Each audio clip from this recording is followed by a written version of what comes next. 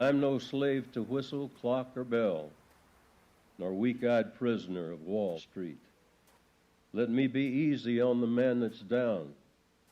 Let me be square and generous with all, and guide me on the long, dim trail ahead that stretches upward toward the great divide.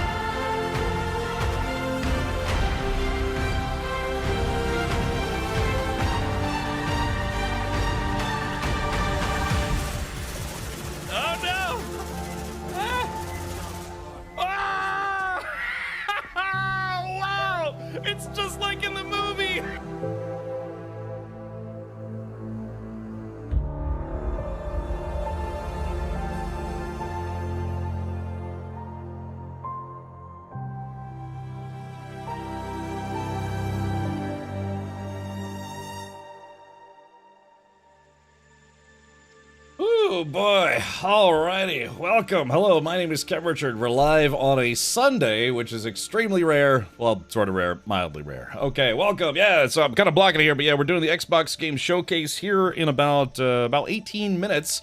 I was just sending you some tweets about it, but, God, man, who gets up this early to stream? Not me, that's for sure. All right, welcome everybody. Hello. We'll hopefully have a fun, entertaining couple of showcases. We're going to be watching the X Games showcase, followed by the Gears of War EE Day Direct, and then after that is going to be the PC Gaming Show. I'm official co-streamer for the PC Gaming Show, and hopefully we will stay awake. Hey, Stinky, I gotta send you a message, man. I keep forgetting some goodies I wanted to send you. All right, Felix says, hi, Richard, good to see you. Hi, chat, hope everyone's enjoying the weekend. Yeah. No, I got up like 3 hours ago, but it's because I wanted to make sure I had everything set up and ready to go. But, yep, the first one coming up is the Xbox Game Showcase. Check it out. I am the ultimate 7 months on June 7th. Hey, Captain Leo, welcome. 7 months on June 7th. God, it's got to be early for you there, Captain Leo. Let's see here. Yeah, so Bingman, if you could find one more 7 related thing, then go play the lottery. Yeah, and when you win the lottery, don't forget your old pal Ricky Poo. Hey, Chain Monkey, thank you for the Prime sub. Yeah. Yeah, thank you for making Jeff Bezos slightly poorer for about 8 milliseconds. Yeah. You are going to take the night off for movie night tonight, right? No, actually, that's why I'm not going to be streaming any Gothic today, because we're going to show the showcases and then we're going to do Sunday movie night. Yeah, no, we're not. I love Sunday movie night. Don't take that away from me. WOOT. Hello, SideQuest. Thank you for the 37 months. Yeah, yummy. Hey, Calypso, welcome back. It's been a long time. Yeah, thank you for coming by and hanging out. I'm actually surprised so many people are here on a Sunday already. I gotta be honest, man. I don't know what I'm doing on a Sunday. But all I know is hopefully we'll get to see some fun game trailers and some other goodies. Okay, here we go. Let's pull this up.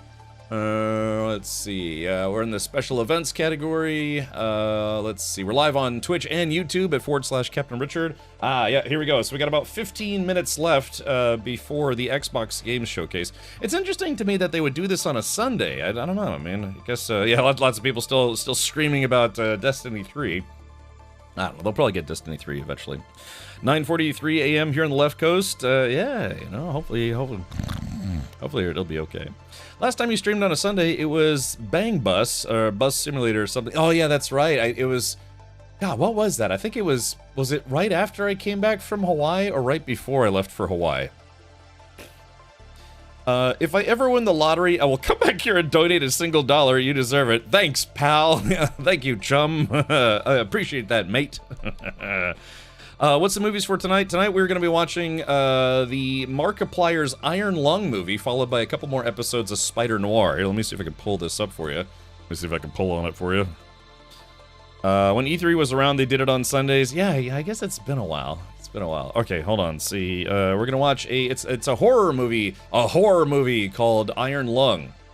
So some of you may know there's a YouTuber named Markiplier, and he decided to do a movie. You know, he's pretty successful. He probably was able to put it together. But it's called Iron Lung, a film by Markiplier. It's interesting because I think there's another YouTuber that's also putting out a horror movie.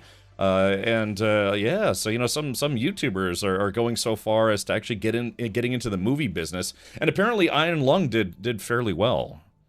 Cam Richard has been on the Bang Bus, maybe once or twice. Yeah, I was an actor. I was performing as the bus. Yeah, so vroom, vroom.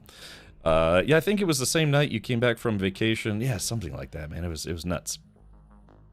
Mark is one of the only old school YouTubers not to be canceled. Yeah, you know, right? So him and. God, I'm trying to think of people. I was actually on YouTube in the early days. I was very young at the time, as I'm only 21. But yeah, I have to be honest. I got kicked off of YouTube twice, and then I stopped doing YouTube stuff because I was trying to upload, like, you know, like prank videos, but just, you know, like kind of weird crap that my friends and I used to do. But I don't know, people complained. Let's see here. Smokey and the Bandit is on Netflix. Watch that for the first time in years. Jackie Gleason still makes me laugh. It's been a long time since I've seen that as well. Yeah, I think what Jacksepticeye, he was I can't say I've ever seen any of his videos, but I think it was he was also planning on doing a movie. I don't know. All these like really super successful YouTubers are now trying to get into the movie business, but maybe for good reason, because apparently Markiplier's movie Iron Lung did very, very well. Hold on, Iron Lung Wikipedia. Let's see. I gotta be careful because I don't want to show. I'm on Wikipedia. Holy crap! Yeah, so this movie, I'm on Wikipedia right now. It said that this movie was shot on a budget of $3 million, just $3 million, which is, you know, that's, I worked on a short film that was like, I don't know, $200,000 or something like that. It was really bad, but I got to work on it, and this movie it was $3 million to make. It made $51 million at the box office. So if Markiplier wasn't already well-to-do, you know, cha-ching from being a successful YouTuber, this guy has now made a movie that made like 50 times its budget, however the math works out. So that's yeah, he's probably not terribly displeased. So I don't know, maybe he'll end up making more movies until people either get tired of it or he's just like, well, I'm rich enough, I'm done. Just stay away from Minecraft YouTubers. You know, it's funny. I actually have a sponsored Minecraft stream for tomorrow, but yeah, I gotta be honest. I don't watch like Minecraft videos. I know that's extremely popular. I mean, my own nephews, I've seen them watch Minecraft and Fortnite videos for hours on end. Ooh, Kedgar, thank you for activating the hype train. So, anyways, oh yeah, but let's stay focused here. Yeah, the Xbox Games Showcase should be firing up momentarily. But yeah, tonight we're going to be watching that movie plus a couple more episodes of Spider Noir. There are something like 8 or 10 episodes, and so every Sunday movie night we're reverting back to the format of one movie plus a couple episodes of a TV show. Oh, Stinky. Oh, Stinky, thank you for helping us hit our sub goal right off the bat.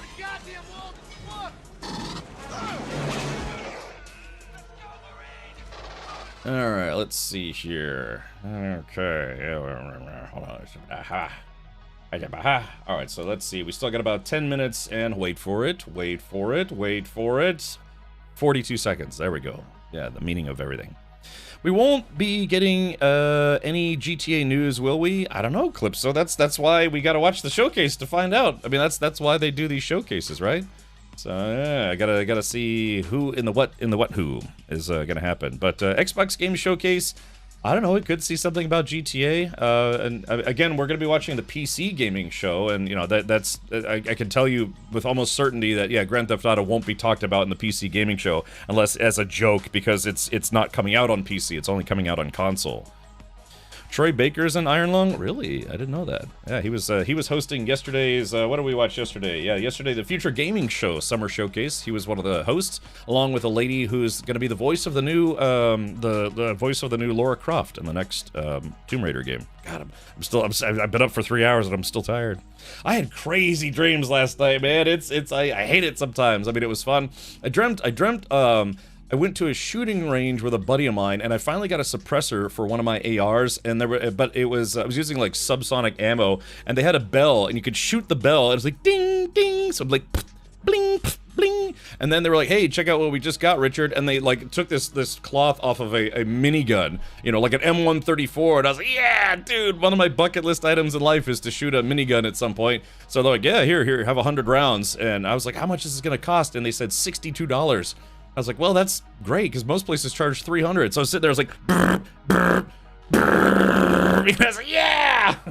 And then I dreamt I was walking my dog. I was walking my dog and another dog just out in the woods, and it was kind of nice. It would look like New England or something, but it was the family dog that had died like 10 years ago, you know? So I just, it's weird when you dream about old pets. I mean, I literally had a dream where I was walking a dog that my family used to have, long time ago.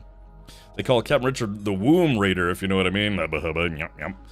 Avalanche says, I got woken up from a wonderful dream at 7 a.m. by someone ringing my buzzer for no reason. Yeah, you know, that's I got lucky. People didn't start mowing their lawns here until about 10 a.m. Usually that's what wakes me up on a weekend. I'll be like, and people start mowing at 7:30 in the morning. Yeah. Evie asks, what drugs were you on? I was on beta blockers and sleep aid. So, yeah, I take drugs every night. Oh wow, the hype train's getting up there too. What else did I dream about?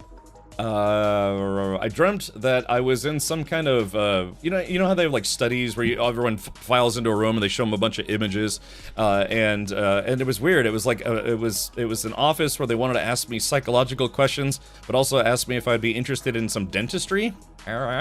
And then they were like, okay, but someone whispered to me, it's like, hey, if you look at your car keys, if your car keys are blue, then you're having a dream. This is just a dream. I was like, what? What are you talking about? That's crazy. He's like, just look at your keys. So I take my keys out, and sure enough, my car keys were blue. And I was like, oh my god, this is a dream. So I got up and I walked out, and then I fell into this, like, pillar of hell. And I was like, well, that's okay, I'm a superhero, so I could bust out of hell. And so I started flying through, like, this, like, you know, demonic-looking castle, you know, cavern thing. And I was like, yeah, I'm a superhero. And then I woke up. All of that was all one long dream. You know, it's just, come on, man. Why can't my brain ever just give me a break? I like the Gatling gun part. You had a lucid... Yeah. That's right. I had this. It was weird too, because it was somebody in my dream told me that it's like, if you look at your car keys and your car keys are blue, that means you're having a dream, and then none of this is real. That was so weird. That was a bit surrealistic, where somebody in my dream told me, it's like, hey, yeah, look at your car keys, and if you look at them, they look weird, just know that you're dreaming and none of this is real. And I was like, holy crap, you're right. And then, yeah, that's why I was like, well, I might as well go superhero mode. Again, I don't know why my brain does that, man. I'm just trying to sleep. Hey, Jake, thank you for listening to me be weird on YouTube. Somebody just followed on YouTube after I told that crazy story just then. So, I think my parents put me as part of MK Ultra when I was a baby. Just a wee baby. It's like Compound V, except in real life. Too many edibles before bed? I don't know, man. I was having bonkers dreams, but I woke up and I was like, well, that's great, you know? Everything was wild. It's like, yeah, I was in a seminar about psychology and dentistry, so, I don't know, man, everything's weird. Thank you for the hype train on Twitch, by the way. I've had dreams I was stabbed and I felt pain where the knife went in and woke up in another dream and got stabbed again, then woke up shit scared. Yeah, Calypso, it's bonkers, dude. Oh, man. Hello, Chris. Welcome. Thank you for tuning in. Yeah, God, I've just been live, 15 minutes ago. I already have 100 people tuned in to watch the Xbox Game Showcase and some other weirdness. And yeah, listen to a bearded infidel on the internet being saucy. Hello. Fun fact, you only dream in REM sleep, rapid eye movement sleep, of which you only have within the last 10 minutes before waking up. Well, so Evie, I have a sleep tracker, and it shows basically a rough assessment of what my sleep pattern is like, including REM sleep. So I guess I probably can't make this any bigger. I've said the same thing in the bedroom many times. But yeah, so like you can see, so that's my sleep tracker, and you can see at one point I like woke up. Anything that's green means it's where I woke up, probably in the middle of the night to go tinkle. But yeah, I had lots of REM sleep instances. Kind of, you're right, kind of more towards later in the sleep cycle, but yeah, man, I was having all these bonkers dreams, and yeah, my sleep tracker proves it, so, yeah, I have a smartwatch that tracks, heart rate and brain diseases and all sorts of stuff. Thank you for introducing yourself like that, Meat Shield. That's exactly what I wanted to see today. Let's think about that for a while. Hello, Meat Shield, welcome. Let's see, Ryan says, what is sleep? Haven't seen that in years. Yeah, Ryan, if you end up coming through this way, just let me know. We can go grab lunch somewhere, or you can, crash at my place if you want to. Anything that's green, he says, on a green screen. Oh, yeah, that's right. That's right. It's if it's green, yeah, if it's green on my app, it's not going to show up. Yeah, those two little doots right there. That's when I woke up in the middle of the night, probably because I drank too much water. I have a bad habit of drinking a lot of water before bed. I don't know, I'm always dehydrated. All right, here we go. So we got about 4 minutes left before the Xbox Game Showcase fires up. Let me make sure my audio is working. Let's see.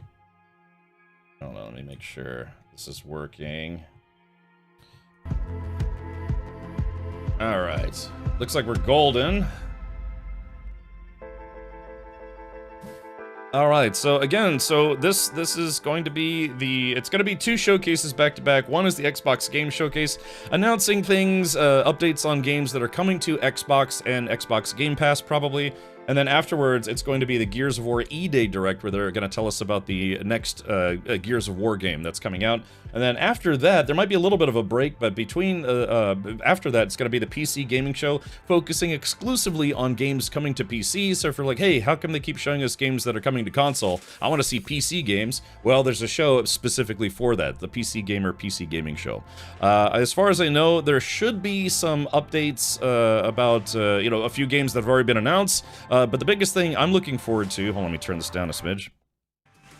Biggest thing I'm looking forward to is, hopefully, fingers crossed, will be the announcement, finally the date reveal for Valheim 1.0. Because I'm really looking forward to doing another playthrough of Valheim with Mod Squad and members of the gaming community here, and hopefully we can get our Viking on and finally make it to Valhalla. Calypso says, I'd love an induced coma for a few weeks to lose weight and be without consciousness and thought for a week or so. If I'm in a nappy, I won't know about it. Yeah, I mean, sometimes I think about that. It's like last night, I've actually slept. My sleep tracker says I slept for about 7.5 hours, which you figure would be good. But if your mind's racing the whole time because of the weird dreams that you're having, like now, I still honestly feel kind of dead tired. So what I would really love to have is, yeah, a night without dreams. I love having dreams. They're fun, they can be, but sometimes, I just wake up tired, even after sleeping for a good bit, and it's like, man, I just wish I could have a night where I fall asleep and wake up, and there was nothing in between. Nothing. How much pre-show? Well, the pre-show is on for about 1 minute and 48 seconds. This is the pre-show, by the way. I'm co-streaming this. This is the pre-show where you get to hear about weird dream stuff. So, but yeah, like I said, there should be it might be a little bit of a gap between the Xbox Game Showcase and the PC Gaming Show. I don't know, we'll fill it with more weird dream stories. How's that sound? Yeah. When it's on Xbox, it's usually a good 95% chance of it coming to PC. Pretty much, yeah. These days, Microsoft, when they put stuff out for Xbox, it usually ends up on Xbox Game Pass or simply ends up on PC outright. So, hopefully the Blade game will finally show something. I thought that got canceled. Oh no, it was the Blade remake movie that got canceled. Something Blade related got canceled. I think after Wolverine, no, it was a Deadpool and Wolverine movie came out, and people saw Blade on the big screen again. I'd like to think that people might be interested in another Wesley Snipes Blade movie. I mean, he finally got out of prison for tax evasion. He's doing okay now. So, I mean, I'd be down for another Blade movie. I can't say what I want from sleep. Twitch may ban me. Oh, what's this? What is this? All right. Oh yeah. I know, McFlurry. We'll have to see, man. I don't know if we're gonna get any Light No Fire news today. I hope so, but I wouldn't hold your breath.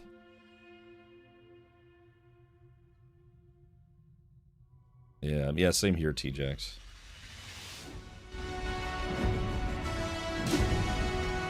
As always, let me know if the audio is too quiet or too loud, and I'll try to adjust. So just let me know.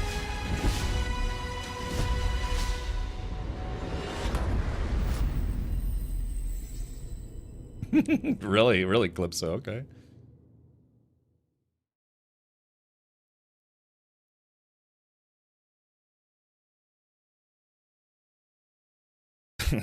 I think this game is rated for adults, yeah. Rated M for immature. This is the Coalition Emergency Broadcast System. There are reports of multiple tremors causing minor damage across Kelowna. Stay sharp. Don't let them surround you. There should be more guns in the trunk. Here, strap these on. Is this a Gears of War prequel? This isn't enough. We should still head to the police station. We're gonna have more firepower there. Right. Yeah. It's about 2 blocks up ahead. Okay. Come on, shoot, move, and watch for civilians. Yeah, is this a Gears of War prequel? Get inside now. Or maybe not, I don't know. Ground's opening.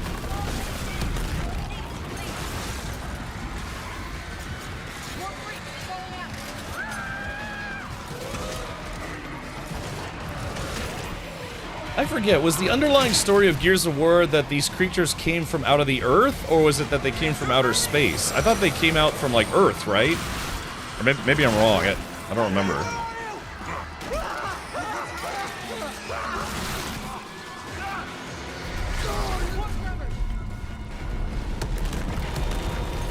Oh, E-Day is Emergence Day. Yeah, that's because they came out of the Earth, right? As opposed to came from outer space. Yeah, they came from underground. There's something big! Like huge crab figures picking up through the street! Just the adrenaline kid. We need to keep moving through the underpass. Let's get moving. Let me see what I can do. I'm at the pay and save! I need backup! These things are all over me! More tremors. Any gears out there? Anyone that can hear this?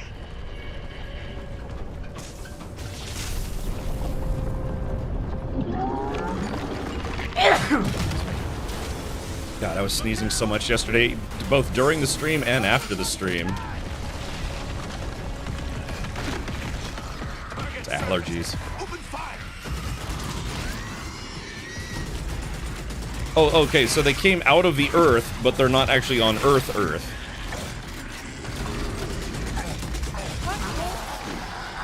These are goddamn breach points. Thank you, Chris.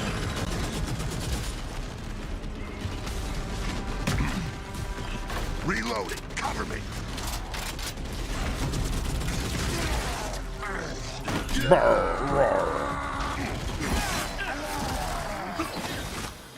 So if this isn't Earth, what planet is this? That gear said they're stuck in the pay and save.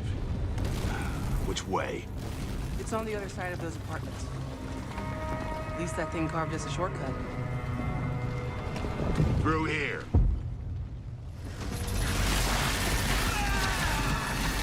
Yeah! See, that's what I was shooting in my dream, was a minigun. Oh, bugger! Come on, then! Oh. Nice shot! Oh, where the hell did you lot come from? We heard your distress call. Well, you saved my ass. But we need to make ourselves scarce. These fuckers keep pouring in every few minutes. Sarah, okay.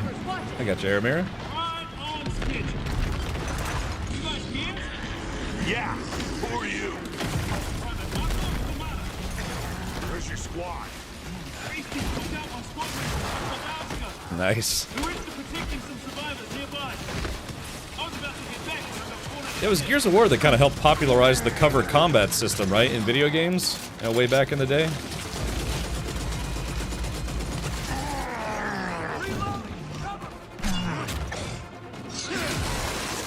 Jeez. These things been coming in waves? He's a Kiwi. Ah, okay. What's the problem till I ran out of ammo? I'm not even standing up. I got friends. Oh, I got you, big man.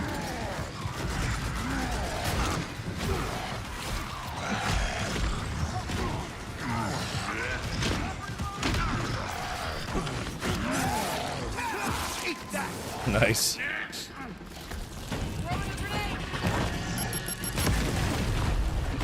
There we go, got him. Half Nelson, is that you? What's weird though is because they're doing a full E-Day Direct right after this, but they kind of started off the Xbox showcase with this. Thank you, Half Nelson. Anyone see him? Gears of War is what made Xbox popular. I thought that was the Halo franchise that kind of helped popularize Xbox. Oh, okay, interesting, Aramir.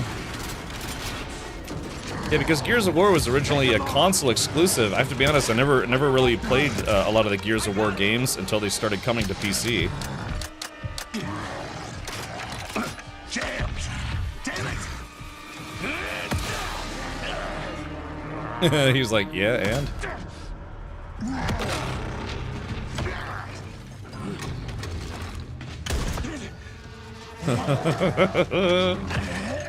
This is where he dies, chat.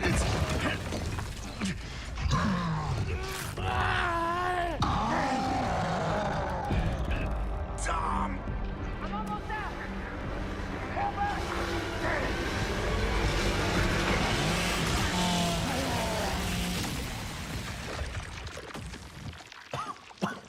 So that's how they got that scar, huh?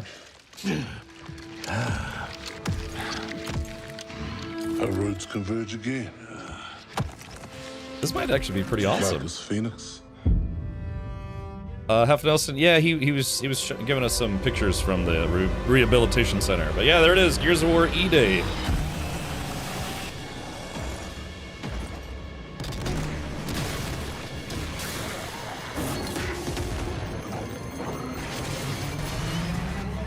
I still think one of the most memorable video game trailers of all time is a Gears of War trailer when they had that Mad World. You know, they used the cover of Mad World. Mad World. And it was like he's like sliding around with all the bugs and stuff.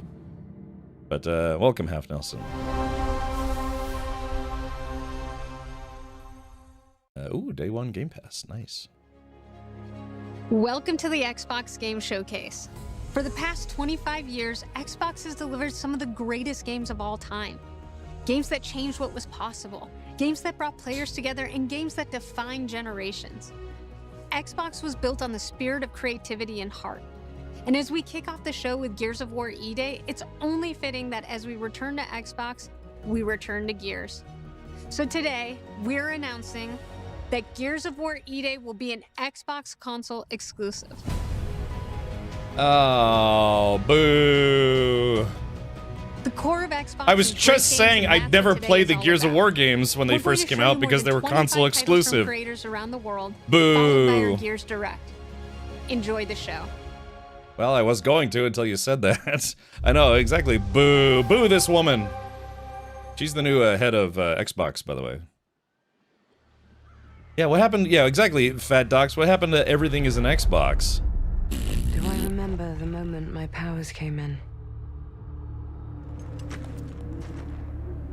Well, I was being crushed to death with seawater and mud and manure, whilst holding onto my sister's hand. I remember her fingers gripped so tightly in mine that her nails drew blood. Until I recognize her. Who? I lost her grip.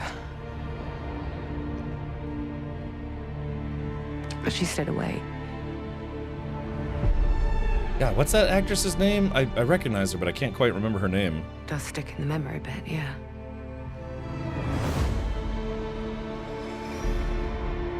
I have a cousin in Germany named Isabel. I know why you're here. You want to talk about them. They're not real heroes. Is that Kate Beckinsale? All that power, how do they use it?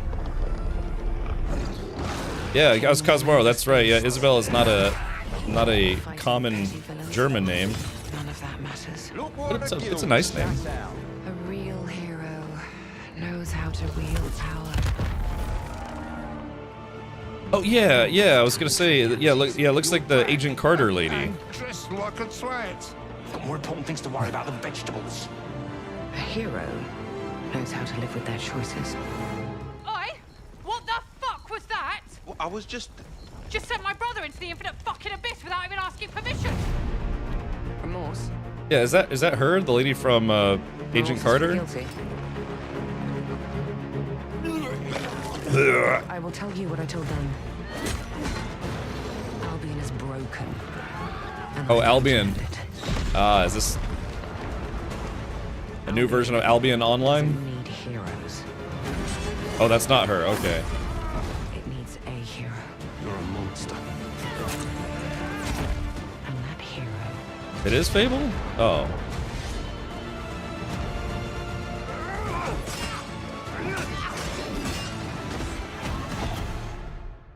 Is me. Oh, okay. Yeah, you're right. It is Fable.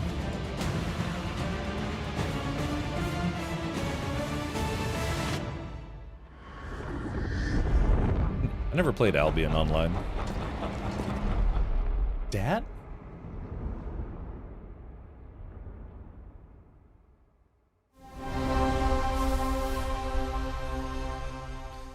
So they said the Gears of War E-Day is going to be day one Game Pass, but only for console Game Pass.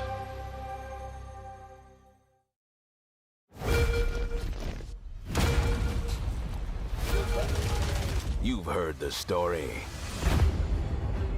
More Halo. The Chief.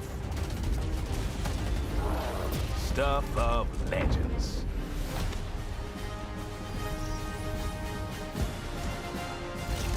But that's not the story I'm telling. Oh, really, today. Moosey Geek? Oh. This Maybe, one you haven't heard. maybe it's I've started Xbox similar exclusive for consoles, but not for Drop in, PC. grab the Oh, goods. that's good then. All right, I subtract, I redo my Well, thumbs guess down to a what? thumbs up. They noticed.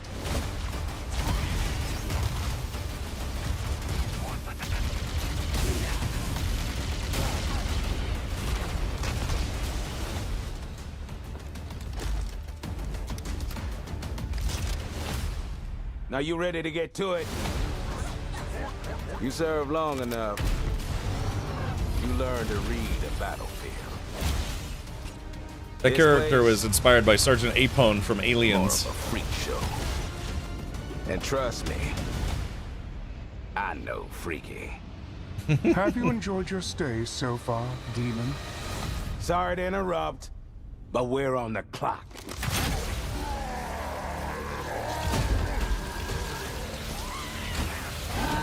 The thing with simple jobs is, they always get complicated. The plans change. Odds get worse. My advice, bring a Spartan.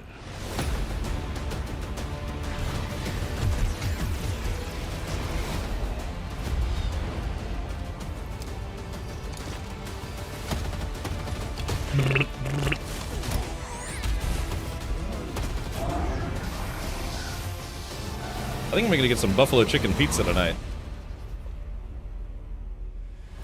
Chief, you ever get tired of being the strong, almost silent type? No. No. I thought this came out already. Yeah, Halo Campaign Evolved. I thought that came out already. Am I wrong? Am I wrong? Yeah, didn't they? I thought they already did a remake of it. Look, I'm tired, man. I don't know anything. There's something on this island. It's like it calls to me. You and my father found that island thanks to me. There's more to this than you understand. More than you can handle. I think this might be the game that Anna Demetrio is, she's the voice of the lead character? I think that's Anna. A dagger wins the fight.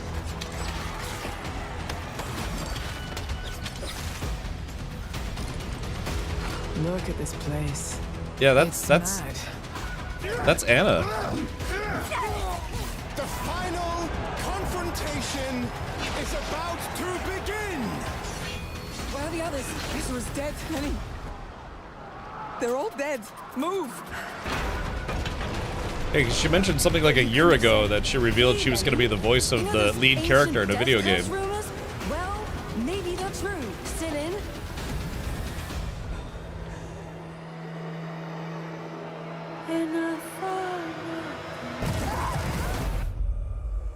Yeah, Plague Tale Legacy. Yeah, that's Anna Demetrio. You might know her from SC or from other games that she's did in. She also streams on Twitch.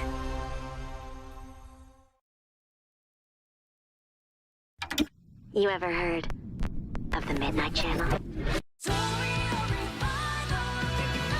Domino might have been on that Midnight Channel before she died too. Yeah, it is stupid, Evie. It's, you know, games are games. Oh, where are we?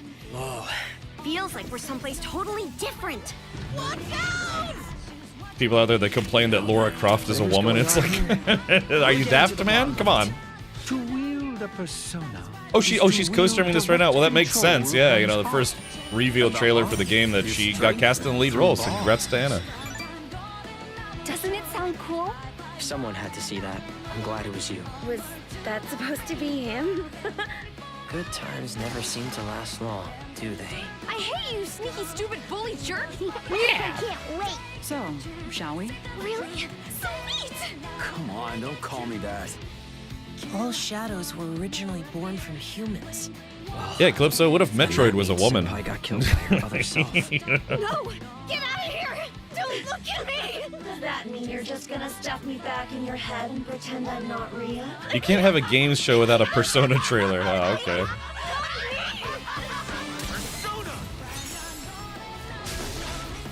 Alright. Which means that we also gotta catch whoever's tossing people in here. I think I'd like to help too. I'm not running away from this.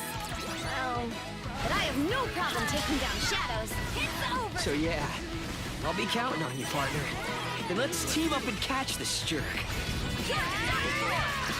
Let's end it. Here, go. Persona. Ding.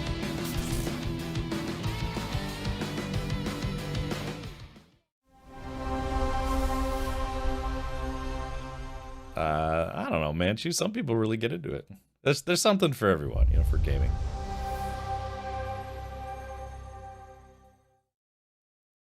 Cosmoro, I wish Samus was shoved in my face. Yeah.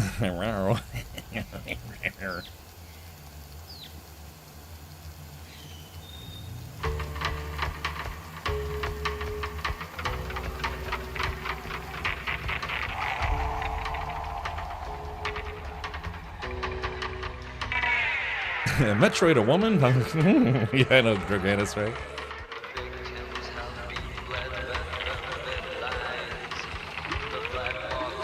Like, imagine if Zelda was a woman?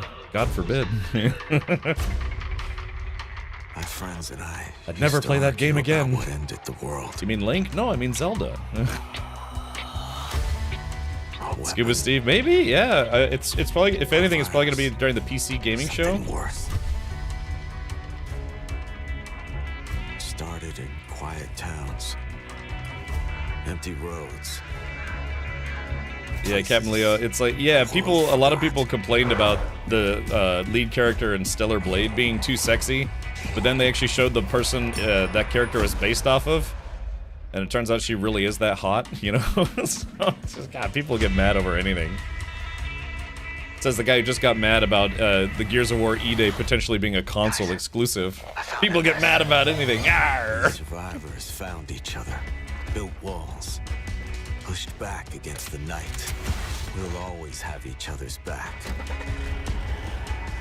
Because the world has become more dangerous than ever. That looks like me when I woke up this morning. The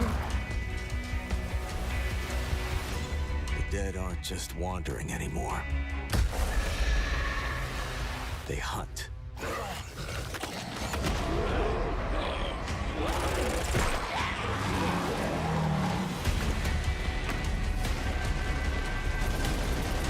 In the end, it doesn't matter what you believe. What matters. Somebody was complaining yesterday about there's just so many zombie games that come out, and I'm like, yeah, problem. So do we.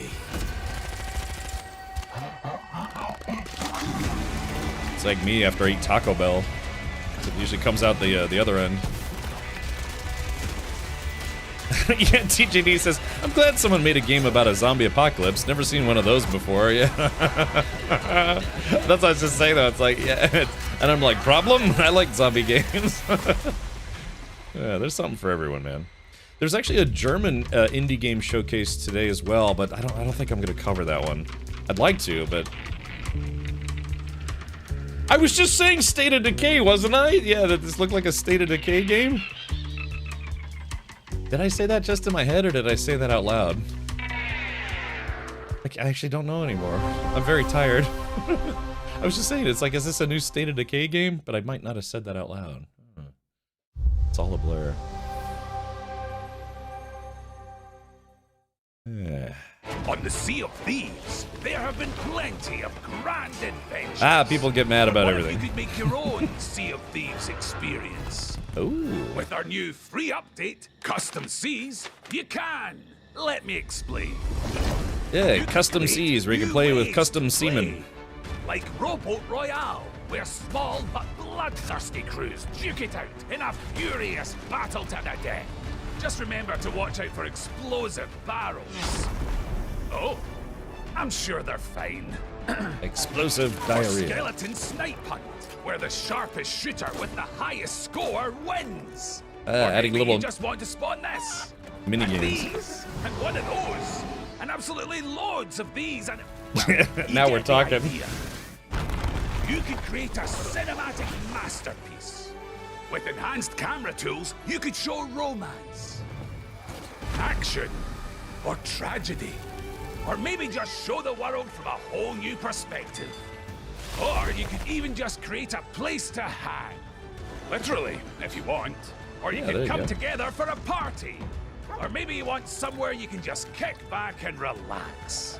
Whatever your piratical pursuits may be, we're giving you your own keys to the seas. There's a whole new world of possibility ready to explore. So dive in and unleash your creativity. The tools are now in your hands. What you do with them is up to you. Sea of Thieves is pretty fun. Just try not I got to up to wreck the level like place. 50 something, which is Pirate Legend. Yeah, Sea of Thieves was honestly a pretty good time. Yeah, piratical. Yeah, piratical.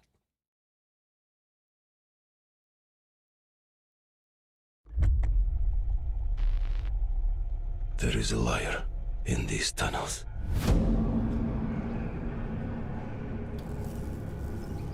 Yeah, they already announced a new Metro is coming, so should be a new trailer.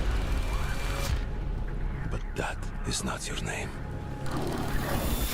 Your name is Hunter.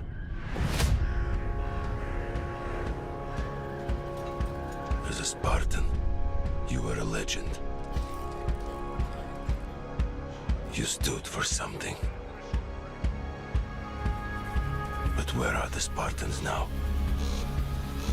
What was the lead character's name? I think it was Artyom. From you. You promised a brighter future for our people. Now, the Norai spreads tyranny in your name. You swore to crush the enemy, to face them head on. Future Nazis. Guide the Metro to the light.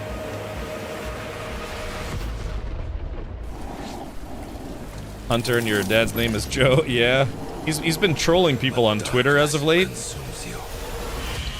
making jokes about how he used to do drugs and stuff. Like a plague. Eats you from within. Every step and every move drowns you deeper in lies.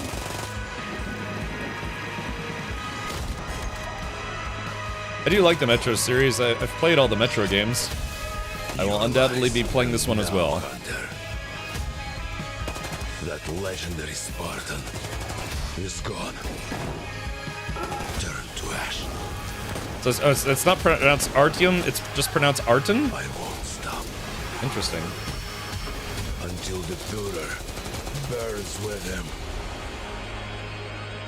Dundee.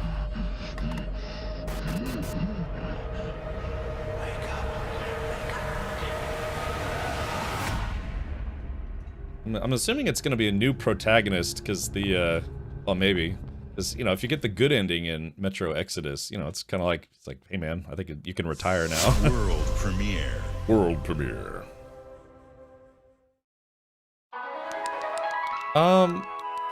Yeah, I don't know, Scuba Steve. I kind of, out of all the Metros, I liked Metro Exodus the most.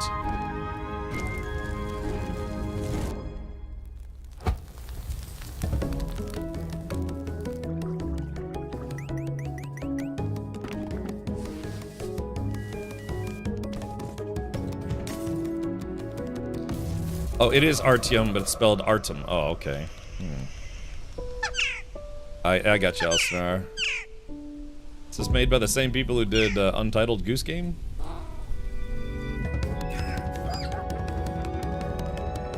Kinda looks like it, doesn't it?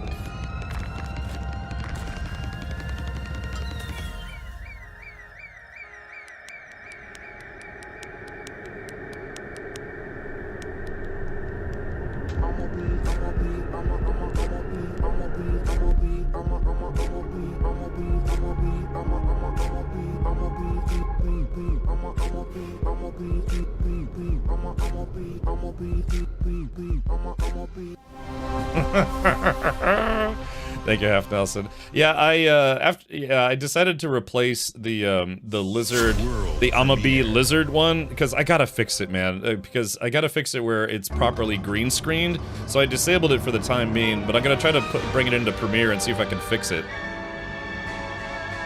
so it doesn't cover up the whole screen.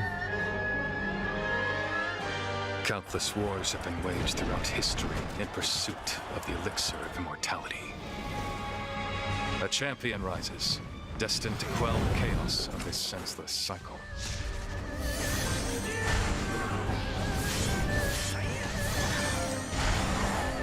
Yeah, free hugs, yes.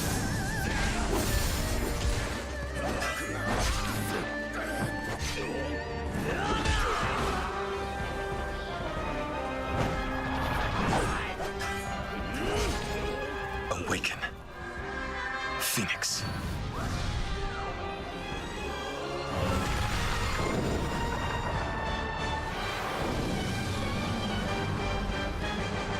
So long, too. Goodbye.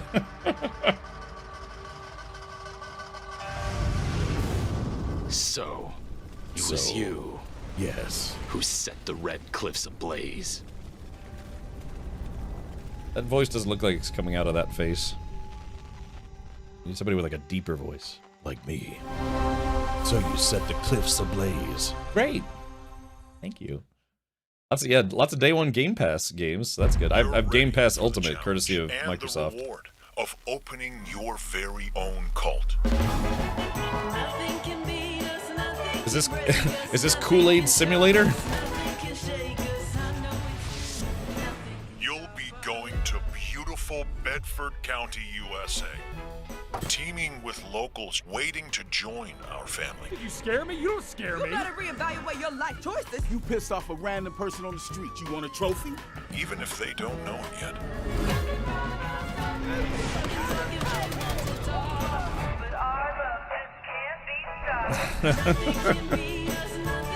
Build a cult, and I will shield you from the apocalypse.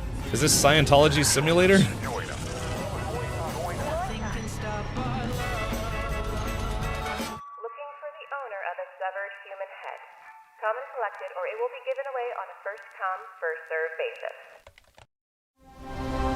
I think that's Scientology, the game. It's like Goat Simulator, but for cults. Yeah, you're kind of right about that. World premiere. I need to get my world premiere voice out, where it's like world premiere.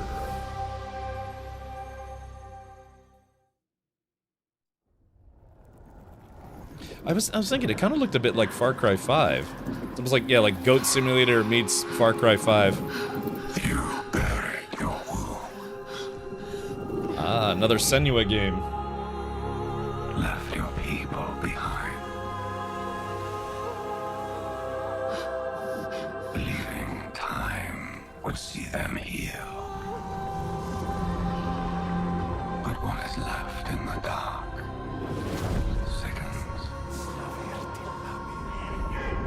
Well, Drail, that's the idea, man. They're trying to get you to sign up for Game Pass. Cannot be broken.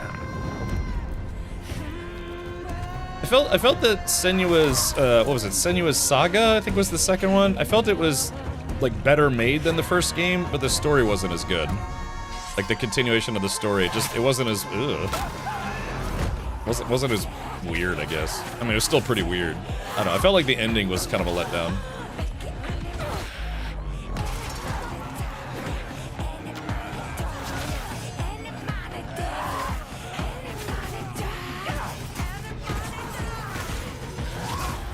Will this woman go get some therapy already? I know, man. You're right.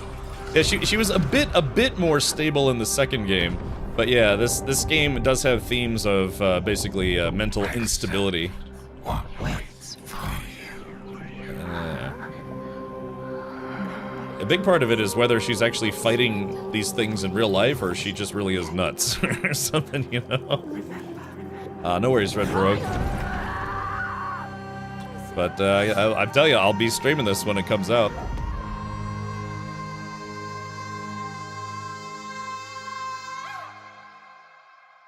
Oh, interesting. They didn't have like any. It's like Senua's Sacrifice, Senua's Saga. That's just Senua. Oh yeah, day one. There you go, man. Got to get Game Pass again. I like that. Was this woman just getting some therapy already? Of course, you know, in the year like 1290, you know, there wasn't exactly, you know, camp counselors. She's nuts. Yeah, a little bit. Yeah. Welcome to the surface, a sprawling paradise. Meet the locals, learn to fish. Doesn't that sound nice? What a hoot! You found loot. This is no time to hoard. Share your stroke of luck with your pals. All aboard. Build your camp as a team. Hey, life's pretty swell, but in this Appalachian wonderland, all is not well. Gadzooks! It's worse than expected. Enemies are waiting in places undetected. I would watch a Suit Vault up, Boy cartoon. son, and defend our great nation. And gather all your friends when you fight this infestation. That's the play, Daddy-O. We'll tackle them all. Rebuilding our bright future from the ashes, rising tall. When you hear adventure calling, when you're looking for kicks. Answer the call of Vault. Answer the call of Vault. Answer the call of Vault 70. Oh, dear.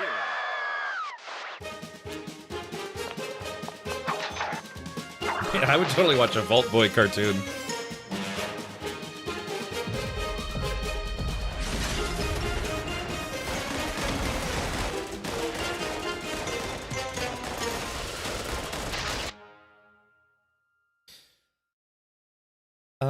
Not sure why they jumped 4 years ahead in the Metro series. Before, it was 2033, 2034, 2035. Yeah, I mean, 2035 had multiple endings depending on what you did in the game, and it did have, you know, a nice ending where it felt like Artyom could finally retire. Our has been led astray by your acts of defiance. Argent Anor trembles in the wake of your actions. They follow you now. Assuming this is an expansion to the last Doom game? Soul has chosen. Beneath this chamber will be your tomb.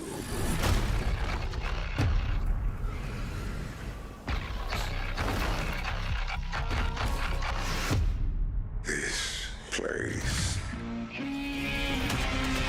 is your pain-given shape. It holds many secrets. Only a cleansed soul may leave. I am not your enemy. I am your way out.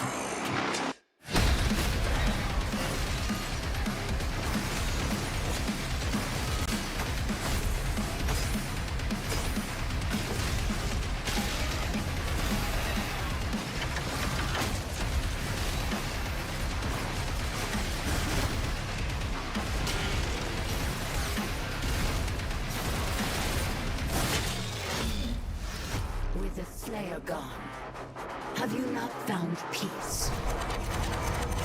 The demons, they have retreated. I didn't hear no bell, that's right. Is with him.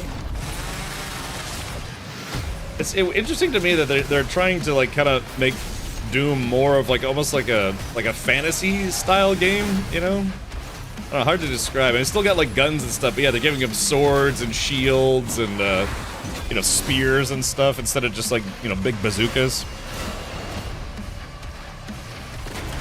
The last, oh, what's this? Oh, the last, yeah, see, you know, they're trying to make him look like almost like a barbarian now instead of Doom guy. Yeah, I do like Doom though. It's like they're kind of straying a little further and further away from the original formula of Doom. Yeah, kind of like medieval fantasy, right? Like this is kind of doesn't really look like Doom anymore, you know? So it's what is this? Is this like Conan the Barbarian version of Doom?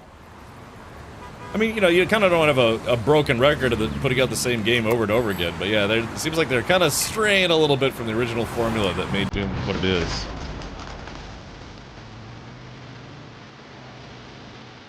Yeah, they're bringing Crazy Taxi back.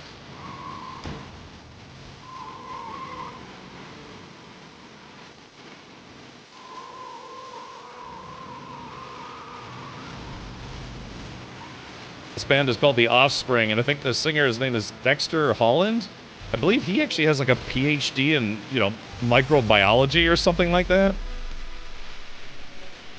Cooks and Bones. No, this is probably a remake of a game called Crazy Taxi, which you know, I think they had a few of these games, but it's been a while.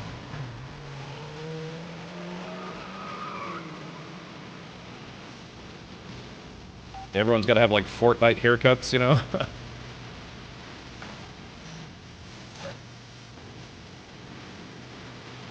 This entire commercial is gonna get DMCA'd on my YouTube channel. Yeah, see, they're bringing Crazy Taxi back.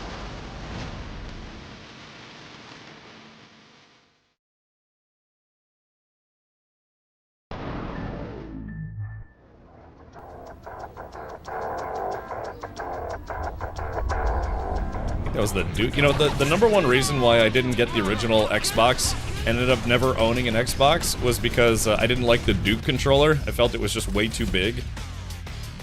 And true story, I've never owned an Xbox since. Even though they finally, you know, had more normal controllers later on, I've never owned an Xbox.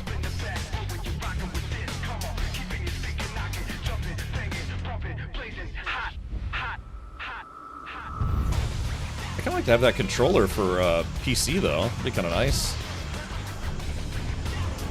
I still use my really old Logitech.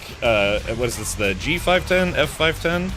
Oh no, I'm sorry, F310. Yeah, the F310 controller. These are like $15, you know. Abga Bob says I love the Duke. I mean, I got big hands too. I don't know. It felt like a boat anchor in your hands. The sub-syncer. Yeah, well, the one they used was the wireless version, and it's like, God, why would you use a wireless version? We know only one way of life. You'd buy it if it came in orange. I probably would, Half Nelson. At least the controller. We know the bite of cold steel. Yeah, exactly, TJ. I'm not... Actually, I do have an Xbox controller, but it's an extremely rare collectible. Yeah, Jay Grant, I have...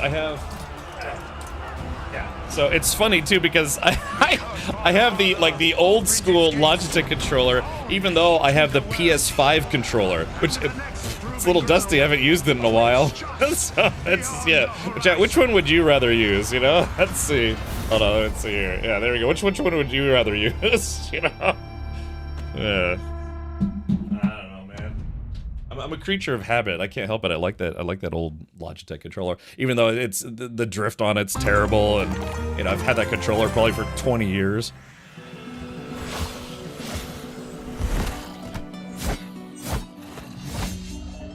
Is this Minecraft Legends or whatever that game is? I think they already announced they were making a sequel to Minecraft Legends, didn't they?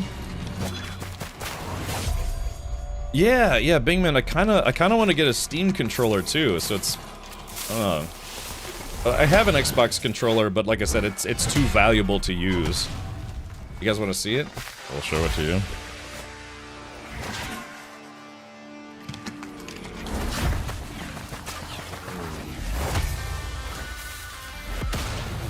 I liked the first Minecraft Legends game, I think it was called. It felt a bit short.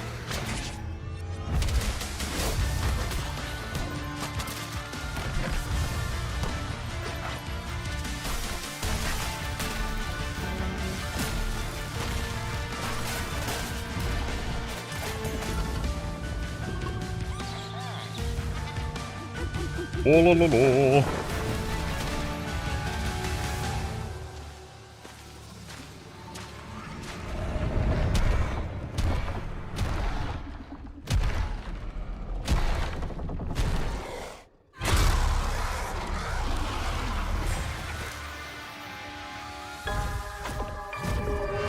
Oh, Minecraft Dungeons. Ah, that's what I was Minecraft Legends. Yeah, I liked the first one. I played it with the Mod Squad, but it was a little on the short side. I think it was like a 4-hour game, maybe. I think.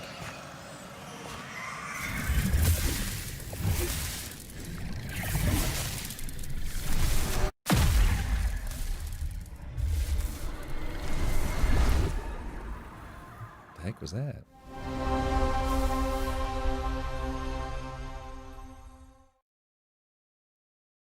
Yeah, no Jack Black and Steve. Premiere. world premiere. Yeah, there's like 8,000 games coming out in Ladies September. and gentlemen, admirers of the mysteries of magic. September is going to be like basically Take your seats literally before a the brand lights new go game down and the every curtain day. rises. Every day in September. Our next act is about to begin. More likely 18 different games come out on the same day. Are you sitting comfortably? Are you prepared to witness feats both mystifying and illuminating?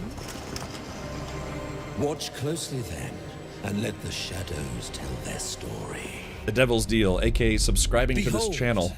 The famous Jacob Menturo, stage magician extraordinaire. So brilliant were his tricks, it cast 5 long shadows behind him. They called themselves Masters. Through a deal with the devil, the Masters sought yet more power. Their deal demanded a sacrifice, and in the darkness, they chose Jacob. Jacob was trapped in eternal torment, but the devil had other plans. He pulled Jacob from his infernal nightmare and offered a new deal. Face their legions, their tricks, every abomination they command. Take what should have been his. Escape if he can.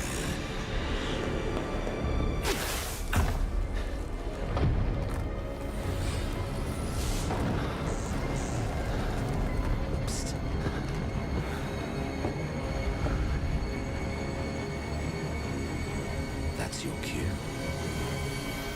Run.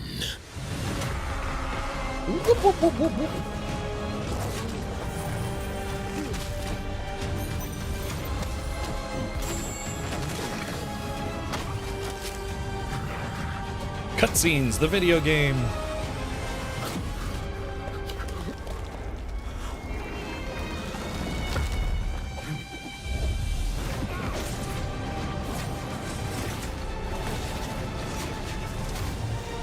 Wonder if this is a game that Randy Pitchford would play.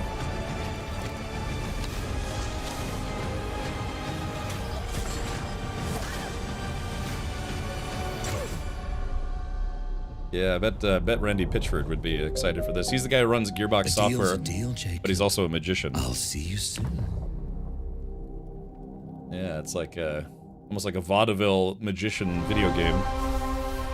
Day one Game Pass. Golly, man, all these things in Game Pass. I mean, go figure. You know, it's the Xbox showcase, so you know.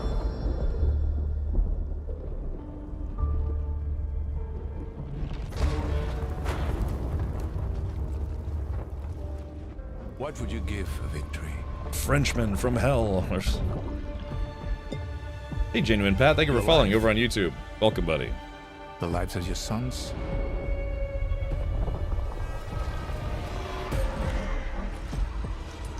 The story of Chris Angel, yeah. The line between victory and defeat is thin. Maybe J-Char, maybe not.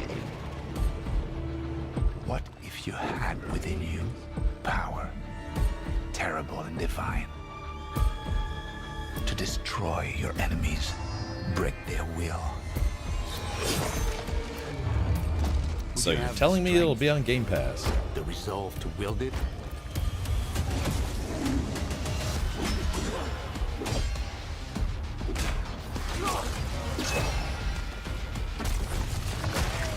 If destiny was there, within reach, could you sacrifice everything? Is this like Doctor Strange during the French Revolution?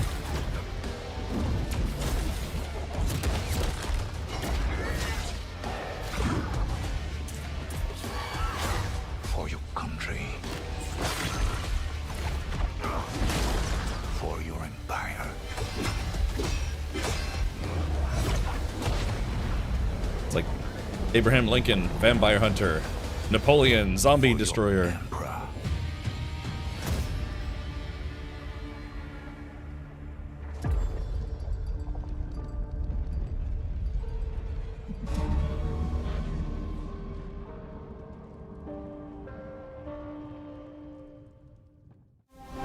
Xanta. Hey, by the way, if you have Discord Nitro, you get Game Pass Starter for free.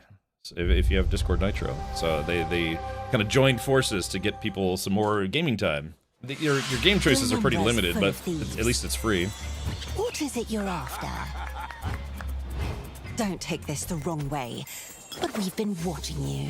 You've got talent and a lot of promise. Stop! Thief! Gah. Are you ready to talk about planning a real heist, partner? Welcome to our Thieves Guild. Our members will Hey, show Cap, you welcome. the ropes. Captain This job Kid. is going to need every trick in the book. I heard that caravan should arrive tomorrow.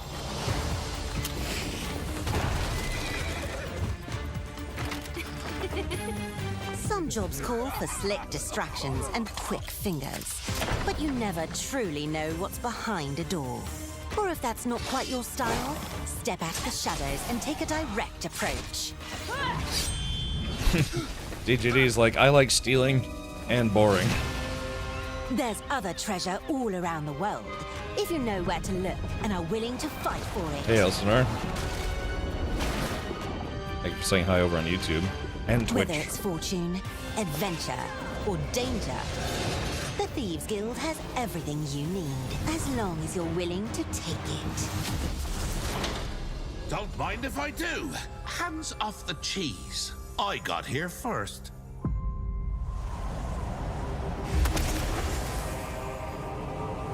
Oh.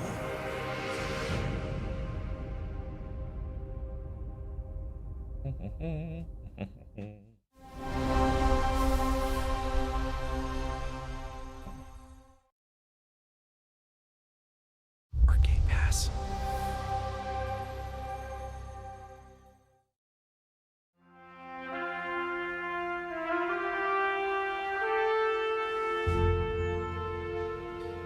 National parks, national monuments, and all the things that our current administration is trying to destroy and shut down, and vice versa. Ah, Flight Simulator.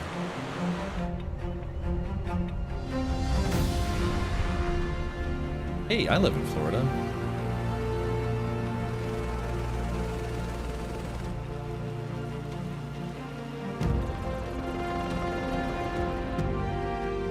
I do have a flight simulator set up in my sim room, as I call it. I've got a racing simulator and a flight simulator set up. You know, with like all the controls and joysticks and stuff. I don't use it a whole lot, but my father does when he comes to visit. He really enjoys Flight Simulator. He's pretty much played every version of it since Flight Simulator 1.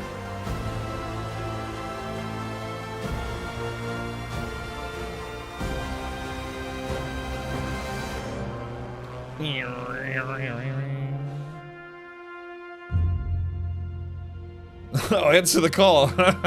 So what you're saying is this is never coming out.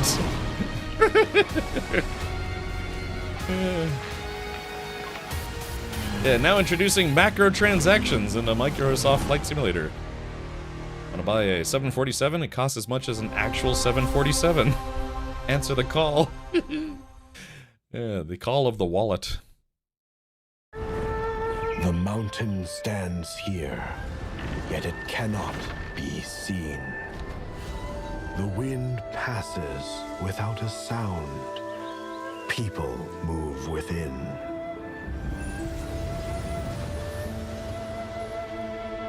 Where winds meet. The Moists move in secrecy, renowned for their mastery of mechanism. Rubber Ducky says, it got the Spirit Airlines skin, it should be cheap. Yeah, exactly. No one can remain untouched. When all is obscured, the battle has Yeah, only big man, that's what I'm saying. They're trying to defund anything that has to do with national parks. Beneath Any kind of like mechanism, nature the true preservation. game lies They're in like, the nope. human heart. We need to drill for more oil.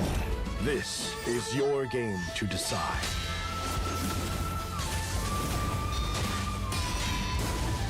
Evie says, I heard my now ex is obsessed with this. What, farts? Or where winds meet. Oh, okay.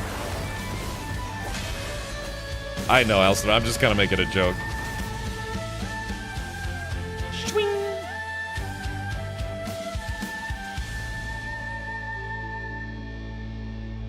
Where toots meet.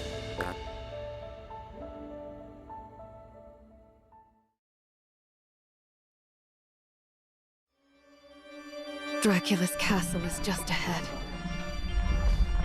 I have come want here to to destroy suck you, your dick. just like my father, I meant to say mother, blood and their animals. allies before me. Also, I missed my. I was supposed to say I want to suck your. But I missed the mute the profanity button.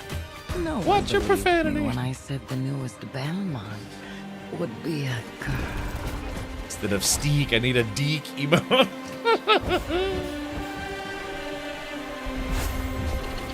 What's your profanity? Yeah, God has exactly. given you another chance, Rose. You must use it wisely to better control your curse and strengthen yourself.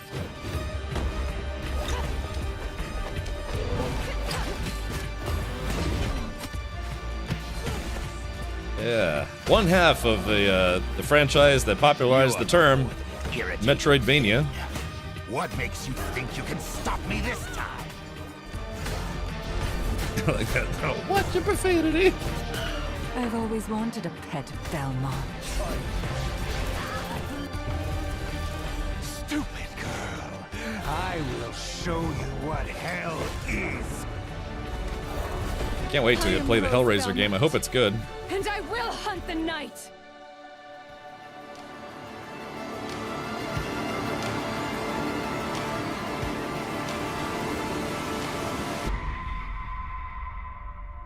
Hey, not September. Good. Yeah, Castlevania, Belmont's Curse. Yeah, Metroid and Castlevania, two games that pretty much coined the phrase Metroidvania for certain styles of games. Some years have a color to them.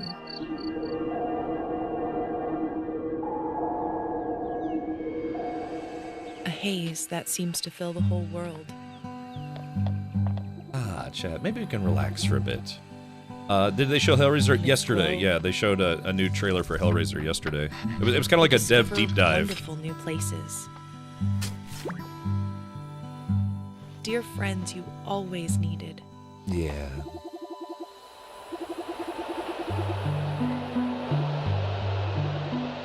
Chat. And golden moments which linger on the warm breeze. Think pleasant thoughts.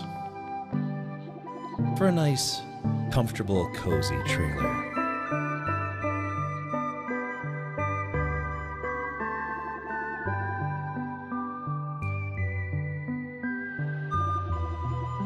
She's like, maybe I do like girls. I'm discovering something about myself during June, if you know what I mean.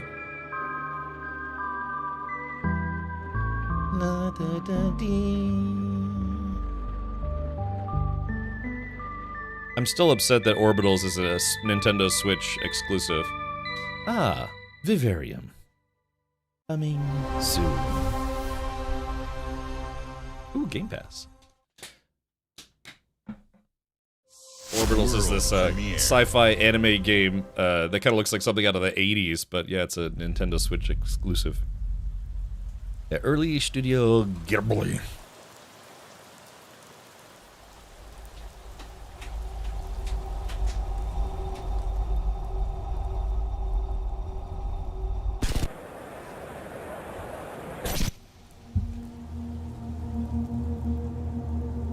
Where's my favorite Cloud yell? Yeah, imagine if they had a game called Cloud Yelling Simulator. You're just Abe Simpson, just constantly yelling at the clouds.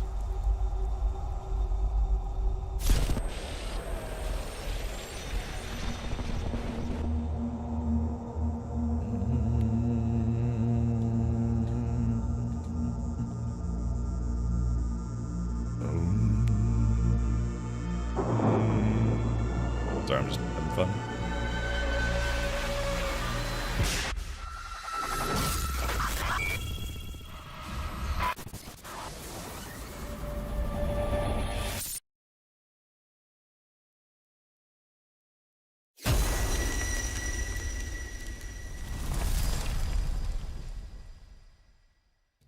I've got 2 Persona games in one stream. Interesting.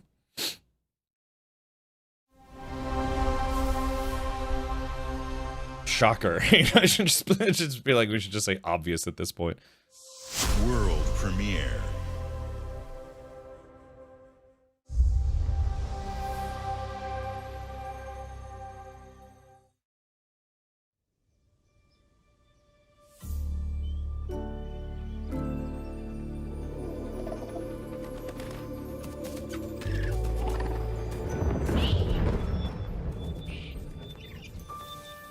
Being raided?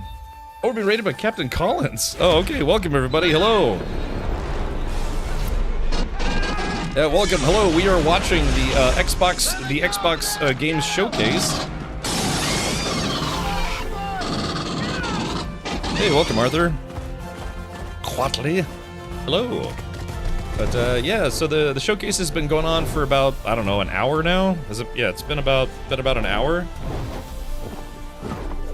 So yeah, it's basically a lot of games that are either being announced for Xbox or Xbox Game Pass or just Game Pass or what have you. Yeah. So yeah, it's called the Xbox Games Showcase. Thank you, Captain Collins. Yeah, I appreciate that, buddy. Be sure to check out Captain Collins right here on Twitch at twitch.tv/Captain Collins. For one captain to another, I do salute you. Yeah, we have some guests. Rating, but also defending. Thank you. Yeah, most of these games are games that are coming to Game Pass or are Xbox exclusives.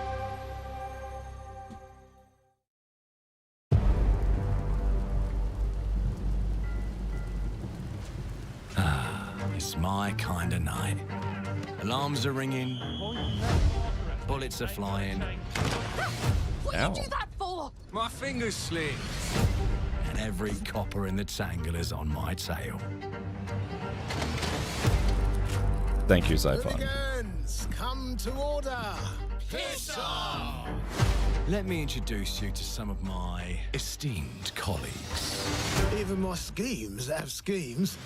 Me, I prefer to make it up as I go.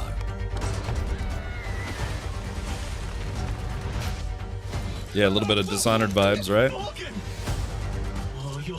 Nazi M. Maybe I was reading that wrong. Easy pickings for someone with any sense. Hey, thank you, Captain Collins. Appreciate the raid. Here, have a sub on me. Cheap rubbish.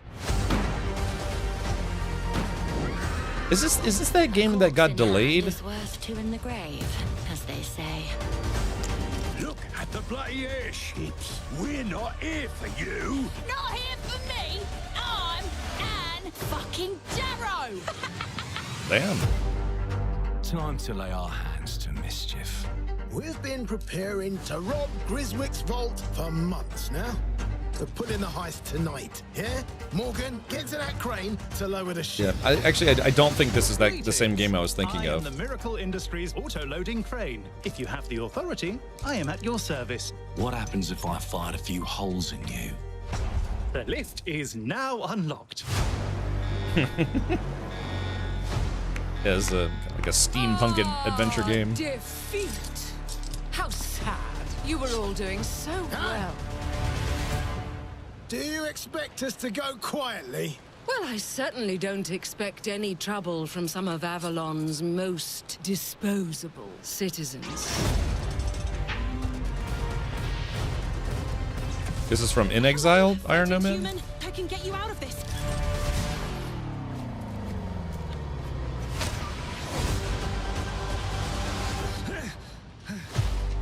You've just jumped about 25 years back in time. This place, on this day, is ripe for changing the course of history. This life ain't one for granting easy choices, but I just found a way to control the past. Change who's in control. Make things unfair in our favor.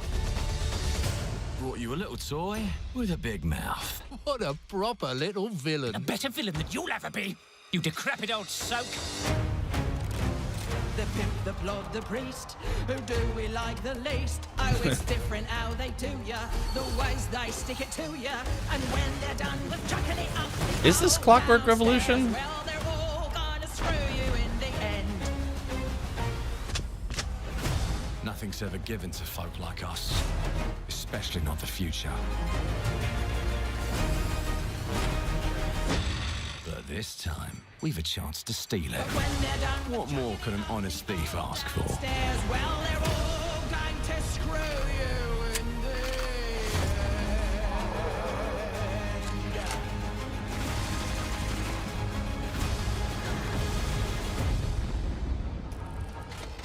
That is Clockwork Revolution. Okay. Yeah, I thought. Yeah, wasn't this delayed at one point? It coming in due time.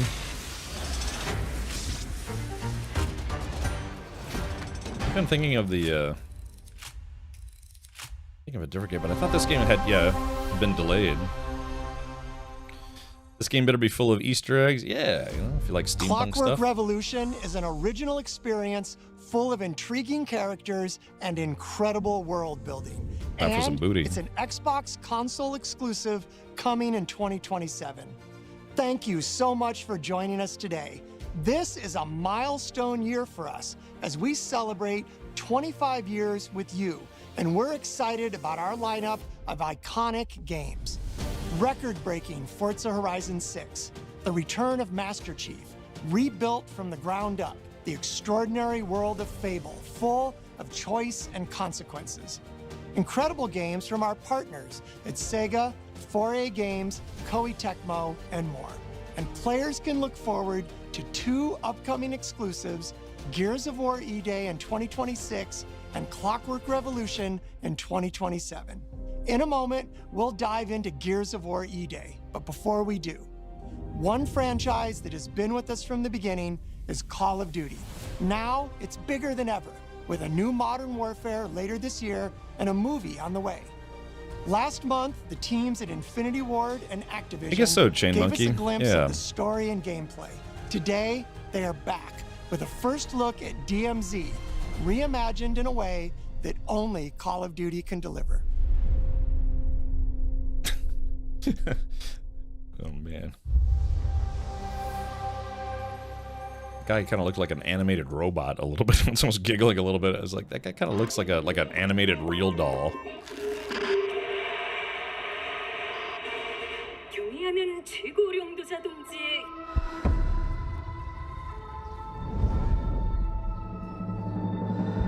유명한 용도 아래 우리 조선 반도는 질서정연하고 강력하다.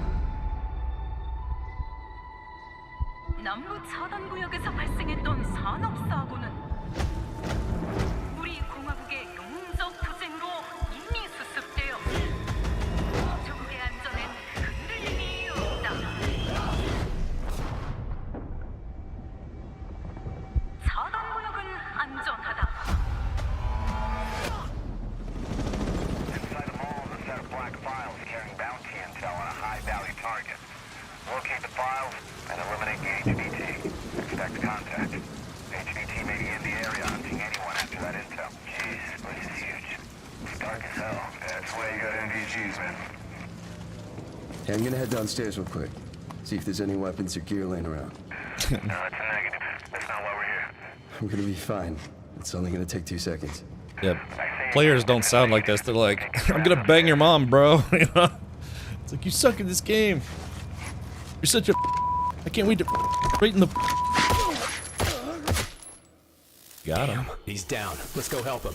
Hell no. That's on him. I told him to get his ass up here. Copy. But yeah, Where are we video at game on the players intel? don't sound like this. Got it. Guys, hold up. I'm ordering pizza and I gotta go poop. You know, Let's find that HVT. On you. Overwatch to actual. Letting that intel compromise your location. Enemies are alerted to your position. Shit. Yeah, you know we're here.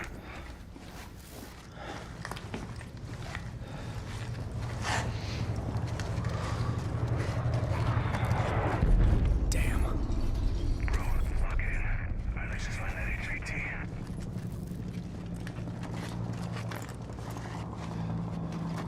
Hey, hold up. What's Yeah, is DMZ their extraction shooter version of Call of Duty? Little spray and pray there. Hey, you good, man? Fuck. Yeah, you're all right.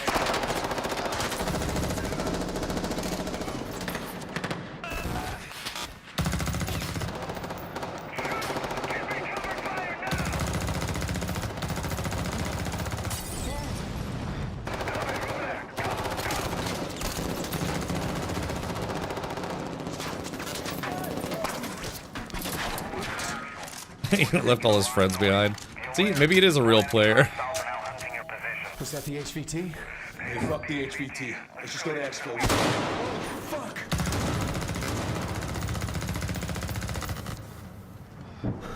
I got you, man.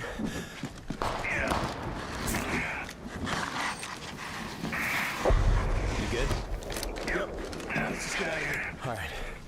Let me get some ammo. Yup. They're just gonna start. If he's a real player, he'd just start teabagging him, you know?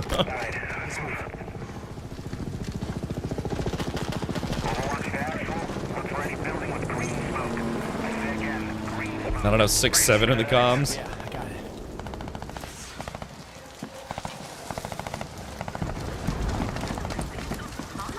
Oh shit.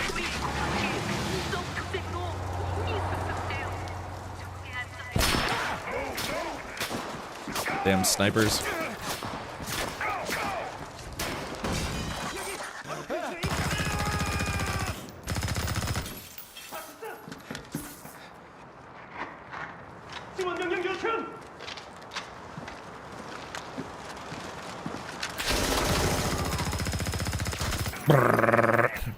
I'm inside. LMG, LOL, you know? Just, yeah. LMG, Please have LOL. medical. Oh, thank you. Nobody sounds like this playing this game. Yeah, exactly. It's a lack of, you know, misogynistic and racial slurs. You know what I mean?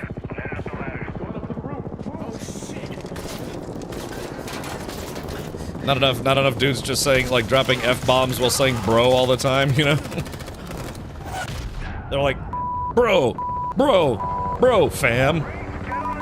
You know, that's that's Call of Duty players in a nutshell.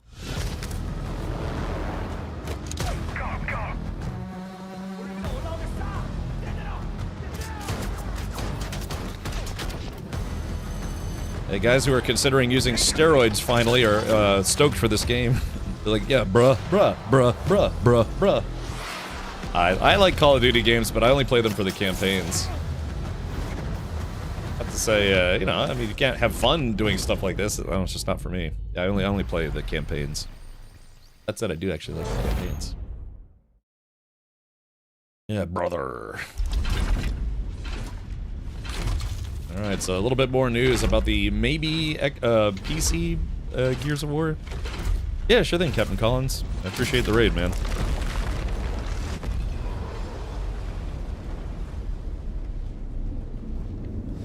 TJD, maybe that's exactly where the game takes place, is right on the demilitarized zone. Like, right on the edges of it.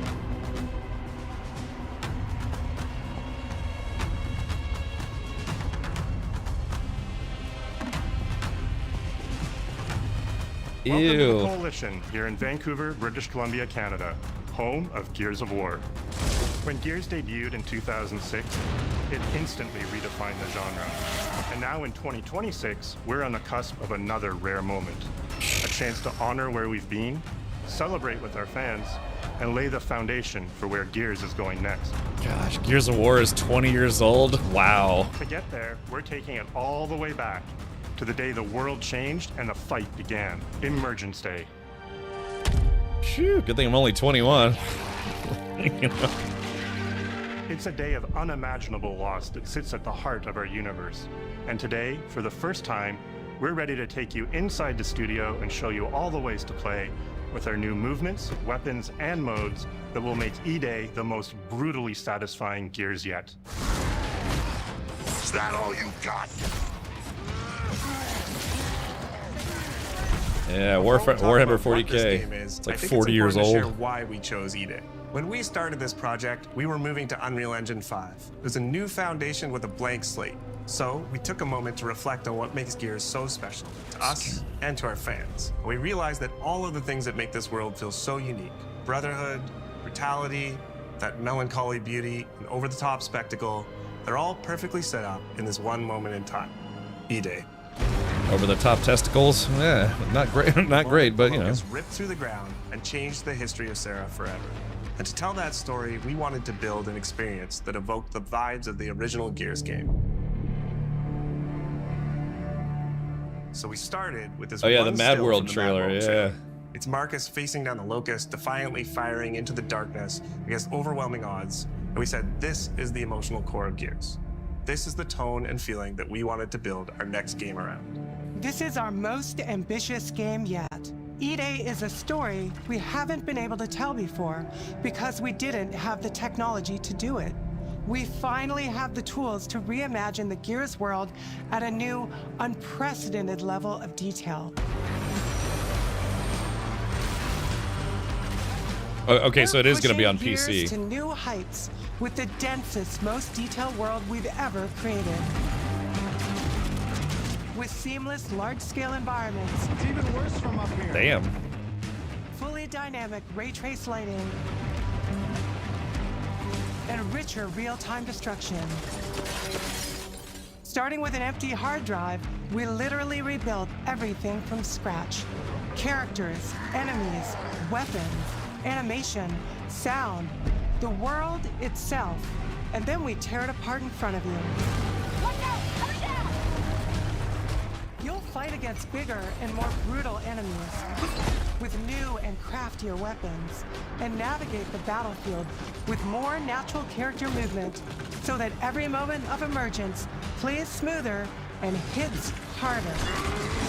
Yeah, get 'em. This is a game that feels like Gears, but plays like new. Now, we're inside. It's a return to the feelings that we had when we played the original games, but now reimagined, evolved, and enhanced with the power of a new engine.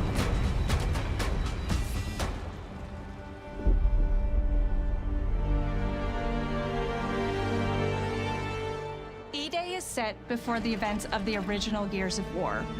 After decades of conflict, peace has finally been declared on Sarah, and the Gears have returned home.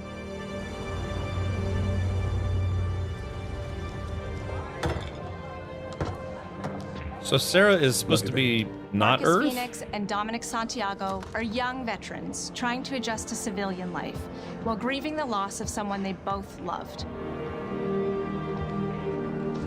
Carlos Santiago, Dom's older brother and Marcus's best friend.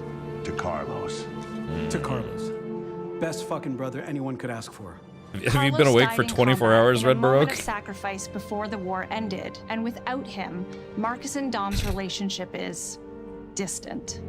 The emotion from our refinery kept power. With the world just barely on the cusp of peace and our characters coming to terms with their new reality, the Locusts emerge and change everything. This is the Coalition Emergency Broadcast System. There are reports of multiple tremors causing minor damage across Kelowna. Strap these up. E-Day tells not one, but two origin stories. The start of this world falling apart and a brotherhood coming together. And over the course of 3 intense days, you'll see how loss reshapes this world and our characters, beginning with a night of desperate survival in a brand new city.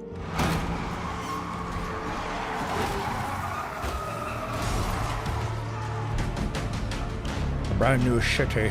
We decided to focus our story on just one city, so you could really feel what war does to people.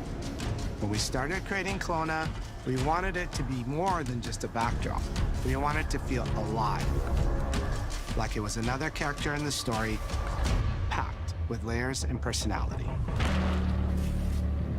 Kelowna used to be all about innovation and discovery. But years of industrialization for the Cog War effort totally reshaped it. With such a rich history, it made sense to lean into that classic Gears retro vibe.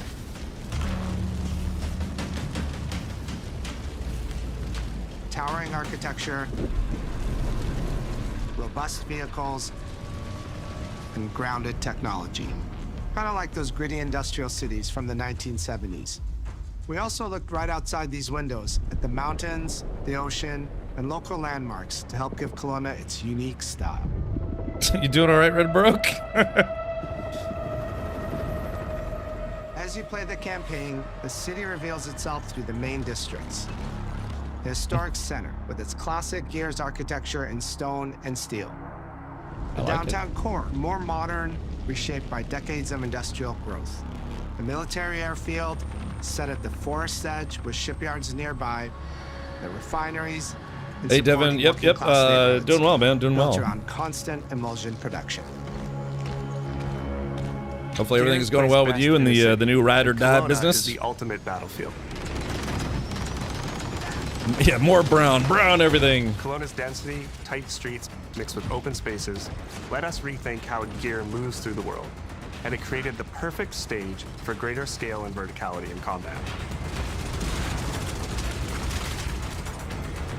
Our soldiers are basically giant tanks in armor. They slam into cars, weaving through hails of bullets. That's good. That's good to hear, Devin. And we wanted to keep that heaviness, but add more fluidity to how you move through the battlefield. Cover is life in Gears. And we've completely rebuilt our movement and cover systems, with smoother transitions and a bigger range of cover heights and shapes, including new low ground cover. And this all allows us to create more complex and organic. It's like a Gears of War version of prone.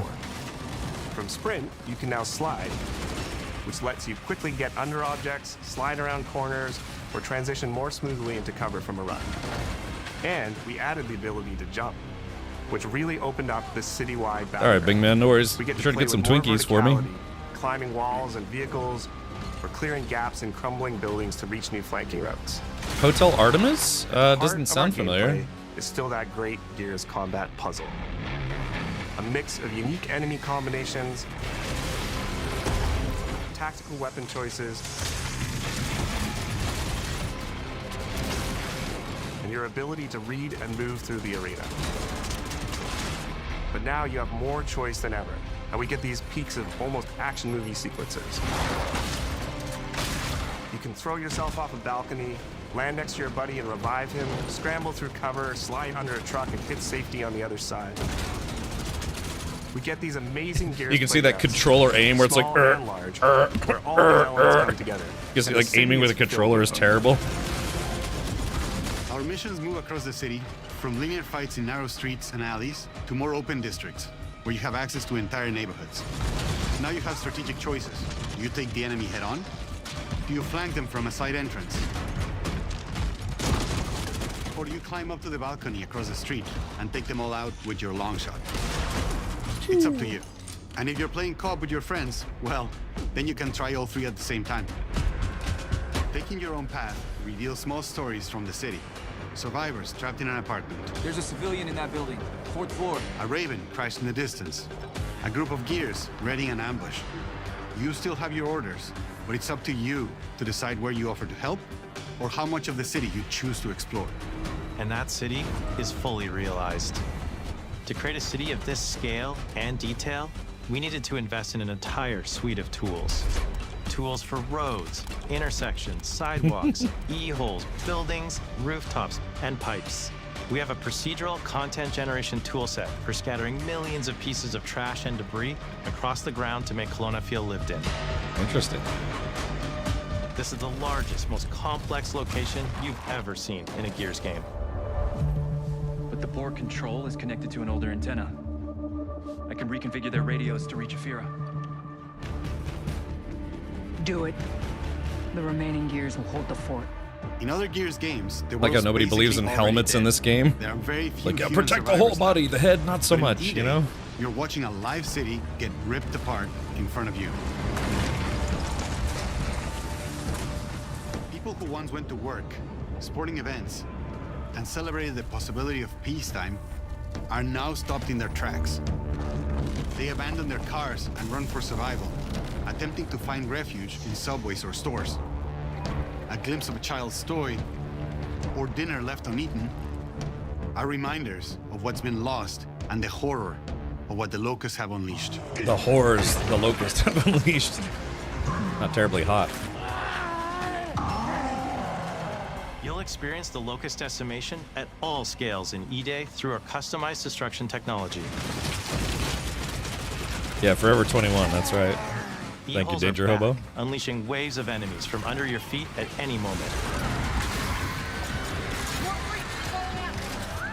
As a game design element, getting to use e-holes again as a spawn mechanic is brilliant.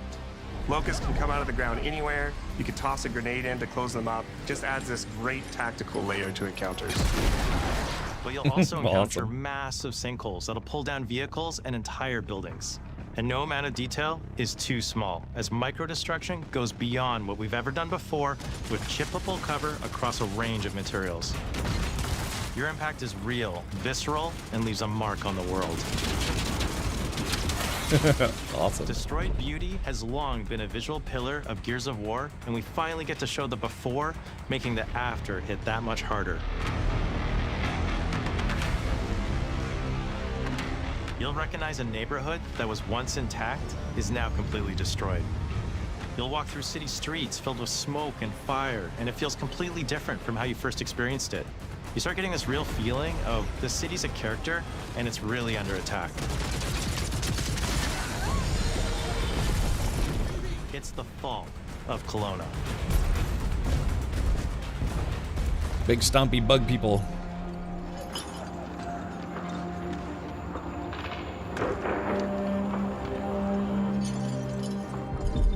Does this mean we're married now? Intimate story. There's this colossal event going on in the plot, but the actual characters and the journey they go on is where you get to explore themes of burden, of loss, and of loyalty. The whole world of Gears is about characters. See, they got all this armor on, not a helmet in sight. The soldiers that hold the line in a war for survival. You okay? I stubbed my toe. I stubbed my toe. Pretty fucking real to me. On your feet. This was our opportunity to focus on what makes Gears characters so special and what makes our enemies so iconic. The entire campaign is played from the perspective of our new squad, Bravo. As the invasion breaks out, you'll meet Mags Carter, a former Gear now sweating it out at Kelowna's emulsion refinery. Now, why don't you come talk shit when your balls drop? And quit going through my stuff. And you'll also meet rookie cadet Lucas Reyes. A sharp comms officer who never made it to the front lines despite his dreams of military glory. He's the Gorman of this group. He's the Lieutenant Gorman of this group. Megs and Lucas, together with Marcus and Dom, are 4 soldiers thrown together, fighting through tensions with each other while fighting the Locust, ultimately forging their bonds in battle. We follow Bravo Squad with our cinematic cameras, just like the intense war movies we love. The shots are intentionally gritty and a bit Somebody shaky, wake up Hicks. and leaning into these rough edges is what makes you feel like you're right in the middle of the action. Bravo's story also intertwines with others called to defend the city, including returning characters like warrior philosopher Ty Kaliso. Our roads converge again. Marcus Phoenix. Ty. And fans of the books will finally get to see the hard-ass Raven pilot Gil Gettner in-game for the very first time. Let's go and fuck this mess.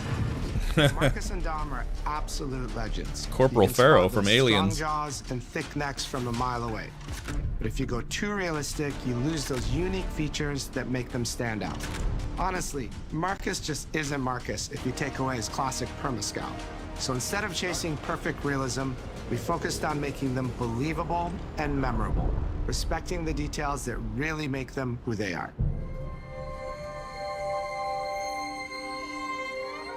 Material and character fidelity in Gears of War E-Day far surpasses anything we've been able to achieve before.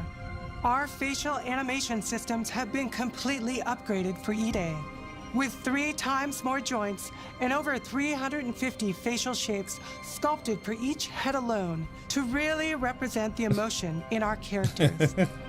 Marcus has more detail in his eyelashes than his entire character model did in the original Gears of War on Xbox 360. I bet. Phoenix. Marcus. Sergeant, Penis. 26 RTI Seat Company. Next to kin, Adam Phoenix. With the amount of layers we have, we've never had fidelity at this scale. Marcus Penis. Combined with a much more sophisticated animation rig, this allows us to have way more expressive characters with a huge range. From a small smirk to yells on the battlefield. Come and get some, you goddamn grubs! Your experience takes on a new intensity. We're pushing the graphical limit with 4K Right, Nightfly? Ultra HD resolution, native HDR10 rendering, hardware ray tracing at 60 frames per second in campaign, and up to 120 frames per second in multiplayer. When it comes to the Locust, to make them more believable, we made them scarier. The drones are wild and vicious. Wow. The boomers are even bigger this time around. like living battering rams smashing through doorways onto the battlefield. The wretches scream so loud it disorients you before they rip you apart. And the Reavers, they crawl up buildings and rain fire from above.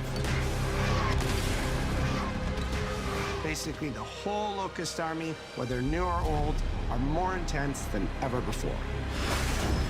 It's like camping. It's intense. So what now, Marcus? We save everyone we can.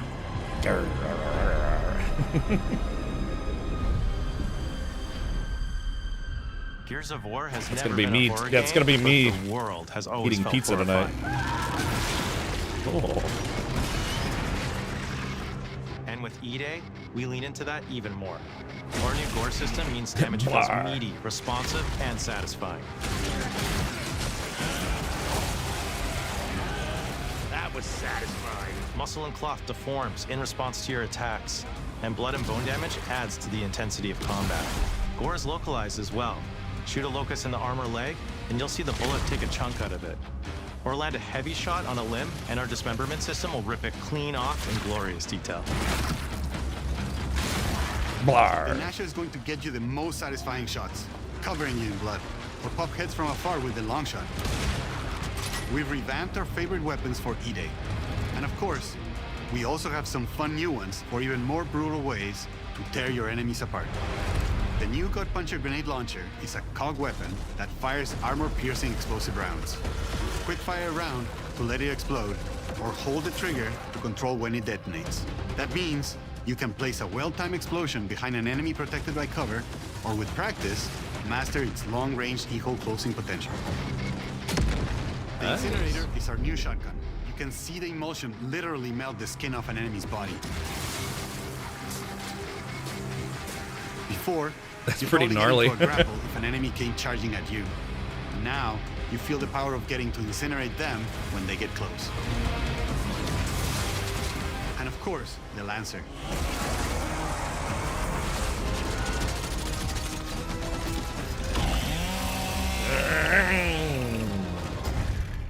Nice. The creation of the Chainsaw Lancer is another origin story from lore that we wanted to show in E-Day. From the moment that Ty grabbed that chainsaw to rip through a locust at the superstore, to a prototype kit bash on the front lines of the invasion, all to deliver on that gratifying moment when you finally get to slice a grub in two.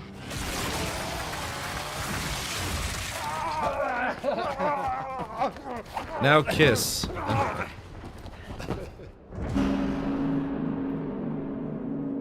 Gears music has always been about tension, escalation, and release. When a fight kicks off, the music hits hard. It tightens as things get more dangerous. And when you've dropped the last enemy, you hear that familiar big ringing chord. Bong. For E-Day, we kept that structure, but made the sound harsher. Together with our composer, Adam Lastica, we built the score to match a world on the verge of collapse. The electric guitar returns alongside classical instruments, but both are pushed into uncomfortable territory.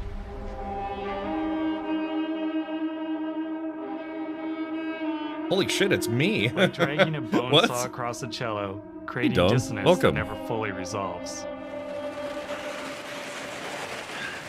Yeah, look like you could have been my brother. Hey, Jupiter Kid, welcome.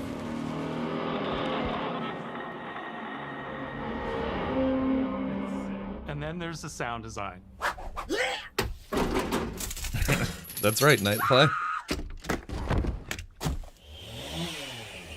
All chainsaws have voices. When it came to the sound for our Proto Lancer, it was important to us to track down the exact make and model that was recorded back in 2006 and rebuild it from the ground up using our new sound effects system.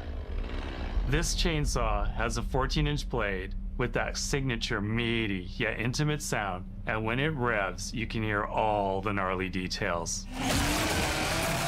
In terms of how you'll experience Kelowna, I always think about our acoustic system like this. I'm walking down a street, That's and I right. hear the sound reflecting off the walls around me. Then I step into an alley, and everything immediately tightens. I come back out into a wide space and the sound opens up again, almost like a cathedral.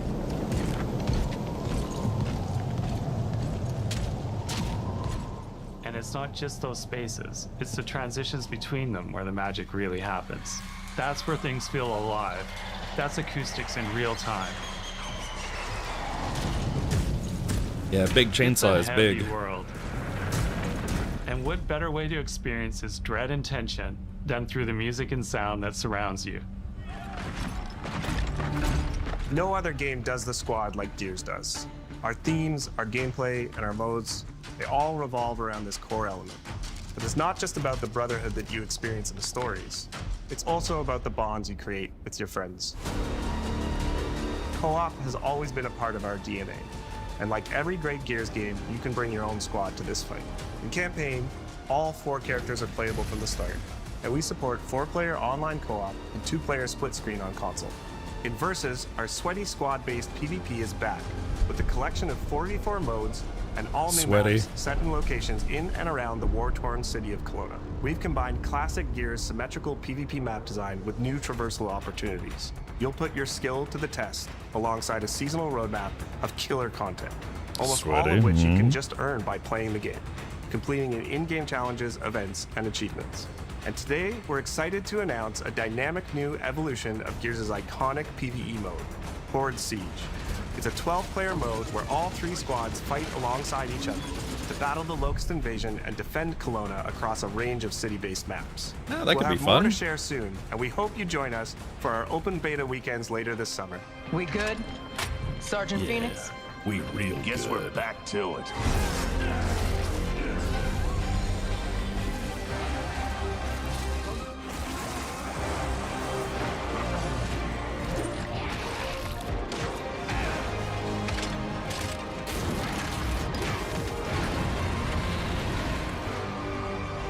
We can't outrun the past.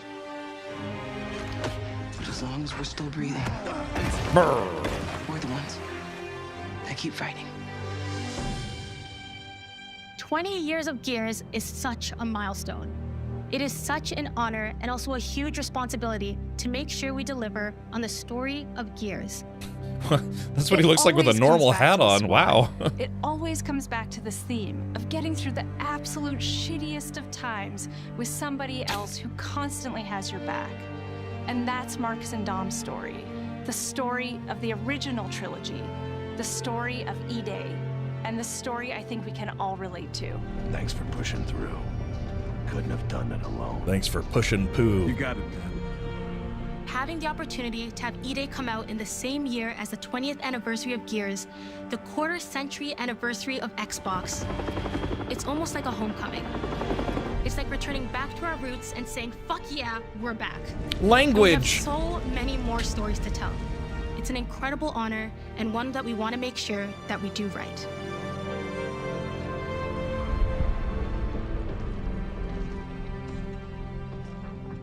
Ty. Do you want to go out on a date sometime? What a nightmare. Yeah. Sure, bro. Untouched Yeah. by nearly 80 years of war. Destroyed in 2 nights. For us, the heart of Gears has always been about the bonds you make in the darkest of times. Inside the studio, we rally around a simple phrase: never We fight like dudes. alone. Oh, whoops. It guides how we build our stories, our gameplay, and our world. It's how we work as a team and the commitment we make to you, our fans. Everything comes back to that important idea of sharing life's experiences, like the that. highs Oh. and lows, together. And E-Day is the best expression of never fight alone that we've ever made. Maybe, Whether you'll be John. picking up a Lancer for the first time ever, or you're as battle-hardened as Marcus Phoenix, there's always a place for you in the Gears squad when Emergence begins on October 6th. There's a thing in production world. They're called apple boxes, and yeah, it's for people to stand on, so they're a little raised up from where they are.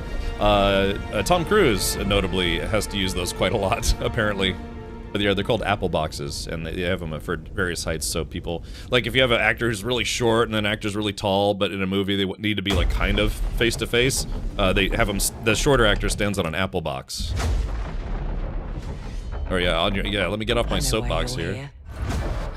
So really, that's not Agent Carter, huh? Ladies and gentlemen, take your seats.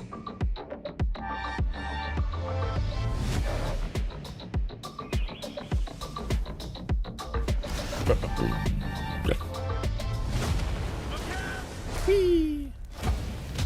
The council has chosen. Now you ready to get to it? Yeah. So this is kind of a summary of today's Xbox showcase. Really, a lot of games coming to Xbox Game Pass, so Xbox Game Pass could be, could be worth it. I do have Xbox Game Pass Ultimate, courtesy of Microsoft, but I mean, it's not a bad deal. Yeah, no Fallout 3 remaster announcement. But don't forget, we do have the PC gaming show coming up right after this, so stick around. We got more trailers and hopefully more announcements. Yes, Nightfly, there was a Fable section, a rather large one too. Well, it's like at least like 3 or 4 minutes, I think.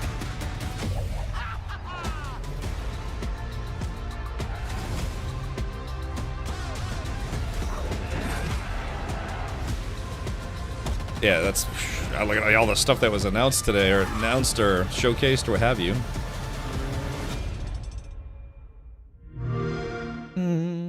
Yeah, they updated the Xbox logo too. All right, well, thank you for watching that portion of today's stream. Again, stick around in the next 20 minutes. We'll just maybe chat about some of the games that we saw in this showcase. And then coming up is the PC Gaming Show, where it's a showcase of games coming exclusively to PC, probably anyways. I dropped that when they raised the price. They were actually talking about lowering the prices of Game Pass. I think that actually already went. I think that actually already happened. So tell you, why don't we do this? Let's see. Turn that down a smidge. Let's see. Game Pass price drop. Yeah, they announced the price drop. Let's see here. Yeah, so this came out on April 21st instead of April 1st. Starting today, Game Pass Ultimate drops from $29.99 a month to $22.99 a month. PC Game Pass will also drop from $16.49 to $13.99 a month. Prices may vary by region. So yeah, they actually did decide to go ahead and drop the price of Game Pass a bit. I think it was when that new lady took over. She decided to that her and some other folks enacted lower pricing, because the prices kept going up and up. But it's like Netflix. God, like Netflix and some of the other streaming services, the prices just go up and up and up and up every year. Where it's like if you get Netflix and Amazon Prime Video and Hulu and a bunch of other a la carte stuff, you start paying as much as you used to pay for cable. I haven't had cable in 15 years maybe, because it's like it's just getting expensive. You just constant commercials, blah blah blah. Stinky Diaper says, pretty good deal. Yeah, I mean, Game Pass Ultimate dropping down to just $23 a month. That's not bad, considering one game could be $60 to $70 these days. You play it once, and then it sits in your digital shelf for 5 years before you play it again. So, playing a game in its entirety for just $23, it's not bad. Plus, when you're done with that game, you get to start another game. Lion Lance says, wow, I got timed out for E-Day post. Where? What? On, here on Twitch? Or what? If Lion Lance, if you tried to post a link, my bot blocks links. Only subscribers and mods can post links without requesting permission first. And I do that because of spammers. It's not you, it's me. No, it's because of spammers. People like spam bots and stuff, because they want to post a bunch of like spam links and things. So if it was on this channel, that's why. It's nothing personal. It's just because I can give you permission to repost that link if you want. I got sick of Netflix's price hikes and dropped them after being a customer since 2009. Yeah, I have to be honest. I don't have Netflix right now myself. I still pay for Prime Video, but I dropped everything. I dropped Disney Plus, Paramount Plus. What else was there? Yeah, Netflix, and I don't know. I mean, I kind of miss having Netflix, but but yeah, I still pay for Amazon Prime. Prime is still, to me, it's still a good deal, because you get Prime Video, you get free 2-day shipping, you get to see Jeff Bezos naked. I mean, what's not to love? It's great and yum. But he only allows redheads to post links here, and how? I do like redheads. Avalanche says, I don't pay for streaming services. I pay for one service and get all the things. I pay for your internet bill, and then the internet provides. So, yeah. Iron Nomad says I get basic Netflix through T-Mobile. I used to be on T-Mobile, but then I switched to Google Fi. But sadly, I didn't switch fast enough because T-Mobile got hacked. You probably remember it was maybe like, what, 3 years ago? 3 or 4 years ago, they got hacked. And I used to not get a lot of spam messages on my phone, but after that happened, it's like I get at least a few spam calls and spam messages every single day. And it never used to be like that until T-Mobile got hacked. So... yep, PC Gamer Showcase. Yep, that is what is coming up next, so stick around. So again, that was the Xbox Game Showcase with the E-Day Direct, and boom shakalaka. So courtesy of PC Gamer, I am an official co-streamer for this event. What does that mean? That just means I'm streaming it. And, you know, I get access to, you know, a little bit of behind-the-scenes stuff. Nothing too crazy. All right, let's see. Let's see. Oh, hold on. Ja, alles gut. Danke. Let's see. Okay. All right. I missed Netflix less than I thought. $30 a month is just too much. Yeah, they just kept raising the price and raising the price. At one point, I actually did subscribe to Hulu, but Hulu is like, oh yeah, Hulu was one of the first streaming companies that had the thing where it's like, oh yeah, you're going to pay us to watch these shows, and you're going to have to watch commercials unless you pay us more. And then other platforms started adopting that format. Was it? I think HBO started doing that. I think Amazon Prime and Netflix started doing that. Where it's like if you had the base model or the very base subscription, you have to watch ads now, which is just defeats the whole purpose of streaming media, right? The whole point is you're trying to get away from commercials. So, I subscribe to Pirateflix. Yeah, it's a new service I heard. Yeah, yeah. Arr. But Hulu started as a pirate site. Wait, what? Hulu? Yeah, Hulu got bought by Disney, but they were the thing, I think the first streaming company maybe out there that had a tier where it's like if you only pay like $6 a month or $8 a month, you would get to watch the streaming media shows, but you had to watch commercials. And I remember I had Hulu in the early days of Hulu, and I was like, why am I paying to watch commercials? This is stupid. So you can buy a lifetime ad guard DNS and it blocks those ads. Yeah, man, you've got options. You know, you certainly have options out there. Xanta says, I just run my own Jellyfin server, got everything I need. Yeah, what is that media center software? Plex? Yeah, Plex did this thing where it's like, what was it? It was like $90 to get lifetime Plex license, and then it went up to $200, and then I think they raised it to what, recently, like $700 or $800? So everyone's like, why would I pay $800 for Plex when I can get Jellyfin for free, or for like $5 or whatever it is? So... one thing I was going to mention says EV Star Wars Zero Company is now available for pre-order, but the amount of people hating on it for being turn-based RTS, it's been known it was for months. Yeah, why would anyone be complaining that it's RTS? Yeah, exactly. They already announced it was going to be an RTS. They're like, oh, Star Wars, oh, RTS, but Star Wars, wow, RTS. I like RTS games. In fact, prior to doing my first 24-hour stream last year, in 11 years, I've only done one 24-hour stream, which was for that walking simulator game, Baby Steps. My longest stream ever was about 18 and a half hours streaming XCOM 2. And it was just like literally the last 2 or 3 levels in XCOM 2 took me 18 hours because it was just mind-bogglingly difficult. Yeah. 100% Hulu was a links lister? Really? So, and then they became a streaming service. Interesting. Being a co-streamer also means that if some music is licensed, you won't get a DMCA unless there's a Twitch hiccup. Yeah, Lil Rory, the Xbox Showcase definitely had some copyrighted music, and I was not an official co-streamer for that, so I'm definitely probably going to get some dings on YouTube. Hopefully Twitch, I won't, you know, and then I have to contact my lawyer, and then we have to start the whole rigmarole of countersuing and blah, blah, blah. But at least for the PC gaming showcase, yeah, I should be at the clear, so... we're going full circle. At this rate, cable is going to be cheaper than streaming. Yeah, like that's what I was saying. Because if you have, what is it? If you have Prime Video, Netflix, Hulu, Paramount Plus, Disney Plus, what is it, Peacock, and all of those things, yeah, you end up paying like $150 a month. And that's why people cut the cable, right? Was to get away from all the price gouging that cable had. Yeah. So, anyways, but, all right, let's do this. What time is it? It's 2:47, so let's see if we can bring up, PooTube. Let's see, YouTube.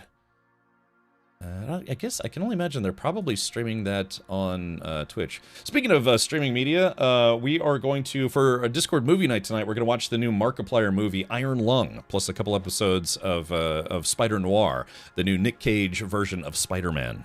Yeah. Let's see. Let's take a look. Let's see, PC Gaming Show. Let's see, they should be live. Ah, yes, looks like they're live. What can we expect? All right. Oh, Frankie's hosting this. Oh, very good. Alrighty, let's see. We're gonna turn off chat if you don't mind. Okay. Alrighty. So, let's see. We can give it a little bit here.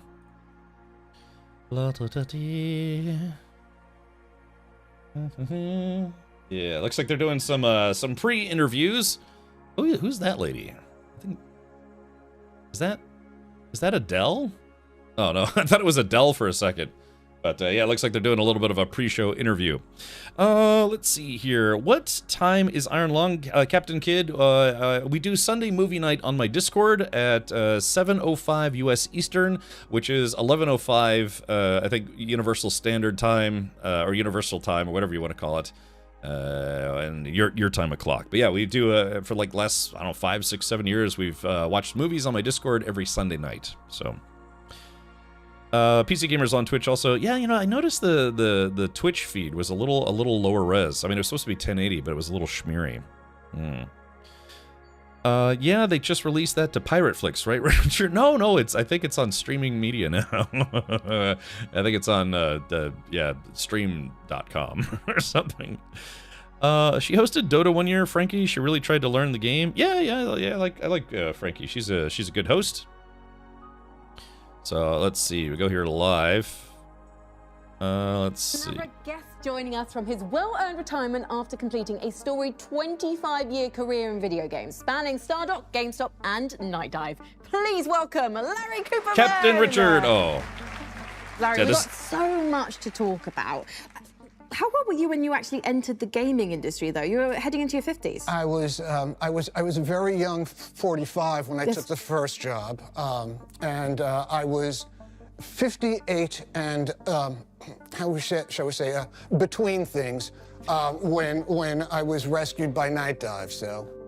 And what made you want to get into the gaming industry? Was it literally playing Wolfenstein 3D in 1992? Was that the moment you went, I will someday work in this industry?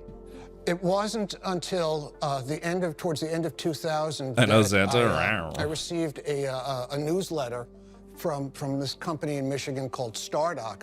You published many games at Stardock.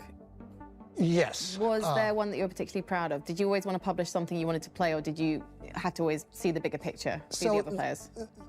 During the time of Stardock, the really important game and the biggest hit was Galactic Civilizations. And then afterwards, we partnered with. Okay, gotcha, Darks. All right, yeah, give it a sec. Empire. But the game that resonated with me, and it's really obscure, was a game called Lightweight Ninja. But the reason was both of my children found it wonderful, found the character wonderful. When you moved on to Night Dive, so that's where you were last working? Yes. Until your I'm gonna look like that guy and still saying that I'm 21, you know? What was the most difficult game to remaster? Probably the toughest game, and one that we did the best we could with was Blade Runner. Part of the reason for that is the source code was lost and could not be found. There were other PC versions available, but ours was the first that was brought to console. And you know, it doesn't need to be said that the console audience is far larger. This was the only. Oh yeah, we'll do Dark. I'm just waiting for a pause in the interview. The game, so. Why are remasters important? I suppose you've kind of covered it there, really, like bringing them to a wider audience, different platforms. I view games as art. And to my mind, art deserves to not only be preserved, but deserves to be shown to as wide an audience as possible and to be as accessible as possible. The largest project that Night Dive had done to this point was not a remaster, but a complete remake of the System Shock game. And I don't really need to belabor it, but think about System Shock as the seed and all of the games that came from that tree. Deus Ex, Thief, BioShock, of course, you know. But to understand how those games came about and why they're important, you really need to go back to the beginning to understand the history of it. Thank you so much, Larry. We really appreciate your time. Thank you so much for joining us at the PC Gaming Show pre-show. I hope there's some stuff in the show, in the main show, that you enjoy and you get some time to play. Then everyone, please, Larry Cooperman. I did a little bit. Darks, can you Frankly, resend it? I'm not sure what I want to do next. I'm not seeing it on Talk to Discord. another great guest or watch another great game trailer. I've got the answer. Let's do both. Take a look at let's something do exciting both. coming up for Warhammer 40k Darktide, and then stick around because our next guest will tell us all about it. You know, it's weird. I have Darktide. I've never played it. I don't know. Never got around to playing it.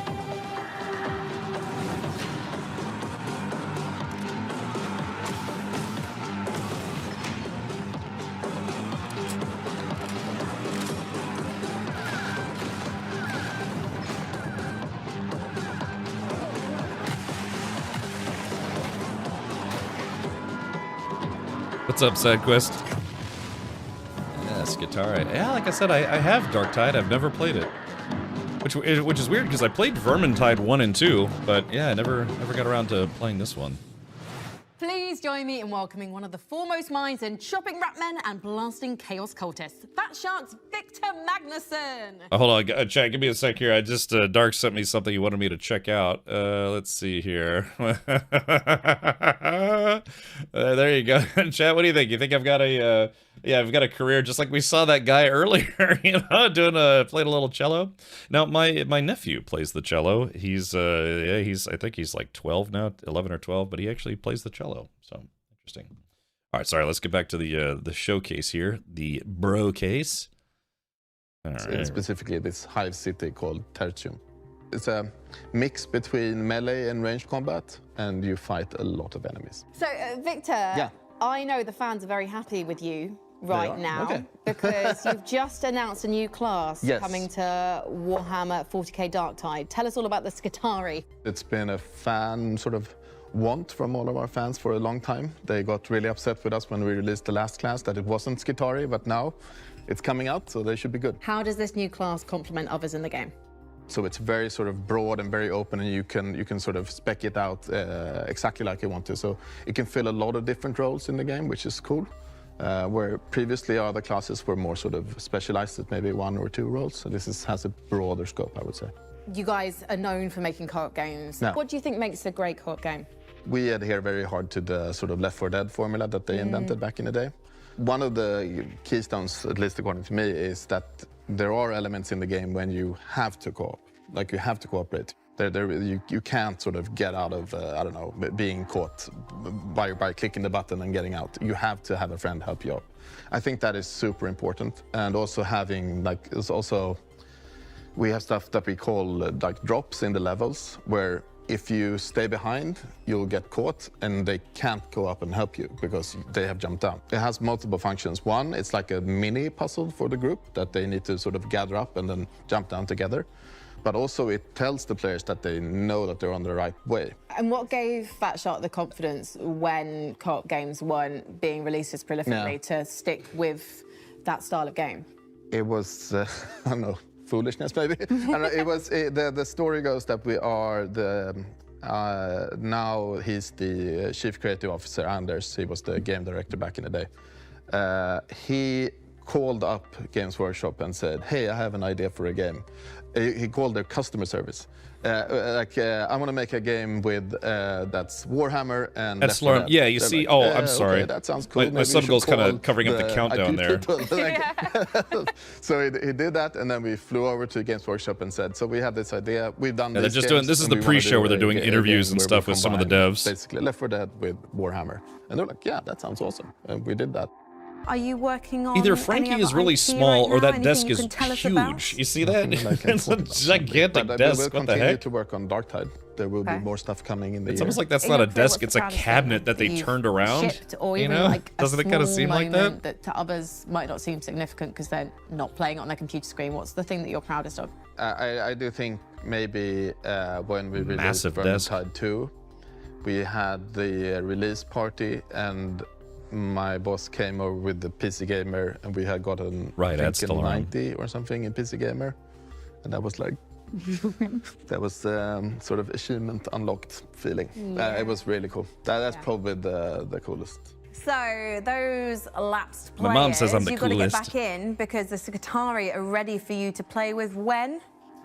June 23rd. June 23rd, so in just a couple of weeks' time. And if people haven't played Darktide yet, but they want to have a go, where can they start doing that? You can get it pretty much everywhere. You can get it on Steam, Xbox, Microsoft Store, and the PlayStation. Fantastic. Thank you so much, Victor Magnuson. No, and thanks. good luck with the new class. Yeah, thank you for having me. So yeah, just a couple minutes left before the main show. Thank you once again to the guests who joined us on the show tonight. And, of course, let's hear it once more for the PC Gaming Show pre-show band. Do you know they're not a real band, right? That classic. I thought that was humour. Sophie Turner for a moment. Most of all, thank you for joining us here at the pre-show, but stay tuned because the PC Gaming Show is just moments away after one more big trailer. I forget what's the lore behind well, it's a little bit loud here. Yeah, what was it during the Age of Man? Or yeah, when was high technology and basically like computers and stuff outlawed in the Warhammer 40K universe? I mean, that was before the Crusades, wasn't it? God, I'm trying to remember the specific reason. Are Tempestus Scions in the game? I'm not sure, Luke. Like I said, I have Darktide. I've never played it. I think the whole dang thing was spaceships. I didn't even know a horse could muck somebody. Day 9 was the Why does first a guy I horse started watching on fly? Twitch who wasn't a friend of mine. An aspect of this outhouse that I find fascinating. I can't do this anymore. There are no ghosts in these old houses ever. Why are you still one? It was following the dark age of technology after the... Oh, yeah, that's right, the AI rebellion. That's what it was. Yeah, Day 9, the Sean Plott? He was the first guy I started watching on Twitch, like, back in 2013. Yeah, Sean Plott. And then I actually ran into him at TwitchCon one year after being on Twitch for, I don't know, 9-10 years myself. And I told him, I was like, dude, you were literally the first streamer I started watching, and 10 years later, I'm now a full-time streamer as well. Yeah, Frankie Ward. But he was like, well, that's cool, man. Sounds like it kind of came full circle. I was like, yeah, man, thanks for, you know, keep me entertained in the early days. And we were at a World of Warcraft meetup together.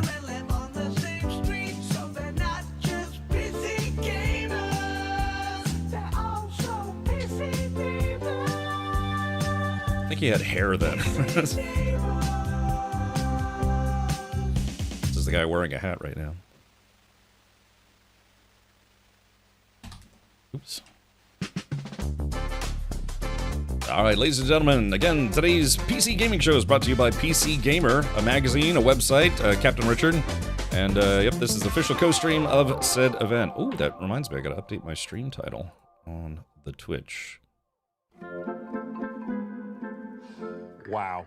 It sure was a long day of doing architecture for me, Sean Day 9 Plott. But now I've got the entire evening to do my favorite thing, which is Captain play Richard. video games. Did someone say video games? Well, hello, PC neighbor. Well, hello, Sean. What game do you want to play first? I've got them all. We have Commando Death Dragon Extreme 6. We have Executive Accounting Online. Or my personal favorite, Valheim. Best Friend Simulator. Oh. Amika. Hello? Yes, this is Sean. What? When? Today? That can't be right. Well, all right. Thanks. Bye. What was that, Sean? It seemed serious. Well, we can't play video games tonight at all. Because we've got to host the PC Gaming Show! For this year's PCGS, we've harnessed pure nostalgia to reconstruct our own little pocket dimension of the 1990s, a time when life was punctuated by slap bass, movies were stored on little rectangles, and using the internet didn't involve as many streamers saying painful and confusing things to me. I don't Hi, how you doing? understand this term slang. I don't See, it wasn't even us. That was just a thing that happened in the 90s. Well, what? Foul, I fun. mean, that's But the basking in ravages warmth of and laughter time. of That's what I'll say bygone there. decade won't keep us from bringing you Thank you, plenty Elsinore. I'm still that's new. updating stuff. We've got Hold a on. full 2 hours. That's 2 of trailers, over a dozen world premieres, and developer deep dives for upcoming games. That would have actually been pretty impossible to imagine in the 90s. Our brains were too busy managing our ridiculously huge Jinko genes. Plus, we're gonna build an awesome gaming PC, and one of you get to take it home. Let's get started the PC Gamer way with 3 huge world premiere trailers. There we go. World premiere. With every step, we boldly explore the unknown. And piece by piece, we build an understanding of the strangest mysteries. Is this a new Star Trek game? I think so. Captain, our sensor array is getting unusual readings from... What is that? The lift has opened! Repeat! The lift has...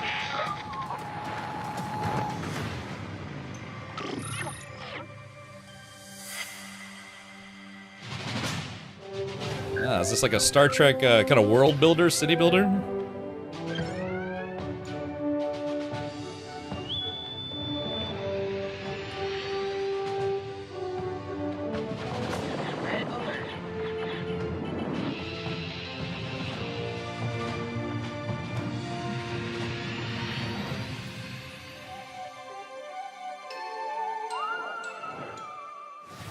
Oh, the demo's out now. Very nice. Welcome to 95, the start of a new revolution. The information superhighway. A world ruled by the transistor, where power is measured in hertz and bytes. A place where us freaks and geeks can be free.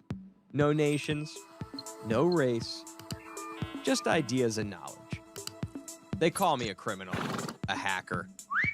While corporations spy on us and governments control us, they murder and kill and tell us it's for our own good. I'm not the criminal. I'm a freedom fighter with a modem. They can try to scare me, but they'll never stop me. Kevin Mitnick, is that you?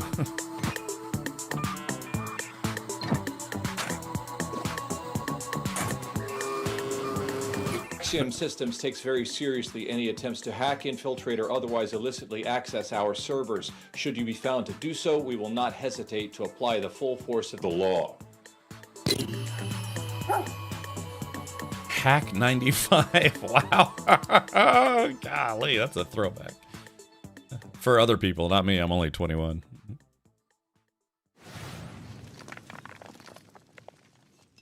World premiere.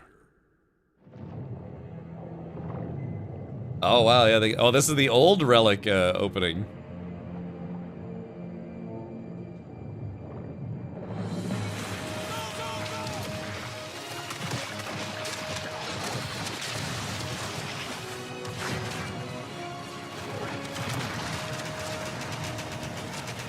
Interesting. This would be unveiled today. D-Day was yesterday, by the way. They made NetAttack a non-browser game. Yeah, maybe.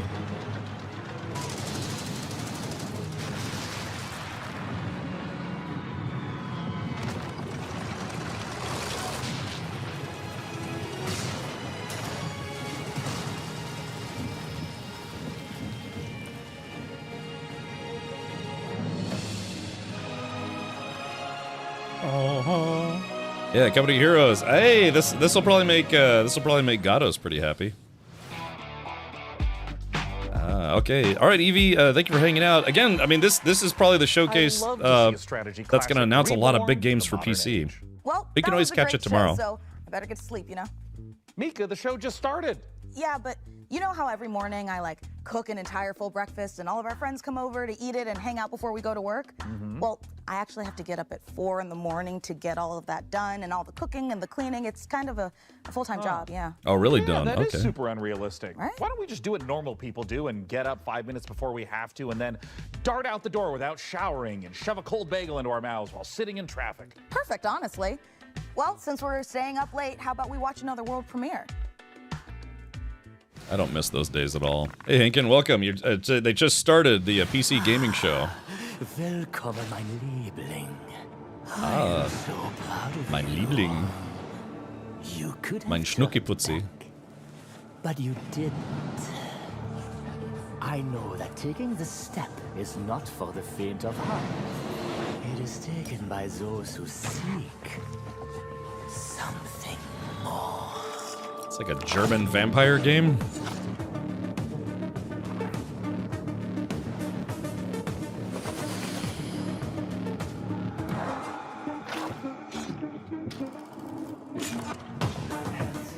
Operation Market Garden. Yes, yeah, I'm familiar with The Bridge Too Far. Wasn't Alec Guinness in that movie? You know, the Obi-Wan? Wasn't he in that movie? Will give you purpose.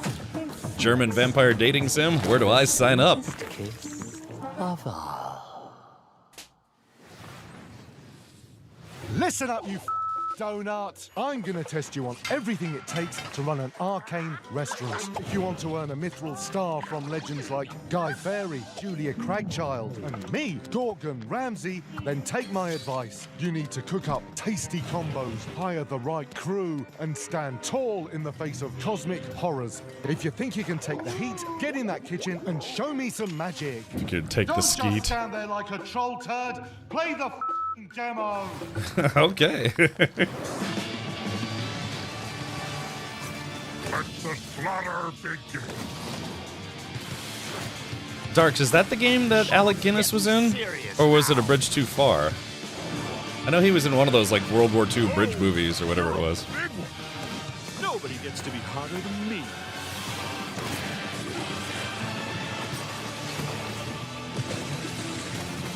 That was the movie. Okay, I got those two mixed up. The pain is about to start. Let's fight.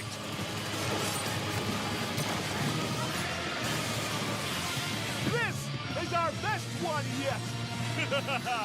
It's cannon time, baby. Let's fucking go.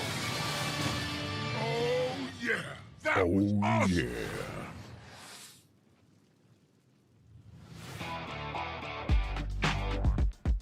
I wonder whose actual house this is that they're using for this show. Oh, I've missed Serious Sam. It's lovely to see he's still in good shape. Well, 6 shapes to be precise. What are you working on there, Mika? Is it a grocery list? No, Sean, I'm catching up on my handwritten correspondence, which researchers tell us was a treasured pastime of the 1990s, just like mammoth hunting, dying of the plague, and all the other things we loved to do before, you know, we learned that joy and life lives in our smartphones. Oh, it would be charming if I knew how to read. Hey, that's my joke. Wait a minute, he stole my I don't joke. think it's possible. Society hasn't been ravaged yet by same-day delivery. Is that a different phone? Hello? Am I about to die? Oh, I'm just messing with you, Sean. It's me, Frankie. Oh, hi, fellow PC gaming show host Frankie Ward. But Frankie wait, and aren't you busy Stanky. filming the hottest late-night talk show of the 1990s? Oh, Sean, you should know that no veils can obscure my piercing. Oh, I got you, Dawn. Okay, Also, I have seen we that just movie, but wrapped it's up been a the long day. time. Now, listen, I hate to interrupt the anachronisms, but you're about to be rolling on an exclusive new look at Control Resonant straight from Remedy HQ. We are? Just say the thing, Sean. All right. Here's an exclusive new look at Control Resonant, straight from Remedy HQ. They've had like 2 or 3 different showcases that have already been showing footage from this game, so they're really trying to get people hyped for it. Yes, it's just a green screened background.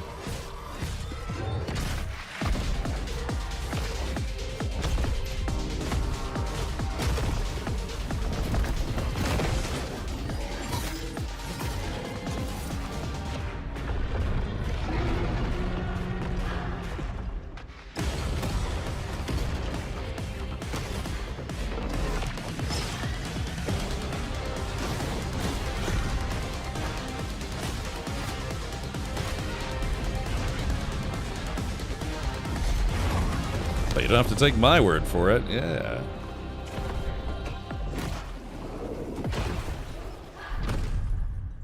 What the heck?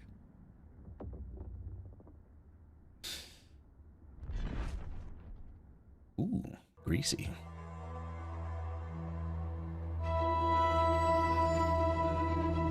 Hell stinky.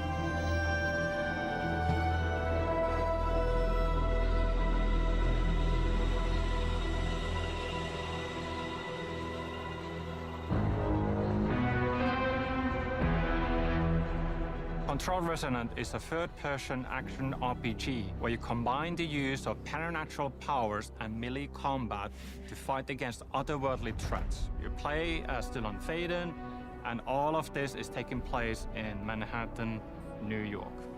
In the first game, the whole game took place inside a place of power called the Oldest House, in this kind of a brutalistic architecture environment. With the sequel, that whole thing is kind of broken open. The containment failed from the first game, and now all of these supernatural forces that were inside the Oldest House have leaked upon the streets of Manhattan. There's a new threat affecting Manhattan in our game. It's called the patterning, and it is basically taking what is already there and restructuring and reorganizing it with this strange, otherworldly algorithm. And absolutely no change, right, Vic? They're like, yeah, and often Manhattan is just kind of Manhattan like that already? Focal point of this localized patterning, and it becomes more than just the creature design. The bosses are almost married into the surroundings and into the scene, so they get patterned into the world. And it is not just a gimmick. The patterning is at the very core of the whole experience, so it touches all of our themes.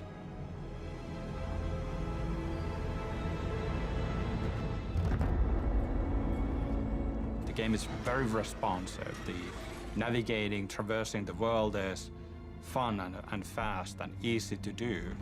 For instance, we have the shift ability that allows you to access these different gravity anomalies.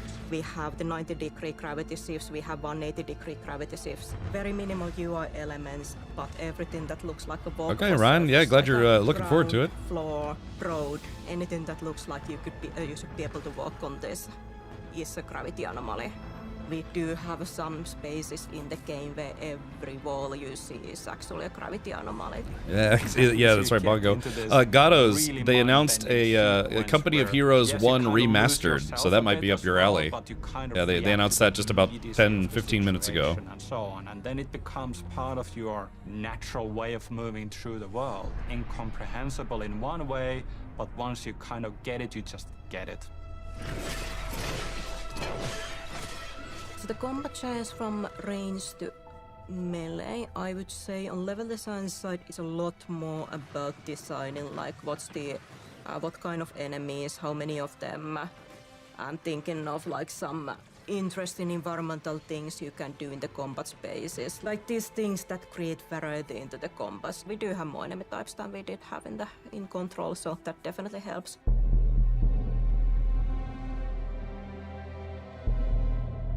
We have always wanted even the paranatural things to somehow feel connected and married into the normal, mundane, everyday world. So even if you are able to perform like superhuman feats and telekinesis, for example. What's this about feet pics? Should feel that it's strenuous. It doesn't come easy to Dylan. Dylan is fighting dirty, and he is able to perform these powerful telekinetic pushes and ground slams, but it does have a toll, and it does hurt him in the process a little bit as well. So there's this physicality that we always try to retain with our visualizations and audio, even if the thing that you perform as a player is inherently somehow superhuman or otherworldly. Yeah, so this is a sequel to the original Control game, so which I did stream. Sadly, I didn't finish it though, but it was pretty good. Kind of felt like it almost had like Jedi powers. Yeah, this is a sequel to Control. This really interesting sandbox, and you feel like you have all the means to improvise. I think it's unlike anything else.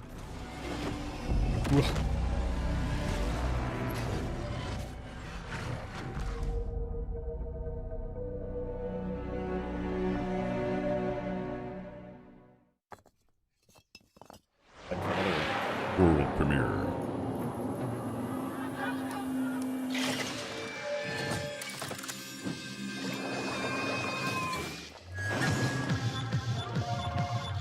It's cook, serve, delicious, except more evil or something. You know what I mean?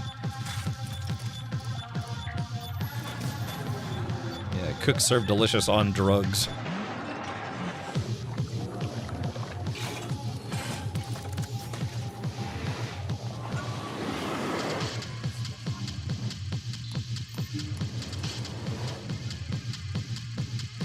Yeah, there you go, Cosmoro.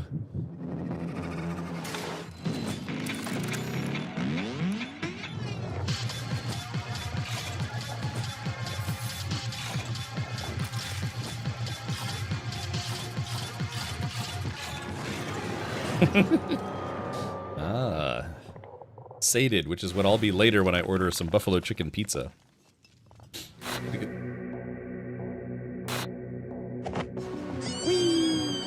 They left you for dead. They buried the truth. Time for revenge. Puncture targets. Cause distractions. Disguise yourself. Use anything as a weapon. Hunt with your friends or by yourself.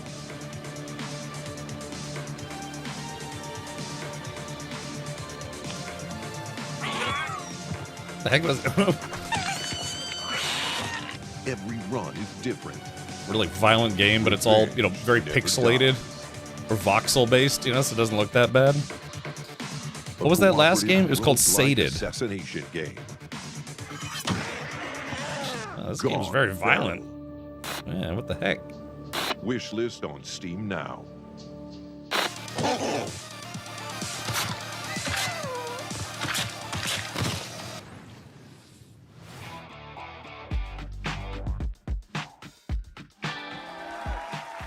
Hey, Mika.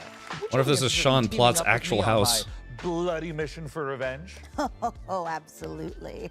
I mean, like in Gone Feral, the game we just saw. Oh, yeah, sure. Yeah, that too. And hey, speaking of co-op carnage, nothing goes better with violence than science. Let's check this out. It's another world premiere.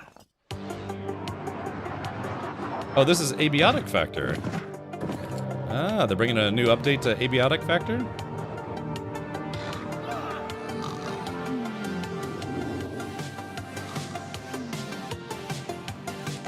Yeah, there you go. Cut a rug. Yeah, the Tropical Island update for Abiotic Factor. You know, I did play a lot of Abiotic Factor. That game is very long, man. It's a long game.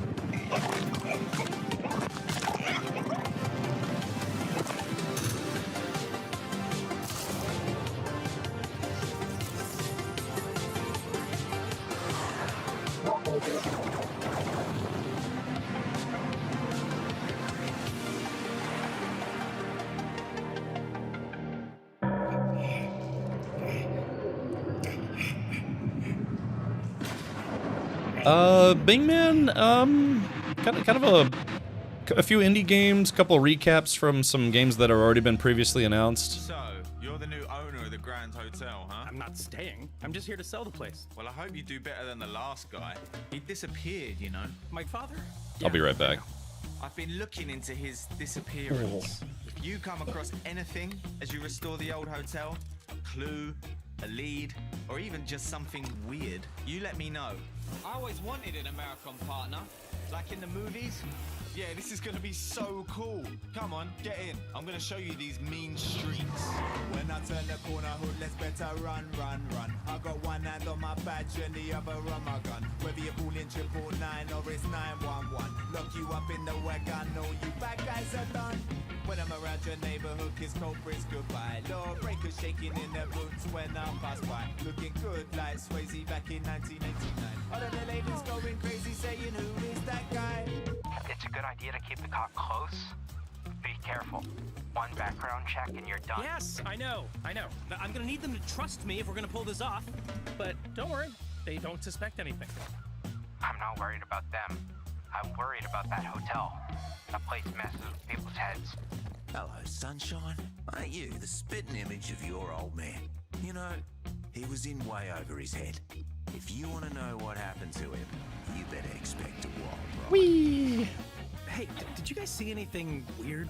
Weird is this town's entire deal. I mean, it's been featured twice in Britain's most haunted towns. I haven't played one of those like arcade shooting games in a long time. I think the last one I played was actually an Aliens arcade shooter. Listen, I've been through worse worse than this? I'm sure I'll manage, seriously. It doesn't look that hard. Having a ska soundtrack in a horror game is an odd choice.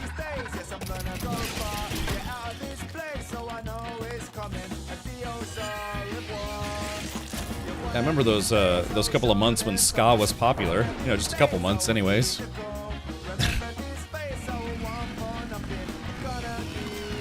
Whee, kitty.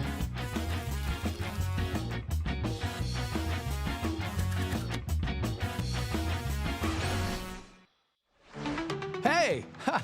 Hope you're all having a great time at the PC Gaming Show. As captain of the ESS Starseeker, trust me when I say, this crew is ready for anything. Here's a look at what's waiting for you when the game drops June 11th. Wishlist it now and prepare for launch. So this is by the same folks that made Astroneer, if you know Astroneer. So this is the next phase of those games. Did they get the Island Boys to do the soundtrack? Maybe. Ah, Empress Meow Meows, welcome.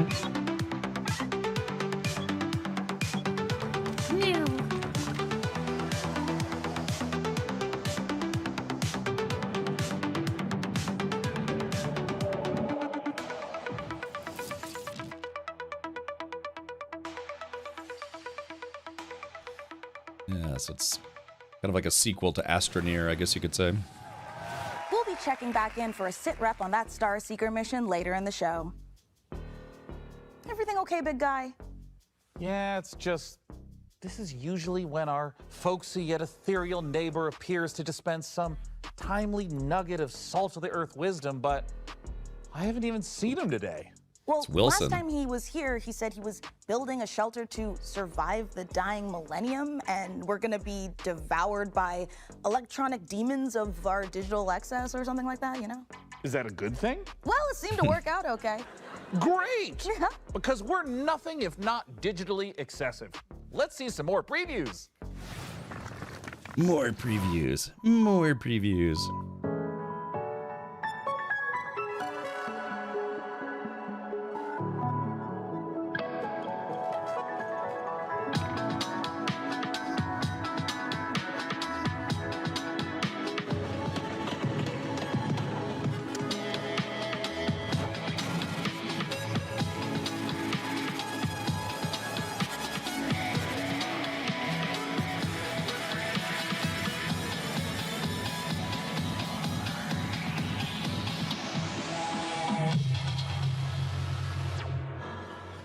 Virtue and a sledgehammer. Interesting.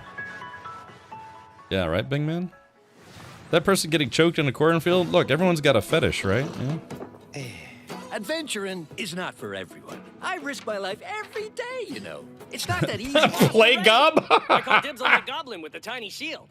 Yeah, sure, but don't interrupt me. Play so I gob? spent years developing tactics. Like now, it's all about offense against these greasy goblins. You see? I can do this in my sleep. It's really all about knowing. Enemy reinforcements, boss. Some cultists and a big-ass goblin. Getting creative, huh? Bonzo, you benched. Gary, get out there. Let's see how they like that. Jeez, what the fuck, Gary? Now! Oh, my bad, sorry. Mercs these days. Hey, boss, they're chanting and the big one's going berserk. Oh, Gary, move! Oh, but it's not my turn. No. Ah! Ah! My arm! Oh! Oh, boy. That's not good. We need a meat shield? Oh, I get to pick? Well, then Jenny. Fuck you, Clive. Maybe you're the meat shield. Shut up! I'm talking about the prisoner. They sure do add a lot of swearing to trailers now, don't they? Now, Jenny, use the That's terrain. right, Ryan. Don't dodge. Yes! All right, Gary. Payback time. Finish him. Take that! And there you have it. Just another flawless victory for me, the Kev. Yeah, they're not. There's not going to be anything about GTA 6 in this. This is the PC gaming showcase.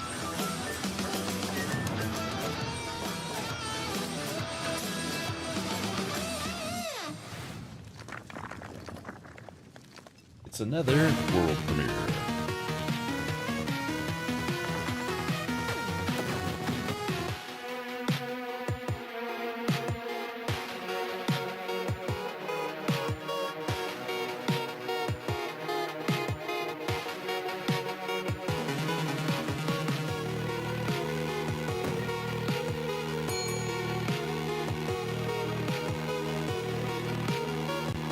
Sometimes game trailers have some pretty good music. Yeah, they set us up the bomb, that's right.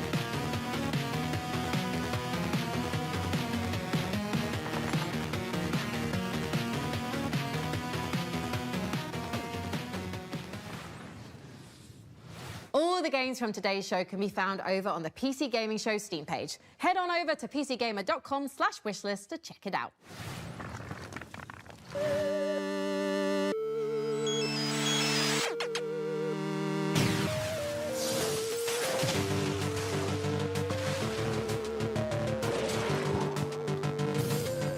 It's like a sprite version of Darkest Dungeon or whatever it's called.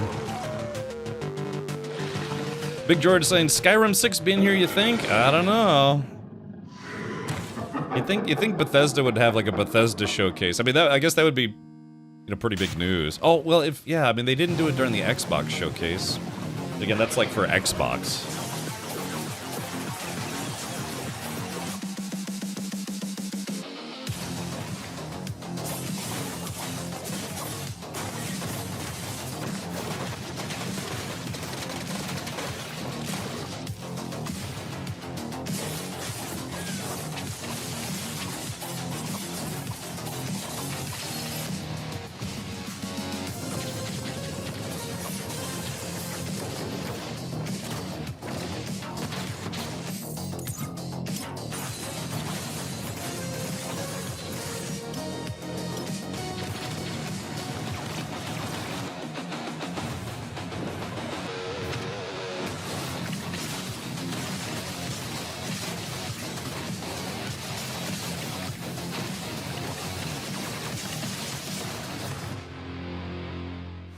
/0.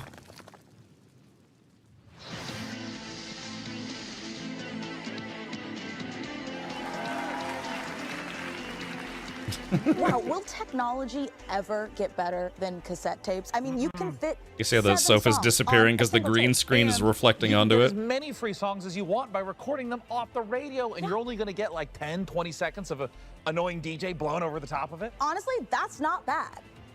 Wait, this cassette tape, it's not music at all. The label says Buttholes. monsters. Oh. Wait a minute. Monsters on cassette tapes? That sounds like an extremely skillful segue into our next world premiere. What's a cassette tape? Yeah, Chad, what is a cassette tape? I don't know what that is. Do you have a cassette player too? And you've done all this before? Been lost on another world? Turned into scary monsters with cassette tapes? All of it? Come on, what have you dragged me into?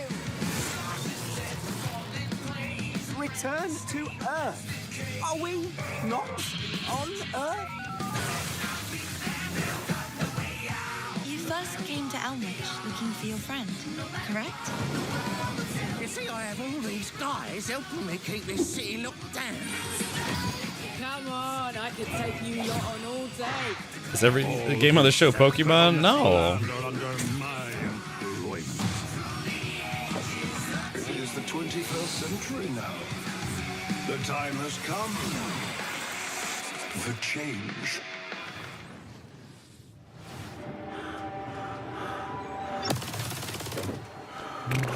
Is this Marathon?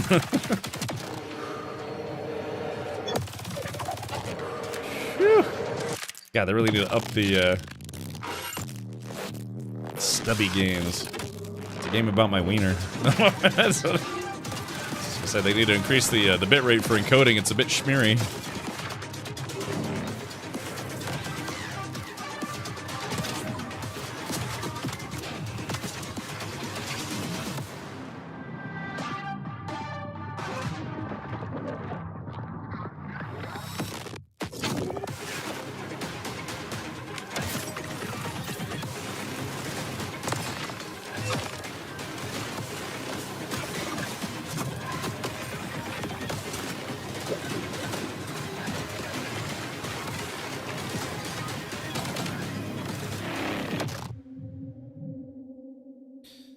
Yeah, that's right. Why buy the bathwater when you can get it for free?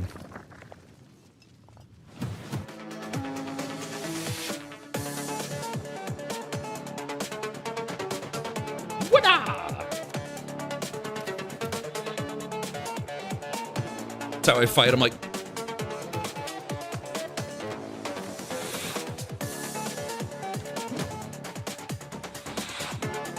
didn't they make a John Wick game that was kind of like this?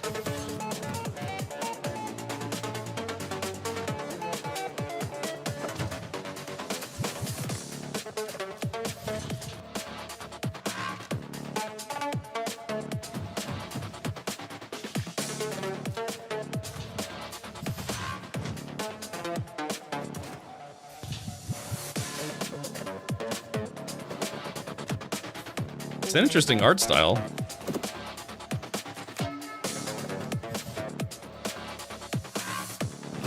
Yeah, if you like turn-based games but don't want it to be a turn-based shooter. Yes, it really is called Two Fights, Two Tight Spaces. And if you can believe it, there's one more surprise. Shadow Drop! Oh, we love a good Shadow Drop, don't we? Yeah. Two Fights, Two Tight Spaces is out right now. And that's not the only surprise. This old-timey scroll came in the mail, and it's addressed to Malord. It says... Elder Scrolls 6. Granary is full, sire? Oh, I know what that means. I don't. Oh, maybe not. Another world premiere. Our next title is from a series that's been around for more than 25 years. Here are two of our very favorite PC neighbors to tell you all about it. Another world premiere. Hello everyone, I'm Ben Starr. And I'm Samantha Bayard. And we're incredibly excited to give you a first look at our new game. Stronghold 4, the brand new castle And Ben really gets sim around, and man. He's doing a RTS lot of from projects Firefly these days. Studios. That's right, another chapter in Stronghold where you can once again launch cows from trebuchets. Sounds absolutely delightful. Let's have a look at the new exclusive reveal trailer. Welcome Stronghold. to Stronghold 4, my liege. This town has seen better days, but I'm sure you're up to the task of bringing the place back into splendor. Might I suggest next placing some farms to feed our population? Food stocks are back up again. We can train soldiers and build defenses to prepare for further bandit raids. My bow calls. My sword is needed. Just me and my little pitchfork. That's a nice thingy bob the church has there. That's not- going on with the cat? That was a medieval foot pick. It's my time to shine. This inferno is punishment for our sins. A huge invasion force is marching on the castle, my liege. Another village taken then. Make no mistake, I'll keep fighting. Hell with you.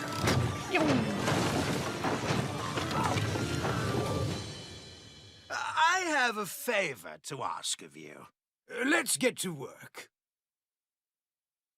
There it is, Stronghold 4, coming 2026. And there's only about half a year left in 2026. Isn't that bonkers? God, it seems like it was just 2025, and now 2026 is halfway over. Doesn't make sense.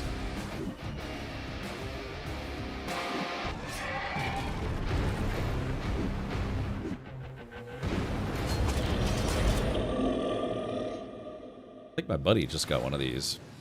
More of an Intel guy myself, but that's okay.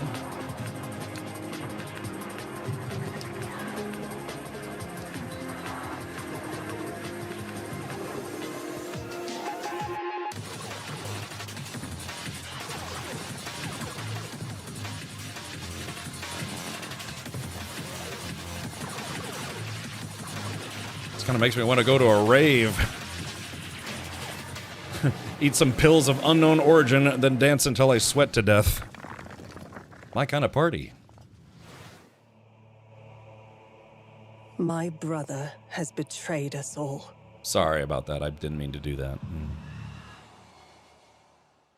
His legendary knights of the Round Table have all fallen prey to corruption, or have simply disappeared. Avalon, once a glorious kingdom, is now falling into despair, and corruption ravages the land. Thus, I have created the legend of the Twilight Knights. For salvation will not come from a single Twilight knight, Knights, they're all sparkly but from vampires. many.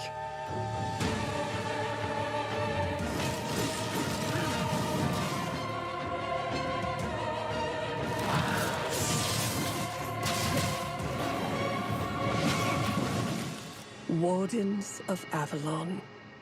Sparkly vampire knights.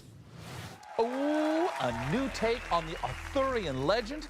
That makes me want to go upstairs and get my life-size handcrafted, dual-tempered carbon steel replica of Excalibur. Sean? Nope. Remember what happened last time? We do not need you swinging that giant sword around the living room. We just got a new lamp. Is that a Super Nintendo? Well, don't worry, everyone. I promise I won't do it. See, I said I wouldn't. I don't know why you would think otherwise based upon my tone. Look, our new neighbor's rooster sure makes a racket, but I've been thinking it must be worth it for some of those farm-fresh eggs. First, roosters don't lay eggs. Second, that was an elephant. Wait a minute. That's an elephant. Do elephants lay eggs? Oh my God. Can Pretty you sure imagine that's a Super the Nintendo. omelets you could make would be massive. Well, he'll be gone for a while. The real reason our neighbor has an elephant is because we're here to see the world's first gameplay reveal for Planet Zoo 2.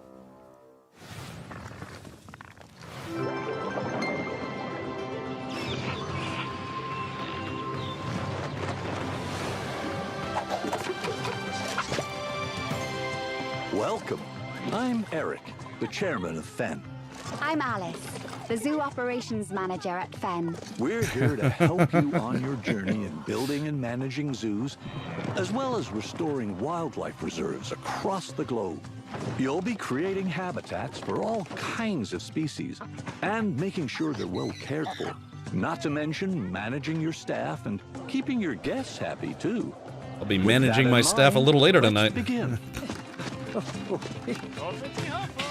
Meet Lamarty, the Maasai giraffe. He shares his space with a pretty big family, so we need to make sure there's plenty of vegetation for everyone.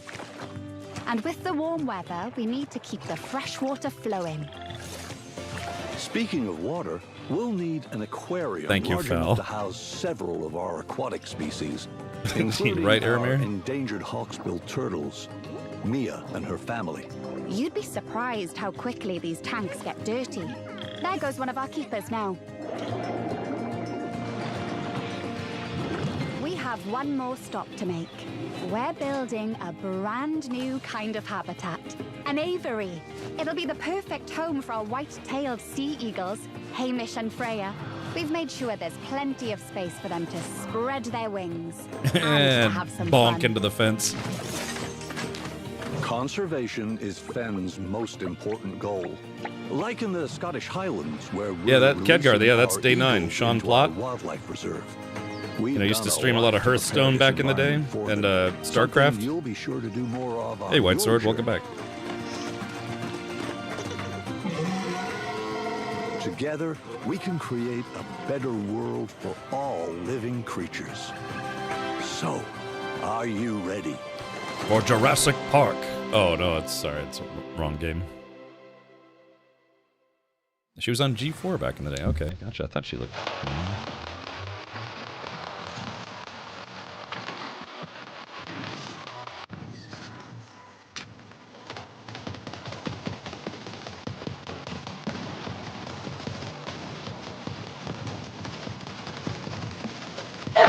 Oh, gosh. Pardon me.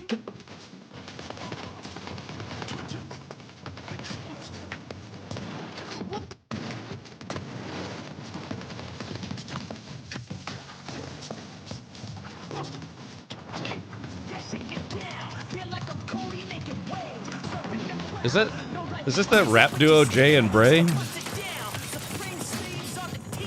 think it is, yeah, Jay and Bray.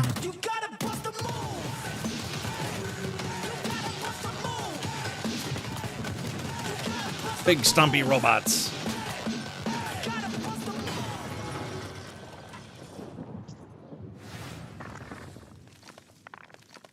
Yeah, Jay and Bray fitting for a pray and spray. Yeah. Best minions of the damned to procure the secrets of a mysterious tower that spells certain doom for all who dare to enter. I'll miss those minions. Yeah, a little bit. Kind of Cosmoro.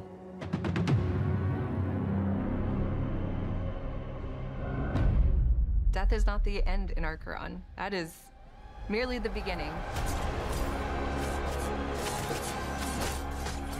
Death is but a door. Time is but a window. I will return. Or death is but a doorway, I think he says. Archeron is a top-down isometric game where you play as an Echo, and you find these very powerful items. And then you play as a team of 3 to ascend in this very dark fantasy, hauntingly beautiful tower. Fight monsters, find the items, put together your build, and fight showdowns at the end of each floor. Though you ascend the tower until there's only 2 teams left, and only 1 team can win. Oh, looks like Bloodline Champions a little bit. Your whole goal is you start Sorta. with nothing. You want to go get items to form your build on the fly. Items are distributed throughout the tower. You can find them in chests, kill monsters, and the best place is to take them off other players. When you're new, you kind of will gravitate towards a certain play style, and as you continue to play more, you'll start to unlock different builds that you didn't know were possible. I think the item system is designed to have people embrace a playstyle that they want. We don't have traditional roles, so we don't have a support or a tank or a DPS. You're all kind of on even playing field, but you can lean into playstyles. You can lean into a ranged build or a hybrid build or a dive build just on the fly, what you uncover. We want you to land and feel the tension of trying to get items quickly, knowing that the fight is coming when the beacon spawns. That hoodie looks very comfortable. Yeah, just like, you know. I live in Florida, man. We don't wear hoodies here. Well, not normally. Archeron takes place in the afterlife, so everybody that's here is dead. The only way you arrive in this place is if you've died with some kind of unfinished business. So everyone here has something unresolved that's kind of pushing them forward. Our characters are all called Echoes when they first arrive, and in their chests they have these things called anchors, and that's where their memories live. They're almost pebbles in the filter. They're stuck there, they can't escape. The anchor represents a memory or an emotion of unfinished business that they have from the living world. So it gets them stuck halfway. They cannot let go of the thing that happened to them in the living world. Everybody starts out with one memory, and it's just one piece, and it could be a sense memory, it could be your mother's voice, it could be just a thought. And from that memory, the Echo goes into this tower and tries to figure out who they are, why they're here. And we always say that the answer is always at the top, so that's why they climb the tower. The answer is up, to get out.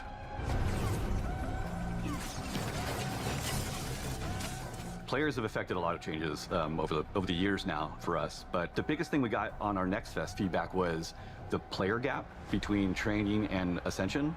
They were really awesome at helping us come up with the idea of Spires. Spires is kind of a arena-based 3v3 where you can climb up a spire and have like a run where you have 3 attempts before you fall to the bottom. So big goal there is lots of repetition with our items in combat to get you familiar with how pace of the game and how combat plays, so that when you go to Ascension, you're prepared. You know, Ascension has a different vibe to it. It's more methodical, it's paced out, there's lots of decision making, where you loot, what items you pick up, how you and your team synergize against other teams. As they get into it and understand combat more, it starts to open up, the combat creativity really starts to shine, and I think they'll get used to the pace and hopefully have a blast. It's so smooth. The combat is so fun. The kind of like team play that I've seen coming out of it it's insane. Players generally have a play style.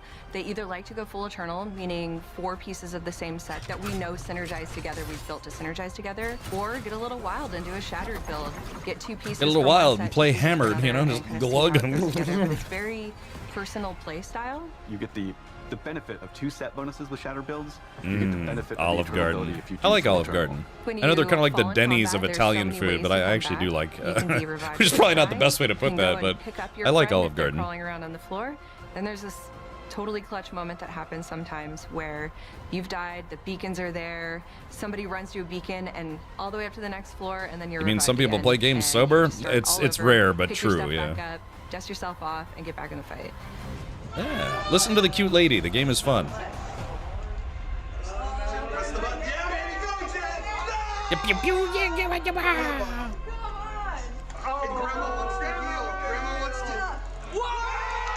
kind of looks like a friend of mine's sister. If you join now and start playtesting with us, we're still shaping the game. I think it's such He a looked great like he was about to opportunity cry. He for was so happy. players to play closely with the devs, give us your feedback so that we can make the game better and build the community with you. Go to the website and we have details there, and you can join the playtest as we get prepared for early access later in the year. They could pay me $5 to say it's the best. Danger Hobo. I can be bought. Look, I got bills to pay, man. I could be bought. Need about Tree The Fitty, Great though. Tower of Acheron summons you and 2 of your finest battle-hardened companions. Head over to Acheron.com to sign up to the playtest now. Speaking of worldly entities, this next trailer is sure to send a chill down your spine. Ages come and go. Yet mortals never learn. Foolish enough to challenge me.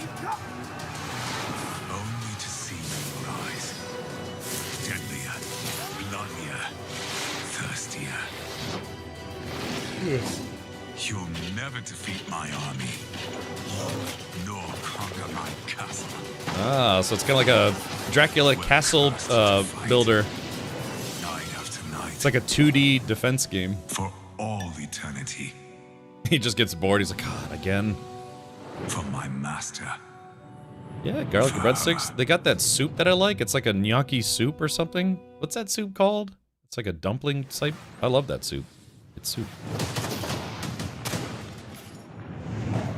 Meant like an LOL Pro player. Oh yeah, they could have gotten LOL Tyler 1 to just like scream at everybody and be like, this game's great, I'm gonna break everything. To earn themselves cash. To earn themselves ass. What makes War Dogs unique is its underlying I'm actually probably gonna try economy. playing this. See if it's Every fun. life you spend in-game cash, building your own custom loadout, purchasing whatever equipment you want to suit your playstyle. You then earn cash by performing any team play action in the zone, such as spotting and killing enemies, reviving and healing teammates, driving or piloting friends to the control It's kinda like zone, Battlefield or with building extra steps. bases and even resupplying and selling items to other players. Anything that helps your team win earns you cash, with profits from every game banked into Hey, your account DX2, to welcome. spend in your next match or next time you play. Investing in better equipment is risky, but the right choice at the right time can yield massive returns. With its unique cash system, 100 players fighting across 3 teams, destruction, base building, playstyle freedom, with unlimited squad sizes and proximity chat. 46 Northeast. War Dogs is a new twist on the FPS genre, made for people like us who are tired of seeing AAA battle royale and extraction shooter clones. Yeah, there you Straight go. up, War Dogs isn't a game made for everyone. Instead, it's And a those guys are grounded throwing down the shooter gauntlet that verbally, at doesn't least. forget it's a game. We're making what we want to make and play with FPS players that get what we're trying to do. War Dogs is coming to early access later this year, and we're opening our closed pre-alpha testing to Like how new even players how they this shot month, this like, which you know, can like sign up shaky for cam right interview now. with the devs, you know? This is the new face of tactical all-out. No, it's intentional at Stellarum. They're This just trying to make it seem like, it's like, oh, this is the game that you need to play because it's action-oriented, you know? Just typical cam stuff, or camera operator stuff. Yeah, shaky cam, yeah. Oh yeah, the gaming show, holy balls. Yeah, it's Arma 4, right? When are we gonna get Arma 4?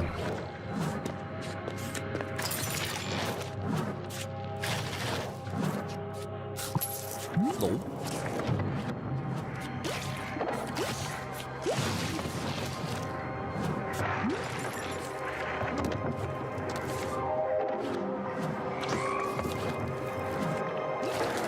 Yeah, someday.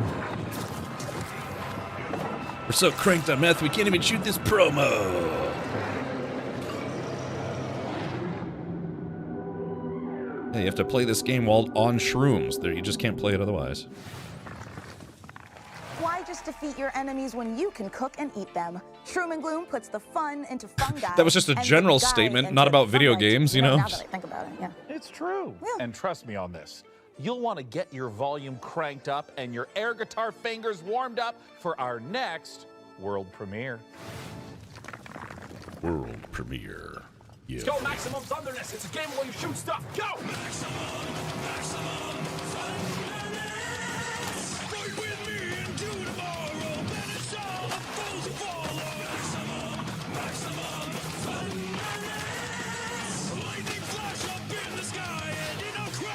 And bang 2 guys, yeah.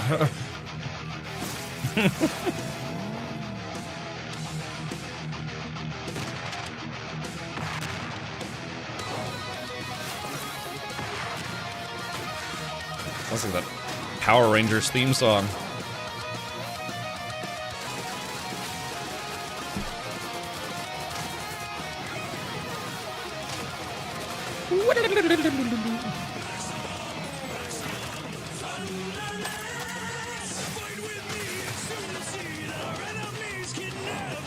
It's like if Dragon Force started doing video game commercials. Team Power Rangers, yeah. Welcome to the prestigious Maximum International Bum Bum. Space Station Ares. Earth is counting on you to assess the viability of Vasta for humanity, particularly regarding the mysterious magnetic field surrounding it. I wake up. Same bunk. Same The time. Earth. The station resets. But I don't. Our food supplies are dwindling faster than expected. If we're careful, starting now, we can still avoid early rationing. This makes no sense. They're moving, like in a solar system, like planets. Am I going to die here? Is this how I will be remembered? It is all connected somehow. Interesting. Planet of the Apes musical game? What?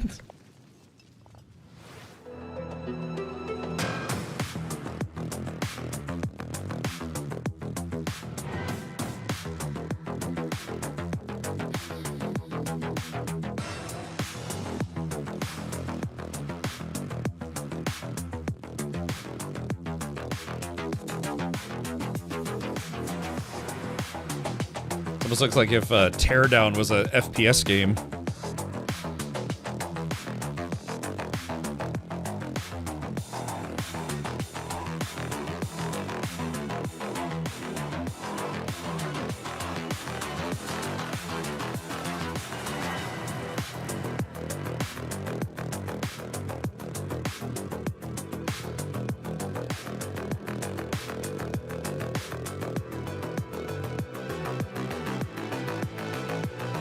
This looks like a game I would play on my TI-86. Yeah, maybe. That kind of looks like if Teardown was a first-person shooter. Whoa! Come on. One time. No, One time. Won't let come you. on, one Won't let time. you. Won't let you. Won't let Okay, okay, look. Just let me. Just one more rematch. Nope. Just one more. Nope. No. That's a here's the- Super look, Nintendo, since but they those love are, shooters, I why don't think, we play something GameCube more chill, controllers. like a farming sim, Oh, sure. I love farming sims. right? Yeah.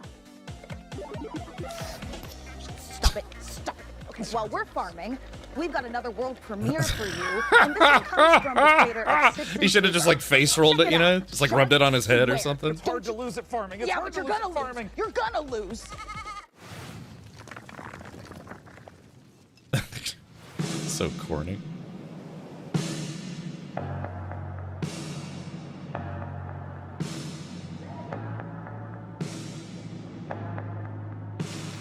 Trickle down back like a rat. Don't you know I used to live here?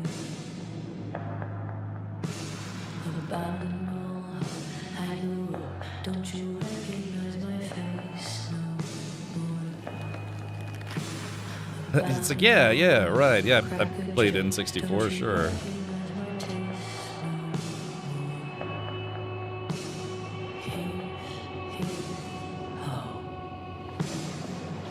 Oh, was that the N64 controller? I never had the GameCube.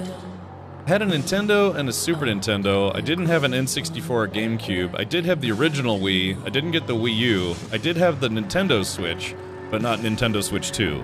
So I definitely missed a few generations. I've had every generation of PlayStation except the first one, and then I've never owned an Xbox. I even had an old Atari at one point, but it used to be my father's. He just let me play with it. In the grim darkness of the far future, there was only derp.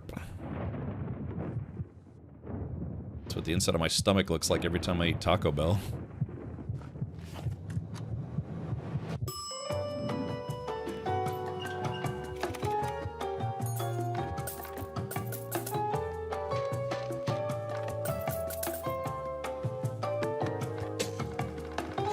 Oh, those were N64. Okay, gotcha. I never had an N64. A roommate that had a GameCube, but I never had any of the Sega consoles either.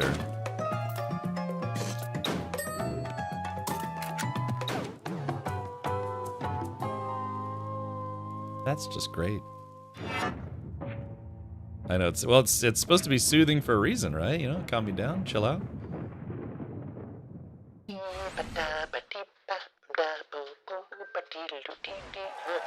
Well, that huge dispute we had off camera has finally come to this, dividing the house in half. Yeah, well, you just stay on your half and I'll stay on mine.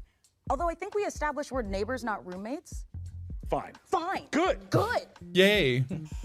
Oh, one of our PC neighbors must be at the door. Yes, it's me, PC Gamer's Jacob Ridley, and I'm definitely here and not being edited in at a later date and time. It's PC Principal. Oh, neighbor, you're always so full of sage wisdom I know, and Red useful Baroque, yep. advice. Can you help us solve our dispute in time for the end credits? I think I can help. You know, sometimes your parents have to tell little white lies to spare your feelings. It doesn't mean they don't love you. Take it from me, high school can be a tough time for teenagers, especially in the age of social media. I think the script got a rewrite before they filmed Jacob's neighborly wisdom scenes. Yeah. Remember, sometimes the reason a bully acts that way is because he's a real dick. Just a straight up piece of Okay, well, none of this is helping. Do you have any advice No, that's you can funny. actually use? Actually, I do have some great advice on building a custom PC. And as a bonus, you can win the awesome gaming rig I'm going to build for you today. Sure. Thanks, Jacob. Yeah, it's like great. Okay, You know? so we've gone for a full retro rig for this year's PC Game Show build. And yeah, this is a sleeper build, so effectively, I mean, it looks kind of badass, but you know, it looks old, it looks beige, it looks like it's from your, you know, parents' house in the 90s or early 2000s. But inside, it's actually a 9950 X3D, 5080, brand new AM5 motherboard, 32 gigabytes of DDR5, 6,000 megatransfer per second. We haven't Mingear skipped was on that making this year PCs because of like the this. prices, so you're welcome there. 1000 watt PSU and a 1 terabyte PCIe Gen 5 SSD. And of course an Arctic 360mm cooler. So yeah, sleeper build, doesn't look it, but this thing is an absolute beast. And My don't forget PC's to head better. over to pcgamer.com/survey for your chance to win this seriously cool piece of hardware. Go enter now. Oh, and Maybe when you you're get a done, free PC. Head over to pcgamer.com/wishlist to add all your favorite games from today's show to your very own wish list. Back to you in the studio. Iron Nomad says, I just took a brief nap. My channel has that effect on people. Yeah, it makes them sleepy and wish they weren't for us awake. to spy on our PC neighbors like this? Also, why do they live next to a talk show studio? Well, when you live in a post-Alf sitcom ecosystem, all bets are off. And anyway, I'm just making sure they can feed themselves without delivery apps. Why? If it isn't the classic 1990s sound of a deep space transmission alarm. Must be time to check back in with that Starseeker expedition. Let's see how those spacefarers are doing. Producers, roll the next trailer. I've got a service lamp to test. Wow, 2 trailers for 1 game in the same show. Hi, Interesting. everyone. I'm Edward, creative director at Ludogram. Maybe not. We're building Ascenders I'm Beyond just kidding, the Iron a Nomad. turn-based exploration roguelite about a team of climbers hunting ancient artifacts in mountains that hunt back. And the higher you climb, the more you realize something else is hiding up there too. Every expedition starts long before the climb. You build your team, develop your headquarters, and choose which peak is worth the risk. Your team is connected by a single rope. You're never just moving a character. You're managing a chain of consequences. And sometimes, saving the team means leaving someone behind.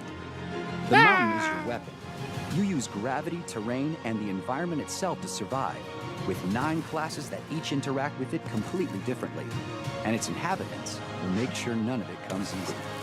Between climbs, your team recovers, but not everyone heals the same way. And what you bring back from the mountain will force you to choose between power and allegiance.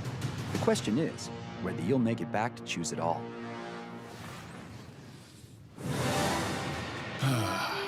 I got you, Khadgar. The warmth of the fire. The smell of your hard-earned meal. The feeling of discovering a new land. Yeah, Iron Nomad. It's a lot of indie games, some bigger games, but it's mostly is indie what games adventure that are only feels going to be on PC. So breathe deep. Savor this moment of peace. At dawn, you'll make for the ley line. And by this time tomorrow, you'll have made your sacrifice and harnessed the power of magic. Soon, there will be no limit to what you can achieve. Huh. That dude's worm food. Well, at least you're still alive. Now dust yourself off and get back out there. But this time, maybe bring a friend.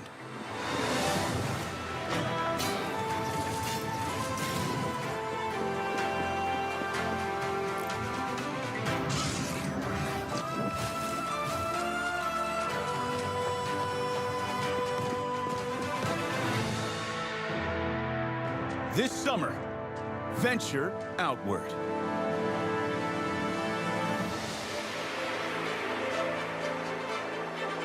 I played Outward 2, like the early version of it. It's infuriating that you can't jump in that game. The answer is more. Lots more. Keep watching.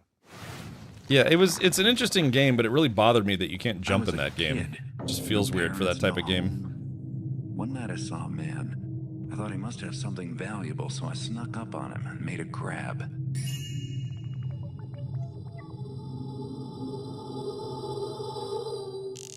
What was that noise? Thief. This is Thief.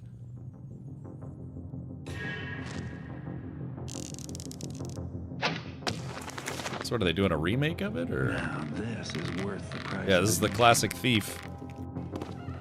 Did you hear something? I got it. Just keep looking the other way. I mean, this doesn't look like a remaster. I think it just kind of looks like they're re-releasing it. Maybe they got it working on, Windows 11.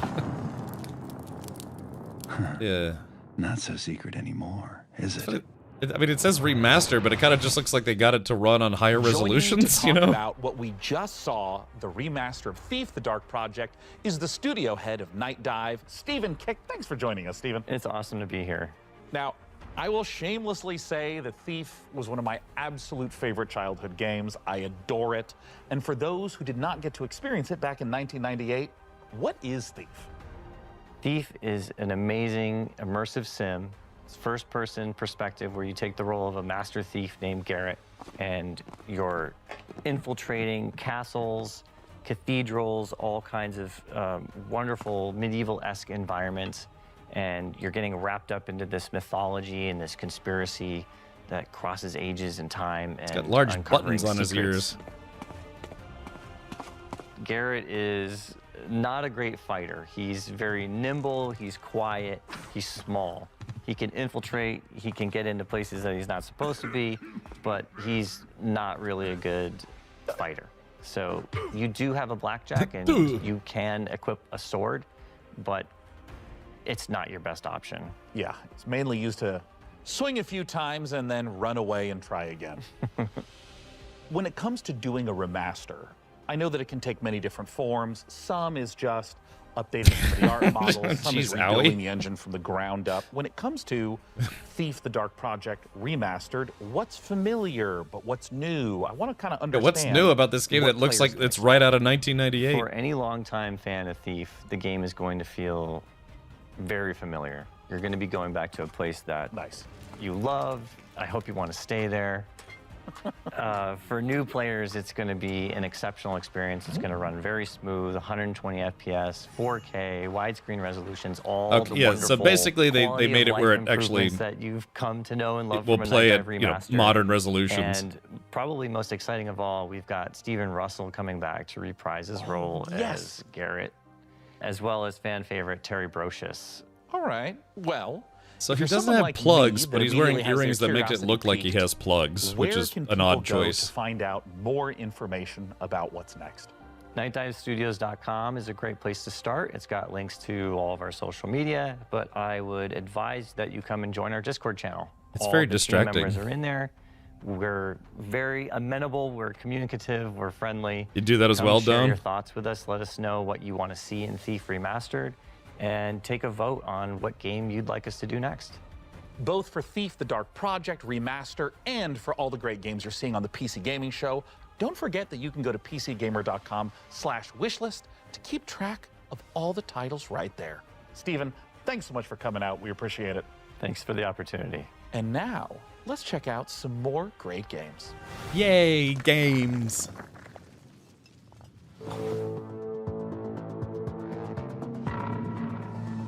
I played I did the demo of this. It's like an off-road racing game. I backed Exo-1 on Kickstarter. So this is it's basically supposed to be kind of like a realistic gravity racing game. If where you race these, I can't remember if they're actual race cars or drones, just on, you know, basically alien worlds.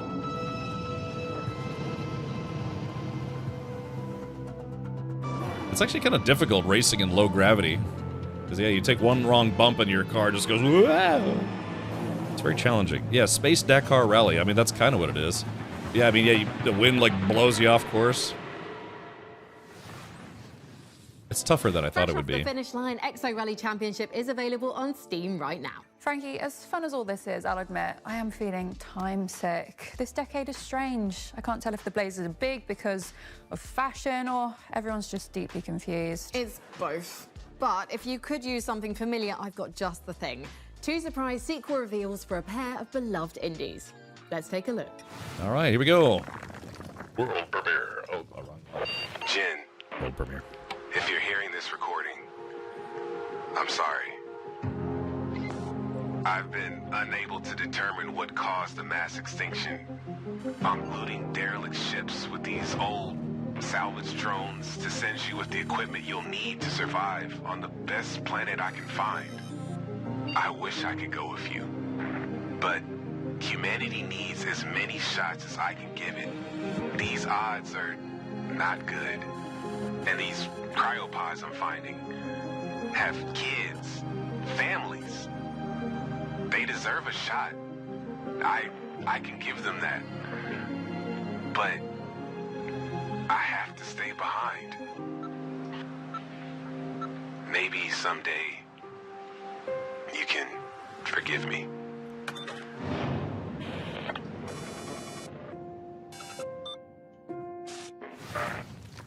Never heard of the first one. Yeah, Khadgar, smash that like on YouTube. Whatever YouTubers say. And the truth behind it. I'm a scholar. And a gentleman. I'm a vampire. Yeah, Boku, yeah. 15 months sober. That sounds terrible. And 3 hours ago, my best friend buried me alive in the middle of the desert.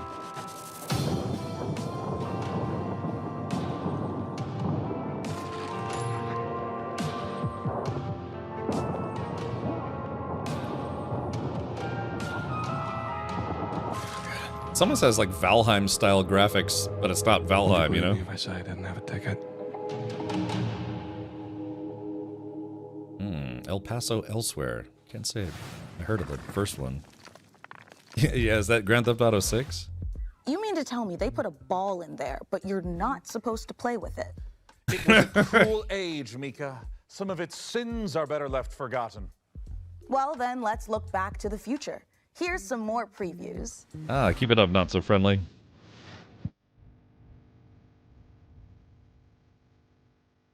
ゲームフリックの古島です。ビースト・オブ・リンカーネーションのディレクターをやっております。この世界、ビースト・オブ・リンカーネーションの世界ですけども、汚れというものに蝕まれています。この汚れはですね、あらゆる動植物に寄生して、この存在はですね、腐食体というものに感じます。この汚れを生み出しているのが輪廻の獣という存在です。で、この輪廻の獣を倒すために主人公が腐食体クーがですね、一緒に旅をしているという物語になっています。人類はですね、この世界がもう汚れに蝕まれてしまっていて、汚れに追われてですね、もう山あいのですね、かつての文明の遺構のようなところですね、コロニーを作って。Sorry, Dan. I'll switch over to German. 先ほど言った汚れに侵されていてですね、で植物の力を使うことができるという。ただし主人公のエマには、感情も記憶もないと I don't know, Cubicle, if you had an enemy named Jeff, you know, it's like Jeff, the bad guy, doesn't have his, you know, quite the same impact. むしろ腐食体として扱ってしまうというそんな存在になっています。汚れの植物の力を使ってですね、いろんな場所を登ったりとか、植物を使ってですね、自分で走めたり伸ばすことですけど、それでですね、崖とかを使ったりとか、まあこの荒れた世界ですね、縦横無尽に駆け回っていくようなことができたりします。マと空の両方ですね、能力を成長させることができます。普通はステータスを上昇させるということもできるんですけども、それがですね、独自のスキルをエマも空もどちらも覚えている。シチュエーションとか自分の覚えた技によってですね、スキルをどんどん組み合わせていって、どんどん試していって、自分のプレイスタイルを確立するという感じになります。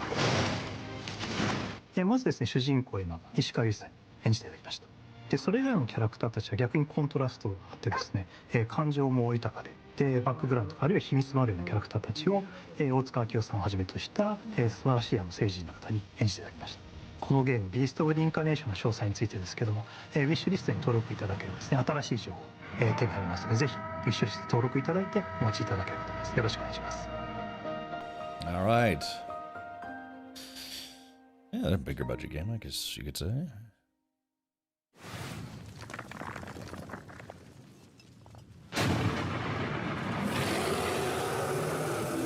Monster Hunter 37. No. The dead under my rule. All right, there's only about 45 minutes left in this presentation. I'm getting a little nervous, you know, hoping to hear a little bit about Valheim. We're supposed to get an update about Valheim. I have no claim to this power. It is my fate to wield it, and yours is to kneel before my might.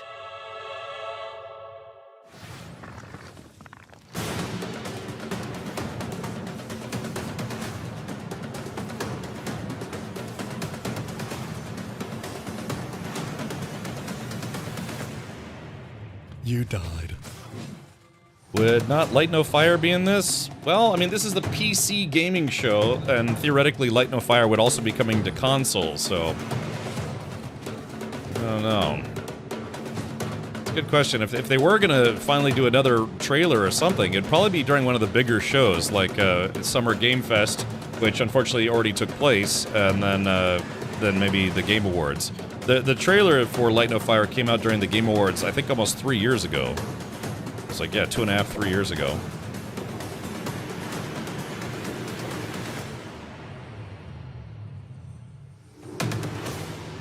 Yeah, Valheim is also on console. Yeah. But they did say there was supposed to be a preview of Valheim in this showcase. You know, like 1.0 maybe? I guess we just have to be patient. We got 45 minutes left in the show. If you're enjoying the 90s aesthetic in today's show, this next game is for you. Grab some co-op companions and dive into some familiar-looking screensavers that are filled with new surprises. World premiere.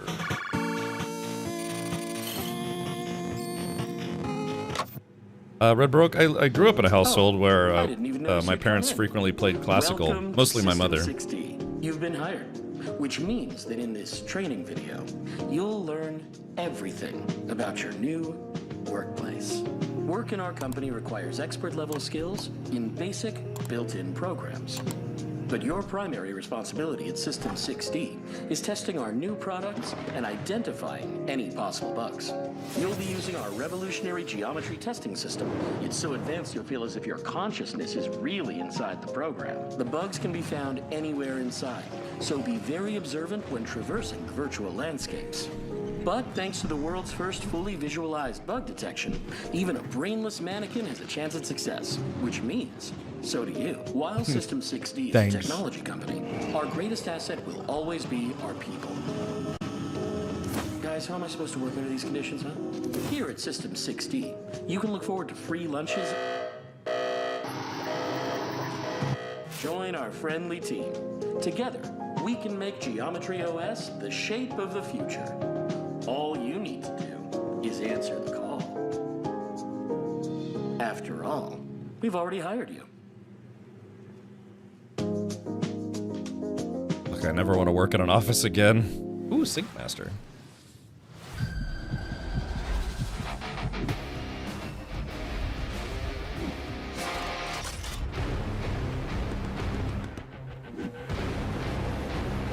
This is why we came. Squirrel premiere. Yeah, Pepsi.exe. School trip. Let's go to the balloon. Oh no, I'm scared of heights. You have to climb to the top of this mountain. Yippee! Whoa, gamer. What you want to do is get to the checkpoint. We're already at the checkpoint. Don't follow me.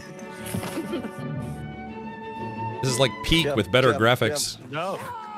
Hey, who's the queue? You go first. You go first. These boomer booster pills here are like the best item. I'll take the Viagra, please. There's Yep. beans over here. I was thinking about those beans. You're just eating beans from the side like an apple? No. Oh, we're at the last one. What? I thought you just said this. Beans just basically just let you fly. This is going really well, guys. This actually seems like it'd be kind of fun. It's just here everyone just feels stupid, you know, trying to do anything.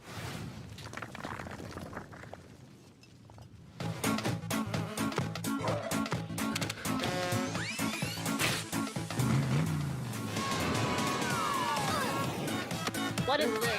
We're all each other's obstacles. Let's put it that way. You know what? I jumped. You guys just let him throw you. Okay. Thank you. Well, I'm guessing I gotta color my part. I wasn't paying attention, to be honest. Oh, I don't remember what it looked like. Okay, let's do that again.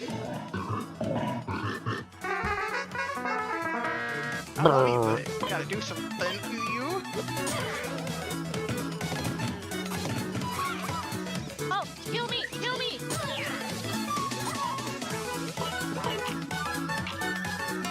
What? Oh, no! Come here! Come here!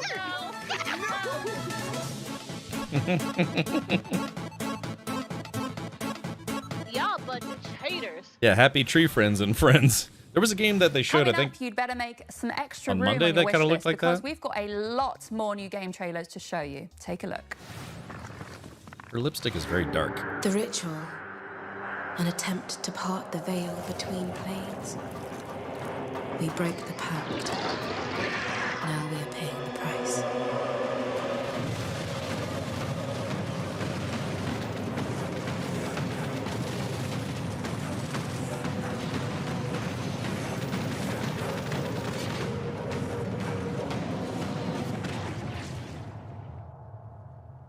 This is it, Did warrior. that statue have a boner? What? Wait, did you see that just then? What? God, I wish I could rewind it, man, because it kind of looked like that statue was pitching a tent.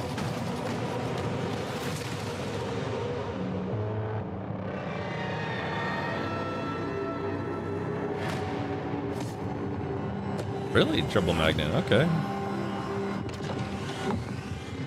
God, that 94, that would have been really, really early for Windows NT. I think most places were still using NetWare, weren't they? I read that in a history book. Only one man has what it takes to defeat this jungle. Oh. Nope, Maybe that guy. not him. Dave the Diver. Ready to dive, Cobra. Welcome to the jungle. We need to investigate Utara Village. What's up? Is that too long? Nature in this region has become unstable. Now that is Sula. What can I serve you? Sula, meet this.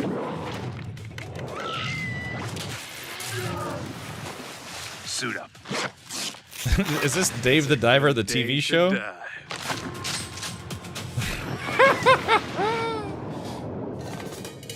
Now, they just announced a Dave the Diver prequel. Oh, Dave the Diver in the Jungle. Interesting. Yeah, they announced a Dave the Diver prequel that focuses on the sushi chef. That's right, Redbrook.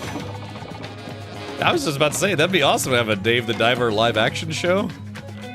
Was that like a muskrat flossing there for a second, you know?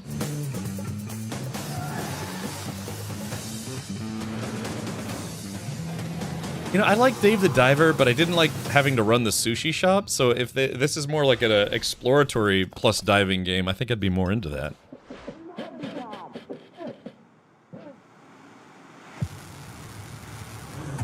Follow me now. Mene määränpäähän. Selvä! Käynnistä moottorin!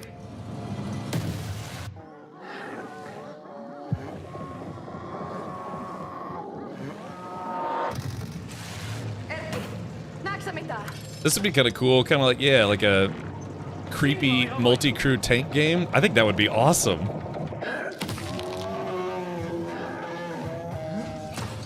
Yeah, leaving some bait out for a monster. Edetään rauhassa taistelu. Let me get a heat round.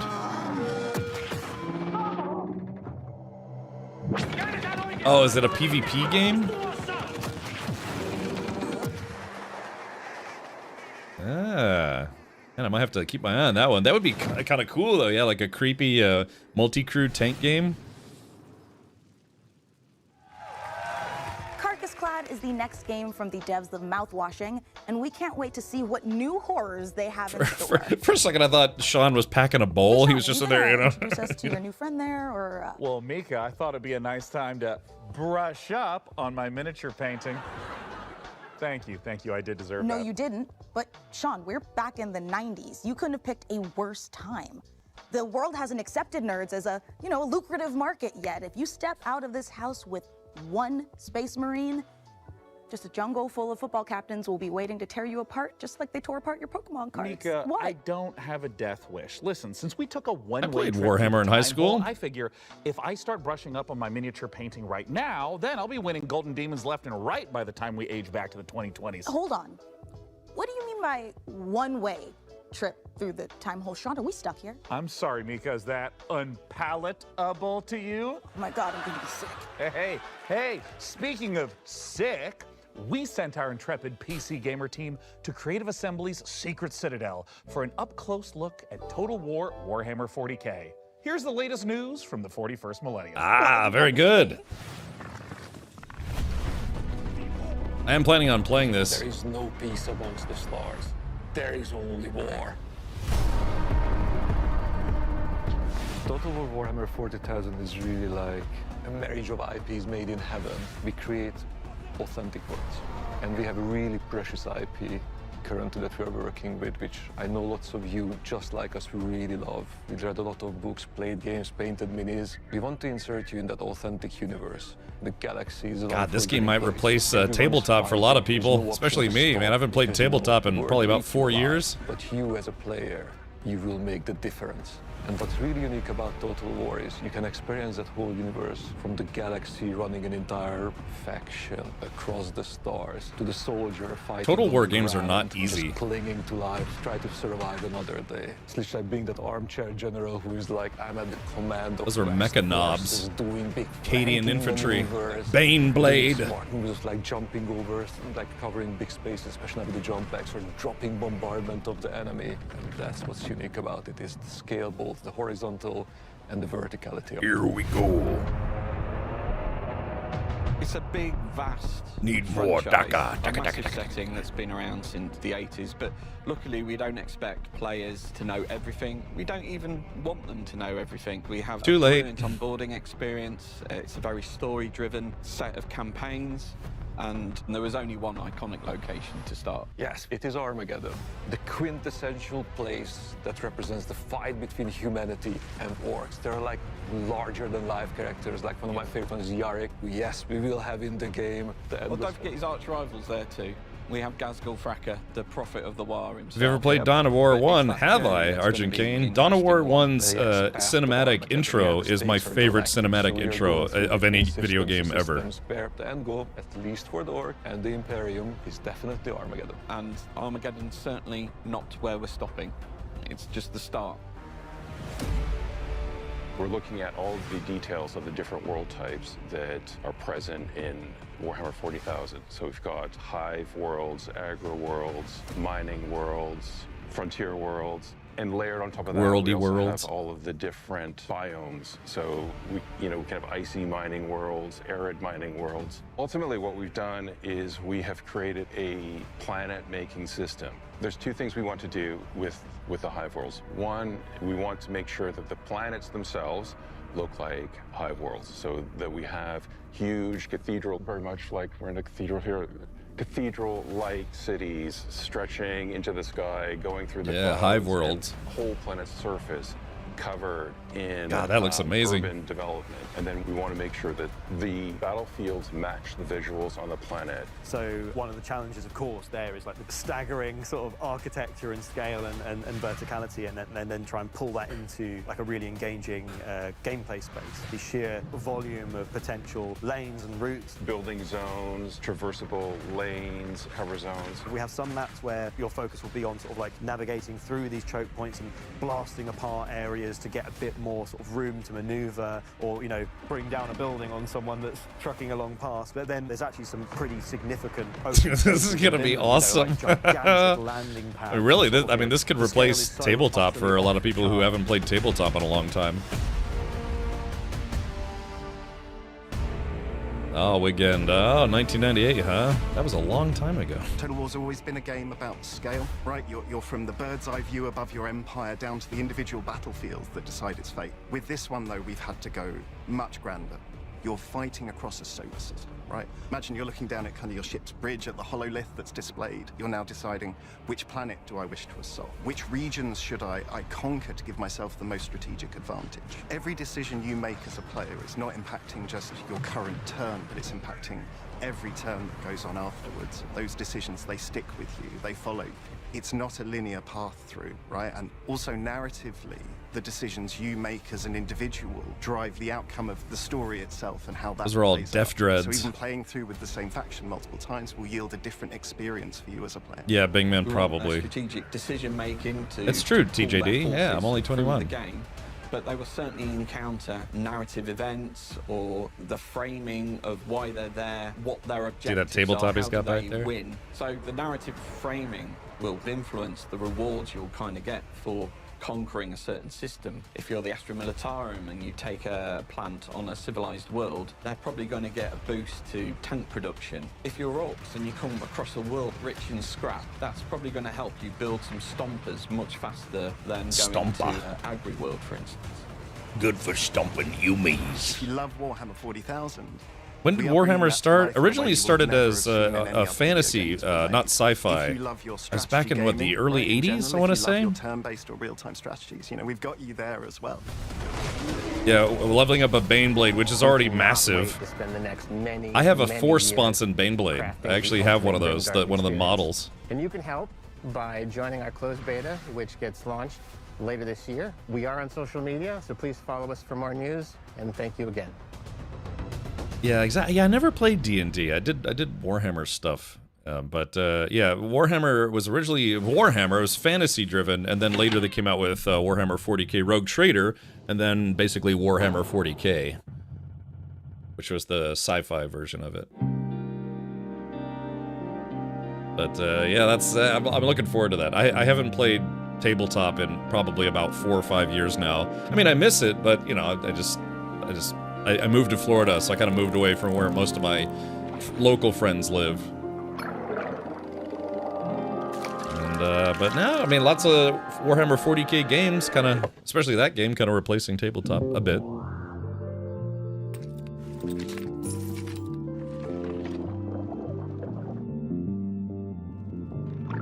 Nom nom nom nom nom.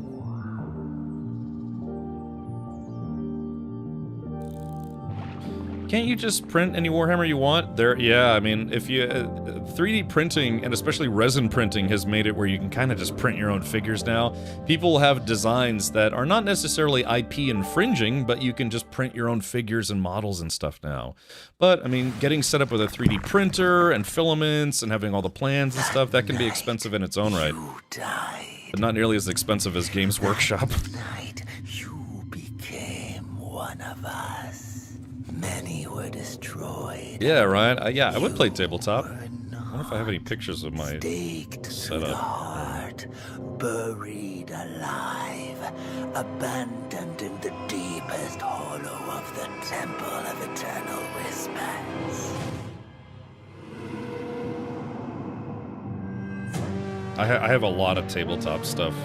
I've actually been kind of thinking about selling a bunch of it. Just because it's like I have probably like $3,000 worth of Warhammer 40k figures. I have a lot of bootleg prints too. But a lot of just, God, I have hundreds. I probably have, I don't know, probably close to like 500 individual, units.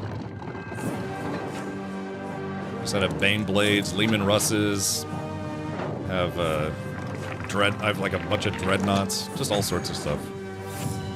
Yeah, I sold mine a long time ago. I know, Bing, man, I just don't play tabletop anymore, so. Favorite army and why is it custards? I have mostly Space Marines, but I also have, I like playing orcs. Playing orcs is fun. I like the green tide mentality. when I was playing orcs, I had to buy a whole lot of dice to play orcs, because, yeah, you literally have like, 30, 40, 50 orcs at a time attacking, so you have to roll tons and tons of dice, and they have terrible aim. Yeah, exactly. Sorry, I was supposed to be watching this trailer, so... But yeah, now I just do Warhammer 40k video games. Oh, hey, that reminds me. Sean, if a vampire comes to the door next time, please don't invite them in. Okay, look, yeah, right, Danger Hobo. Like, he was my door dasher. Give me a break. But look, it's now time for something millions of Vikings have been circling their longships for at long last. Here's a look at Valheim 1.0. Wait, what? Wait, what? Wait, what? What? Chat, here we go. This is it. Shut up.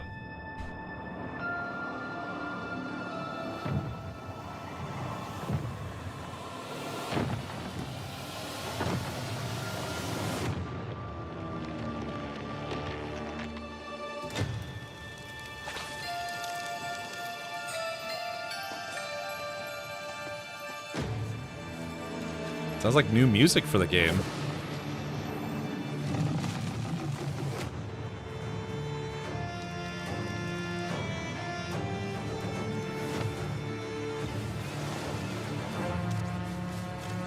That's Mistlands. That's Ashlands. 1.0 brings the new land, the great frozen north.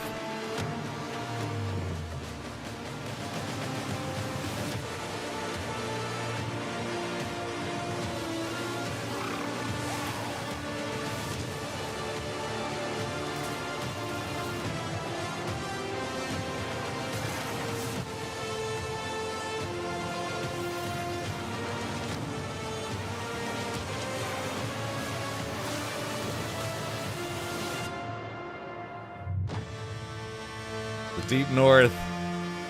When, though? When? What? What? September 9th? Oh, dude, the bees are happy. There it is, chat. Yeah, the bees are very, very happy. Dude, September. Holy crap. I didn't think it was coming out till the end of the year. Woo!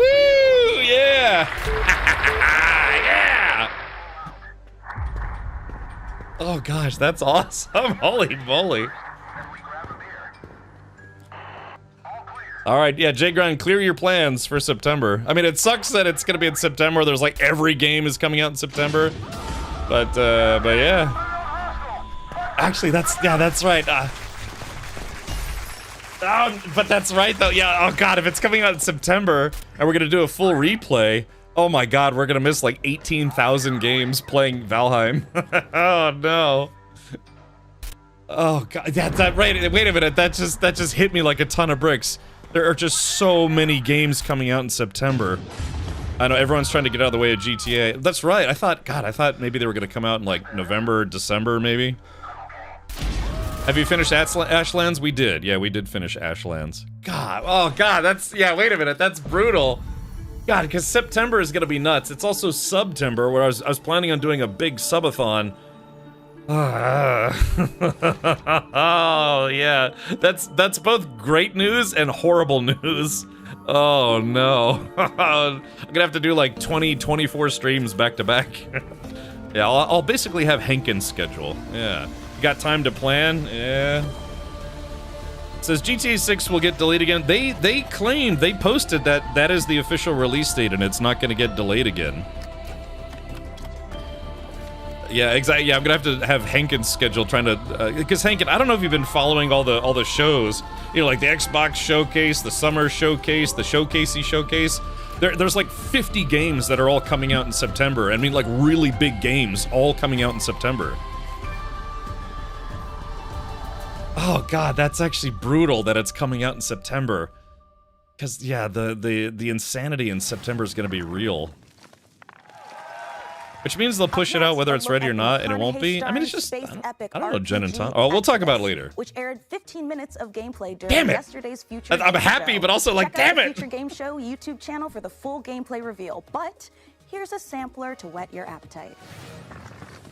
Oh my god, September is going to be completely insane. I'm just going to have to leave my stream on 24 hours a day and just like game as much as I can before passing out. Exodus. For those that didn't see the extended gameplay reveal on Future Game Show, here are some highlights. Exodus is a cinematic science fiction action role-playing game where you become God, the September is traveler, going to be insane. leading a crew on high-risk missions across the stars. And the thing is, it's like I'm leaving You'll October journey 1st to go to deadly Germany, planets, so... derelict ships, and the remains of lost worlds, facing relentless threats as you rely on your companions and the unique weapons and abilities only you can wield. God, that's going to be so You crazy. play as June Aslan, someone with a rare connection to ancient alien technology. Damn it! Got it! Oh god, it's like a kick in the teeth. No! Along the way, you'll decide Oh, who man. stands with you, what risks you take, and what you bring back. Shaping Literally your everyone path is you trying return to dodge where GTA Time has 6. moved on without you. We also share a glimpse of Persepolis, where you'll return between missions. It's where you reconnect with your crew, prepare for what comes next, and see how your choices are shaping both your character and the world around you. This was a Weissbier. quick peek into the larger world of Exodus. To learn more, check out the full extended gameplay reveal. Sagt Weissbier. In Deutsch. Weissbier. What a power to have, though. Your game release sends fear into publishers. Yeah, Your I mean... presence here is the most precious gift you could have given me. An STD?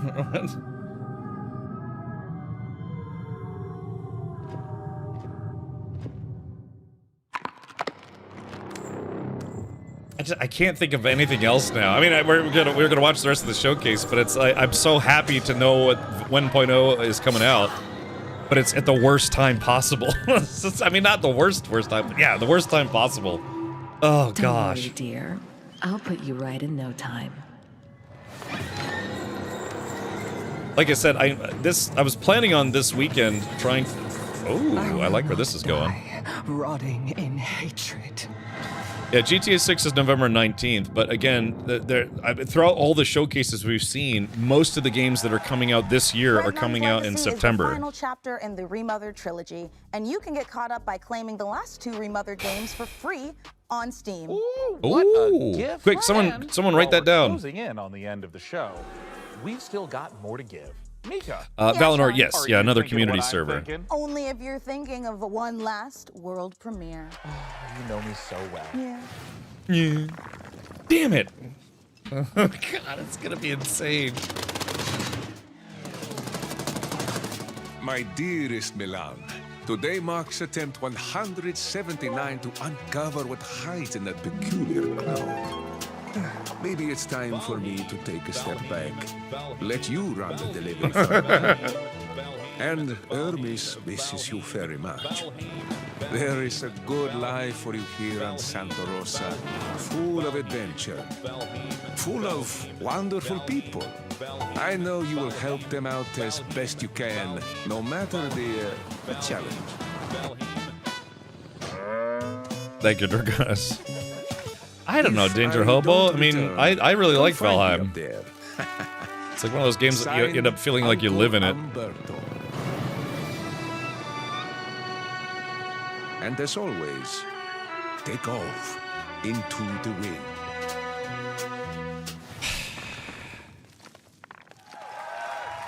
This has definitely been a very special episode of the PC Gaming Show. We laughed and we learned. I don't remember laughing. That doesn't count. Well, that's it from us. Thanks to all of you for being part of our live studio audience. And remember, set those VCRs to record our PC Gaming Show, Tokyo Direct, in September. And of course, the Well, PC it- gaming on show more- Most yeah, Wanted everything will is in return September. December. Blorpy. My hands are sweating just thinking about it. I need a ring. If I don't hear a ring, I'm not picking up anything. I need Foley here. Whoa! .com. Sorry. Okay, hold on. I'm about to burp. Don't start anything yet. It's gonna happen. No. Kind of looks like he's calm turning back into down. a tube. Part of me now. Just Thank you so much for hands sweaty. Let's do that. Knees are weak. All right. Gather. Oh, sorry. Unlucky. That beat it. Gotta get some spaghetti. All right. I drooled a little bit, but I'm ready now. Oh, sorry. By same-day delivery. Deliverable. Literally. Frankie, I know you're in there. I know your line is I wish they'd done a shot that just showed the green screen in the background. Hello. I'm sure he's a human worm. It's so short. Hello. By visiting. And I'm not going to go to therapy because it's 1996. I'm just going to hold that in until I'm dead. Oh, right. Well, we're farming. We've got. I'm sorry. I got so distracted. Sorry, that was the day. Sorry, it's a bit of the. What's the name of the platform? I realized I Okay, should sorry, I do lost where we were. You can lose your train of thought on air as well. Hello, everyone. Sorry, puberty 2 struck. Puberty Sorry, 2. I'm having jacket malfunctions. I'm Sean Day 9 Plot, the man that ran out of air. Okay. Whistler. Oh, damn it! I did what you said. You cursed me. .com/wish list. Jesus. /wish list. Another great trailer for a game that's making me have a stomach ache. Let's try one more time. I don't want to put my hands. You hear that tone? Ooh. You can put that in the promo. By following the link below, or somewhere on this screen. I'm not sure where the link is. You know better than I do. I recorded this in May. Eat your mushrooms, y'all. Mysterious tower that smells. I totally said smells instead of smells then. TV. Okay. What goes better together than the? I've never looked cooler than dancing in my seat to music that isn't there. Oh.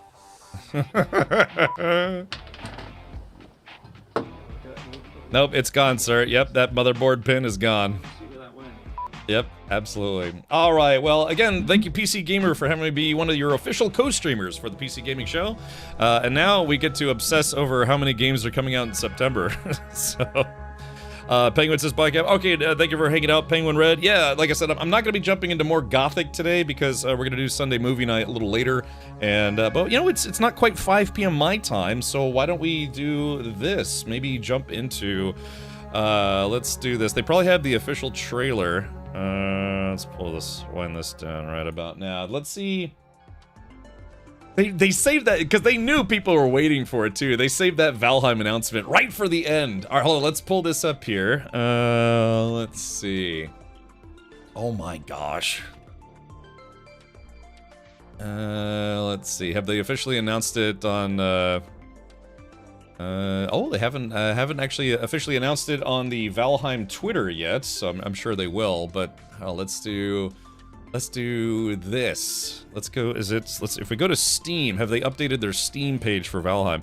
And, you know, for the person who said it's like, yeah, I played Valheim, you know, I played through it, it was okay. I don't know, man. It's just, as far as this channel is concerned, and, you know, for me personally, Valheim is just one of those games where it's always been a fun community game. You know, playing with myself, you know, and the mod squad, letting the mod squads play with me, you know, just all sorts of stuff. What did they say about Valheim? Digistan 1.0 is coming out in September. Yeah, I was just about to go to Steam, Fal. Yeah, you beat me to it, but let me see if I can pull this link up here. Yeah, okay, here it is right here. So it says Valheim. Valheim has a release date. Vikings, for a long time you've asked when we will see the release of the Deep North, and at last we have a date to offer you. Valheim 1.0 will arrive 9 September. With new enemies to kill, bases to build, and weapons to craft, the release will hit PC, Linux, Mac, Xbox One, Xbox Series X and S as per usual. Now we're also adding PlayStation 5 and Nintendo Switch 2 to the roster. Of course, there will be full crossplay between all the platforms so that you can play with your friends. Thank you for being with us on this journey thus far, and stay tuned for more information as we get closer to the release. For now, please enjoy the release date reveal trailer. You guys want to watch that again? I know I do. Yes, but yeah, it's like nobody knew. Everyone, at least me and everyone, thought this was maybe gonna be at the end of this year. You know, kind of end like November, December, maybe January. But no, September 9th. How long has Valheim been an alpha? Let's see. Let's go to the official Steam page for Valheim, which probably has been updated now. When did Valheim come out? Was that 2021? Yeah, February. It was February 2nd, 2021. But yeah, again, for some people, you know, they really love this game. This game has, what is it? Over 255,000 reviews, skewing very positive. And then it's just, you know, it's just a waiting game. When we were going to finally get the final biome, which is the Deep North, you know, Deep Frozen North. A game releasing for Linux? Yeah, Cubicle. Yeah, I'm sure there's a few people out there who'll be pretty happy about that. Digistan says it's my favorite game. Yeah, I mean, I've only got about 300 hours in the game, but I don't know. It's always been a good time. Like I said, before Mistlands and Ashlands came out in early access, they just had 5 biomes. You know, they had the Meadowlands, the Dark Forest or Black Forest, the swamps, the, you know, snowy mountains, and then, of course, the prairies, you know, with the Deathsquitos and the goblins and stuff. That whole playthrough, and I've mentioned this before, that whole playthrough experience, in my opinion, was a perfect gaming experience. It was just fantastic. And then Mistlands came out, and Mistlands was kind of... Ashlands was exciting, but it was really brutal. I mean, they really made it brutally hard. They wanted it to feel like Viking hell, you know, like a war in hell. But then now, yeah, finally... and we've actually been to the north. There was just nothing there. Yeah, it was like a placeholder. So yeah, you know, just very excited. Like I said, I've got like Valheim. I've got a bunch of Valheim shirts. I've got this Valheim coffee mug and some other goodies and stickers and things. It's one of the survival games that I definitely do enjoy. So, but yeah, that means we'll have to spool up a community server. What's gonna be tough though is like I don't think Valheim, even a private server, could support like 40-50 players at a time. So I know we might have to cap it at like 20 players or something at a time, or whatever you know the devs recommend. Bingman says, Bingman, have you ever tried to play Valheim with literally about 20 people at the same time and having a town, like a central base for your group? It really makes the game chug really bad. And so we'll see, but it's literally one of those things where we have to, this time on our community server, we have to make sure that we make a portal room. You know how you always end up having a building with like portals on the inside or the outside to go to all your different locations? We will have to take that and move it far away. We have to take a portal from the base to another base that has nothing but portals, because having that many portals in one area, at least the last time we played, makes the game chug super bad. The amount of resources to make a good base was brutal in the beginning when playing solo coming from Minecraft. Yeah, but again, the game is now, 5 years old, and they've had a lot of improvements. And it's still a very fun playthrough.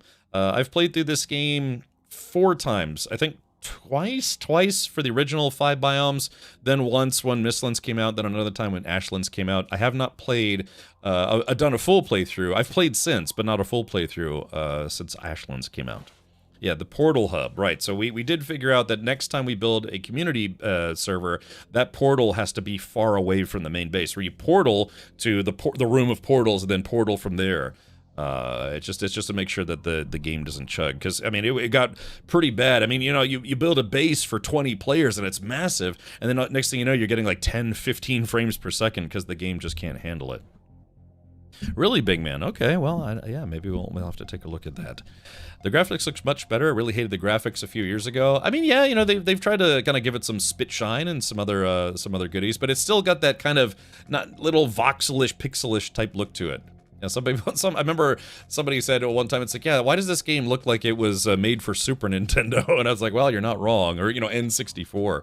It's just a, aesthetic choice. But to be fair, having it where it's not like extremely detailed does make it run on more systems, or make it easier to run on more systems. So, but yeah, from the first time you drop in, a Valkyrie plucks you from the battlefield of, what is it, Midgard, and drops you into Valheim. It's like, it's an epic Viking survival game. They have reverted the change that made Portal renaming instantaneous? Or have they? Oh, I don't know, actually. Like I said, I haven't played a lot. Sometimes I'll log in. I'll just, log in, go to the Meadowlands, build a little hut, enjoy poking, what are those things the lizards called again? Oh God, what are they? Not Gex. I keep thinking Gex from No Man's Sky. The little lizard guys, the Nex. Yeah, not Gex, Nex. So, I just got kind of putt around in Valheim just waiting. Because I didn't want to do another full playthrough, because I knew we were going to play this eventually. This is the only pixelated game I could ever tolerate. Yeah, it's not bad, man. Not bad. So I wonder if Bill will upgrade his high-res graphics. Bill? Graphics.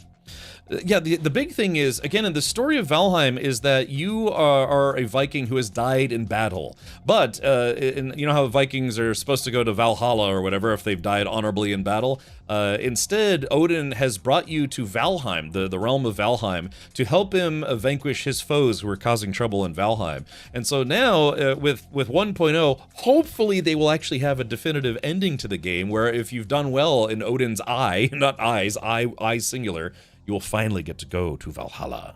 So, we'll have to see. Have they nerfed that bee that one-shots me? The death Skeeto? Probably not, but, I mean, once you know how to handle death Skeetos, I mean, it's kind of funny when you go over there and it's like, hey, guys, we finally made it to the prairie. Zap, dead, That's why they call them death Skeetos. But yeah, I mean, once you figure out, all you have to do is just block them and then you hit them and they're not that bad. But yeah, it's a rude awakening. I remember the first time we went to the prairie biome. Yeah, we were boating over there and then someone died on the boat and it sinks your gear and floats your gear or whatever. But yeah, then as soon as we got there, we're like, what are these things? Why are we all dying instantly? All the death Skeeto stuff. Yeah, Viking purgatory, right. Cag says, I hated Mistlands with a passion. Anywhere around that crappy biome. I mean, that's just it, Cag, is on a community server, you don't actually have to play a biome that you don't want to, because at that point, we could just help you get gear from that level, and then you could just skip it. You know what I mean? Because, I mean, I'm going to play Mistlands again. I'm not the biggest fan of Mistlands either. I really wish they'd stuck with their original plan for Mistlands. But, just, play it again. Just play it again, Sam. Valheim 1.0 and Dawn of War 4 are going to have near release dates. I know, this is what kills me. It's like we finally got the release date for Valheim 1.0, and they're releasing it at the same time everyone else is releasing all their stuff. So let's do this. Let's go to the bathroom. No. Let's see. All right, hold on. Game releases 2026. Let's take a look. Yeah, let's take a look at just some of the insanity that's gonna come up here. Let's see, game releases. Yeah, there's some websites they maintain lists of when games are coming out. So let's take a look at, say, this is GameSpot. Hopefully they've got this updated. So this was 2026. Let's jump to let's jump to say September. Okay, so it looks like they don't have this updated because a lot of stuff is coming out in September. Blood of the Dawnwalker, Phantom Blade Zero, Marvel's Wolverine. Thankfully, that doesn't come out until the 15th. We should be able to beat Valheim in about a week, especially if we play modded Valheim. Of course, but that's just it, though. Will mods still work with Valheim 1.0? Yeah, Marvel's Wolverine comes out in September. Warhammer 40k Dawn of War 4 comes out September 17th. Control Resonant, September 24th. What else there? Yeah, Silent Hill Townfall, September 24th. Onimusha, September 25th. Let's see, because I know there's a lot more stuff that's coming out in September. Let's see if I can find, I don't know, a lot of these websites, because we just had a whole bunch of showcases in rapid fire back-to-back business. Because I want to get the full list of games coming out in September, because it is going to be rather bonkers. Hold on, let me see if I can scroll down here. Because, I mean, geez, just in the Sony State of Play alone, they had a whole bunch of games that were mentioned to launch then. But yeah, I have to be honest, man. Whatever comes out around Valheim's release date is going to have to wait. Because, you know, we've been waiting for a while. Let's see. Yeah, this one has Blood of the Dawnwalker, BioEden, Wheelmates, Halloween, the game. Dungeon Settlers, Warhammer 40k, Dawn of War 4, Silent Hill, Resident, Onimusha, Minecraft Dungeons 2, No Rest for the Wicked. I'm assuming it's getting probably some other port. Yeah, so we gotta wait till these some of these game websites update their websites to show all the games that are coming out in September and October, because there have been a lot, man. Again, across the summer Game Fest presentation, Future Game Show, Xbox Showcase, and what else is there? This guy. PC Gaming Show, just a ton of stuff has been announced for September. Thankfully, hold on, I'm just now seeing this. Yeah, thankfully Star Wars Zero Company is coming out in August.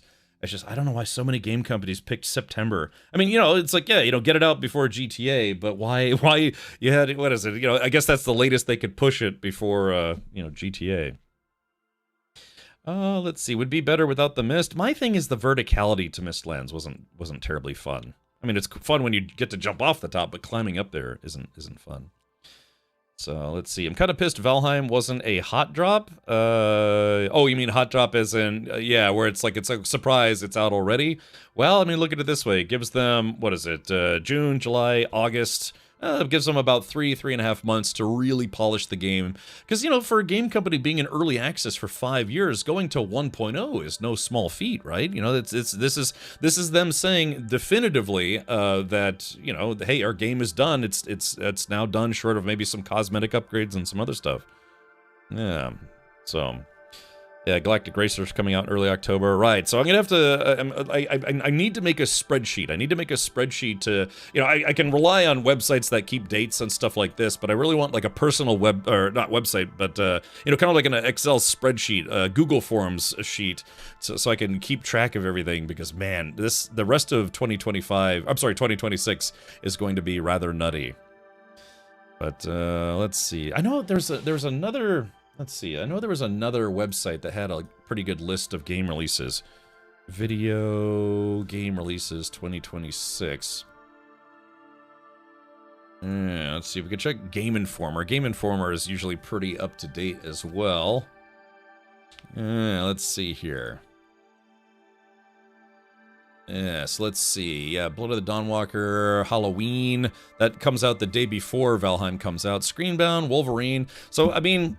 I don't know, maybe depending on how much this list gets updated, because I am planning on streaming Marvel's Wolverine, but if the Halloween game comes out, I'll probably be able to start that, but it's going to be, I don't know, if Valheim 1.0 comes out on the 9th, then that's 9th, 10th, 11th, 12th, 13th, and 14th. That gives, it's about 6 days before the Wolverine game comes out, so that would be good, unless they do something like, oh, you know, get early access if you buy the game, the Super Primo edition or something.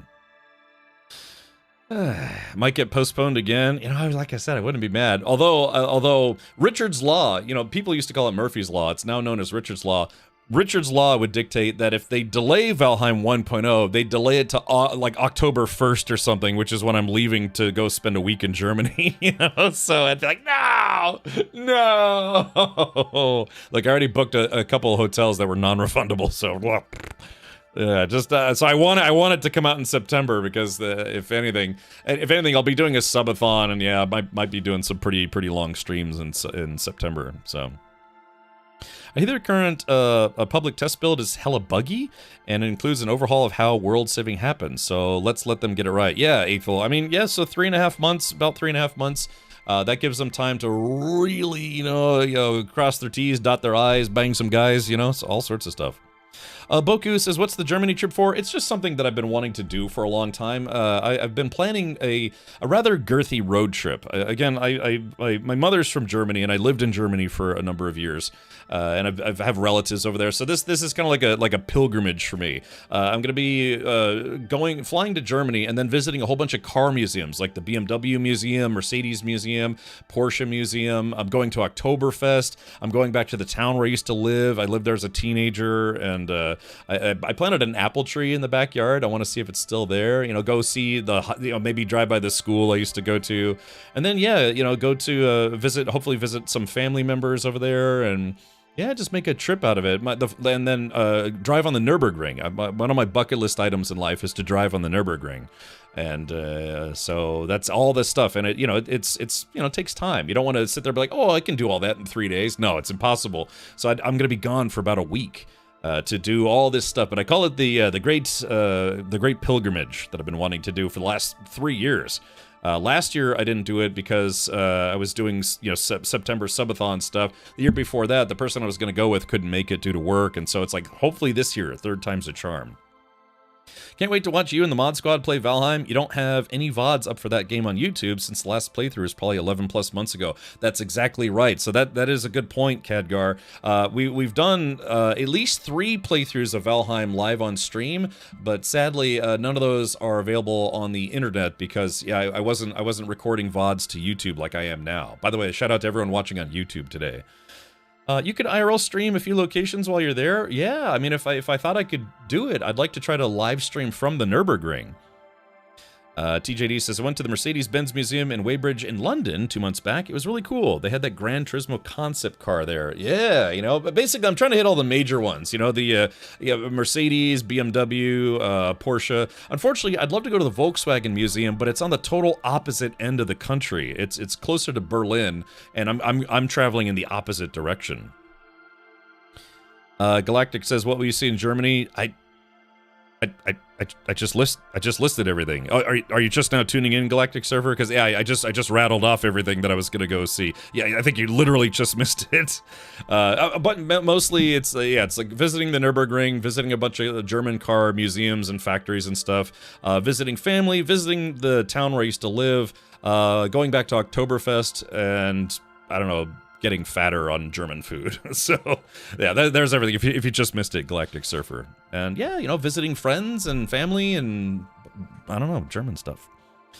I still lament Cap's Red Dead Redemption 2 playthrough not getting a VOD on YouTube. That was a really fun time. That was probably one of the things that hurts most. Yeah, not having like the original Valheim playthrough on YouTube, not having Red Dead Redemption on YouTube, not having this stream on YouTube, just, oh, it is on YouTube. Oh, very good, very good.